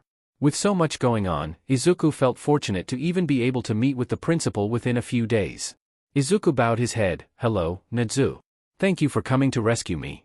Nedzu raised a paw. "No thanks are necessary. Truthfully, I should be apologizing to you. Your recapture never should have happened." It's okay," Izuku said, forcing himself to sound okay. It wasn't Nedzu's fault that Izuku had gotten recaptured, and if anything, it was just nice to know this time that I wasn't going to be left alone and that it wasn't all up to me. I got lucky meeting Azawa the first time, but other than that I thought I was all on my own. He turned to the teachers sitting around the table and bowed his head towards them. "I'm so grateful to all of you." The teachers burst into clicked applause. "We're happy to have you back." Isn't the same without you. Glad you're okay. Someone needs to test my classroom materials for explosive properties. Warmth bloomed in Izuku's chest. It hadn't mattered that All for One of the most powerful beings in the universe had captured him, they'd still come. Izuku wasn't alone, and no matter what happened next, he would have others to support him. Happy tears prickled in his eyes, and he blinked rapidly to clear them away. A new voice spoke up, so this is the hero of the hour? The newcomer stepped out from a corner of the room, a bird-like alien similar to Yamada. Crimson wings flared behind him, and his eyes burned a golden color as he tilted his head, considering Izuku. Nizu gestured towards him. This is Hawks, the new head of the Federation. Izuku folded his arms, his voice flat. And they're not going to be useless for once? It was the Federation's fault that All for One had managed to escape. So much pain could have been avoided if they had done their job. Kuda wouldn't have nearly died during the failed kidnapping, and Eri wouldn't have gotten hurt during the invasion of Yuuei, and everyone else at Yuuei wouldn't have been put in danger. However, Hawks didn't flinch from Izuku's jab. My predecessors, he said with deliberate distaste, were often too concerned with their own standing and in grabbing for power. All for One's escape never should have happened, although I can't pretend that I'm not pleased with the outcome. Pleased? Izuku had gotten kidnapped. Don't get it wrong, Hawks said, having picked up on Izuku's annoyance. My goal as head is to have as carefree a life as possible. The Fix were always going to stand in the way of that, but with them under new management, shall we say, I believe things will go much smoother. You're not going to be demanding All for One back? Izuku asked suspiciously. No. Nizu has made it quite clear that isn't an option, and he's been my ally for many rotations before we finally made our move to reform the Federation. Besides, why would I want All for One? All that headache. It's much better that you handle it. Was Yuuei keeping All for One contained? They might do better than the Federation, but Izuku wasn't keen. On attending school at the same place his serial kidnapper was held prisoner. Actually, said Nizu, this serves as an appropriate bridge. There's a call for you from Yuuei. I thought you might prefer to take it separately. If you wish to step into the side room to take it? Okay, said Izuku, accepting the hollow. His nerves began to build as he closed the door to the room and made the call. Yuuei picked up immediately, his smile hesitant through the hologram, and it was immediately clear this was no typical call. Not that there had been time for any club meetings or chats since Murder World had been taken over. Yuuei was kept busy every waking minute, even with the help of the other club members and Yuga Aoyama. It wasn't easy to completely change the culture and government of a society like the Fix. Hello, Izuku, Yuuei said. Are you feeling all right? I am, said Izuku. He curled his hands into fists to keep them from shaking. Nizu said you wanted to speak to me about something? Yuuei pulled at his headpiece nervously. I understand that after everything you've been through, it's unfair of me to ask for more. You've already done so much. What do you need? Said Izuku, cutting to the point. This is about the Fix, right? And trying to help them not be insane. Yuuei sighed and smiled sheepishly. Yes. Right now they're only accepting my leadership because they view you as a fearsome warrior and my successor. I am doing what I can to take control. It helps that I've had years of time to prepare for this moment, but having your occasional presence could do wonders for reminding them why I'm in charge. Do you need me to fight someone? Izuku's stomach flip-flopped at the thought. It wasn't that he couldn't fight a Fix, but he was afraid it would remind him too much of All for One. He'd been working through his trauma with a therapist, but a brawl with a Fix wasn't something he wanted to do. Still, if it would help Yuuei and change the Fix, he was willing to. However, Yuuei looked horrified. No. I only need you to be seen with me. We're going to try to create an air of mystique about you so that they never know too much. You really don't need me to fight anyone? Asked Izuku incredulously. Yuuei blinked. I guess if you want to? But I thought after everything you wouldn't want to. Besides, All for One's beatdown is already one of the most watched videos on the HoloNet, and not just Murder World. With your permission I was also considering airing brief clips of your other fights. Won't that make them want to fight me? You're a child, Yuuei said, shaking his head. While our society is messed up and views murder as a form of love, challenging a child simply to fight them is considered cowardly. They won't dare fight you until you're an adult, and I hope to have changed their opinion by then. Izuku leaned back in his seat, tension loosening from his shoulders. That's good. Then he sat back up, biting his lip. What about my brother? Yes, he's still alive. Izuku's stomach lurched, and he dug his fingers into the palms of his hand. Yuuei tilted his head, his tone careful. Is that okay? I don't know. He's caused me so much anxiety and fear, but he was the reason I was able to meet All Might and enroll in Yuuei. A weird, twisted part of me is grateful, but the other part wants him to die the most painful death possible. But then I feel bad for wanting someone to die. Izuku buried his head in his hands. It feels so messy. I can't say I haven't felt that way before. I suppose I have the advantage of knowing him when he was younger and a little less insane? Yuuei chuckled. I was going to say possessive. Although insane works as well. Does he still not remember anything? Izuku asked, skepticism coloring his voice. So far, no. He didn't even remember we were brothers, but he became quite excited when I said we were. Is it possible that he's faking? Possibly, but I personally doubt it. All the guards hold me in high respect, and that's something he would never be able to stand. For the time being, I believe he truly has forgotten everything. Your mother did crack his skull in 12 different places. It's remarkable he only lost his memory and not his life. Yuuei let out a low chuckle that made the hairs on Izuku's neck rise. But believe me, I have plenty of plans and fail-safes in store in case he ever gets his memory back. There will be no more condescending at his little brother lectures or forced cuddle times. And if he does manage to escape past the sealed vault and the guards, he has multiple trackers implanted in him and security protocols that span the entire universe. I'll take responsibility for personally watching over him. Izuku supposed there was a type of irony to it. All for One had landed himself in the very situation he had put all the past One for All club members in, trapped and doted on with no chance of escape. Besides, Yuuei had the support of all the club members and Nizu in making All for One's vault truly impenetrable. It was good to be back home. Izuku loved his room covered in All Might merchandise and comic books, the scent of katydid for dinner drifting from the kitchen where his mother clanged pots. Louder music came from Eri and Toimura playing video games. Currently Izuku was working on a homework assignment to construct a hidden camera for spying missions. He'd nearly finished assembling it when he realized he was missing a lens. Fortunately, it wasn't too late to run to the store. As Izuku passed the living room, he heard a horrendous crack. Toimura hissed, then cut off what he'd been about to say. He'd been scolded for swearing in front of Eri before. Instead, he said, "Makia, get me a new controller." Makia asked, "Lady Eri, what are your orders?" "Hey!" Toimura yelped. "Why are you looking to the kid for directions?" Makia said, "Because the hierarchy of this house is Lady Eri, then Lady Inko, then Lord Izuku, then me, then you. How am I below even you?" Toimura screamed. Izuku stepped into the living room to defuse the fight before Toimura destroyed even more objects. "Hey, what are you playing?" Eri ran over to Izuku. "Big brother Toimura is angry because I'm beating him at Earth Defense." "I'm not." Toimura's face softened into a smile. "You're too cute to be angry at. Besides, it just goes to show you have a good teacher." Izuku patted Eri on the head. "I'll buy a new game controller. I'm already headed to the mechanics shop, it's no extra trouble. I can be your bodyguard, little lord." Makia stood up from where he'd curled on the floor, bumping his head on the ceiling. Although it was a bit strange living with someone who used to serve All for One, Izuku couldn't hold a grudge against Makia because he was just too dumb to blame. It was quite possible he'd never noticed Izuku was a prisoner to begin with. "Nah, I'll be fine on my own. I won't leave Yuuei." Izuku waved for Makia to sit back down. "You might scare the shopkeepers."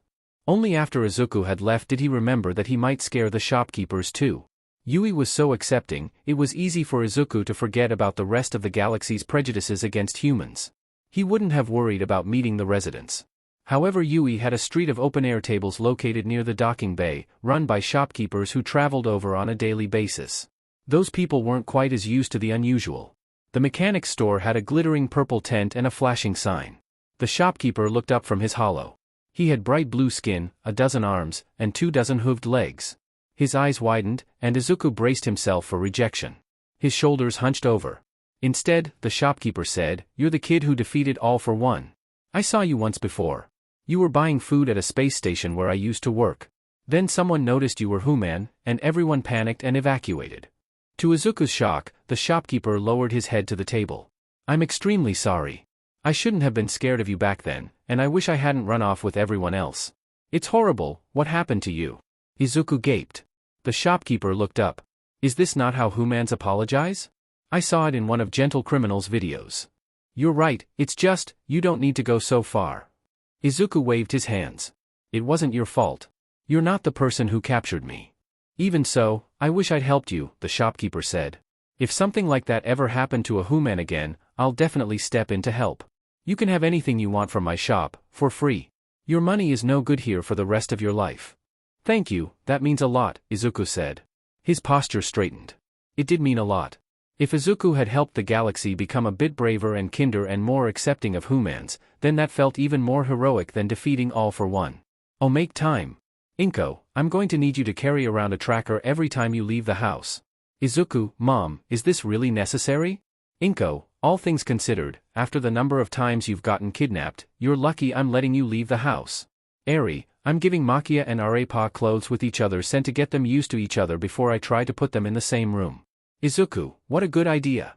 Eri, thank you, I read a human book about how to introduce two cats to each other. Nadzu, a gang of raiders kidnapped a human child. All Might, I'll be there as fast as I can put on my spacesuit. Nadzu, don't bother, as soon as they realized they had a human, they surrendered to us begging for mercy. Apparently they'd seen the video of Inko beating up All for One. All for One, finally someone vaulted me. I feel so accepted and loved. Yuuei, I'm glad you're taking this well. All for One, how dare you claim To be the older brother? Yuuei, I see you have your priorities in order. Tough luck, I'm older now. I'll have to change the security questions on my vault. Okay, sadly the chapter is over. And if you enjoyed the video, just leave a like and subscribe with post notification, so when the next chapter is ready, you will be notified. Okay, see you in the next video. Bye.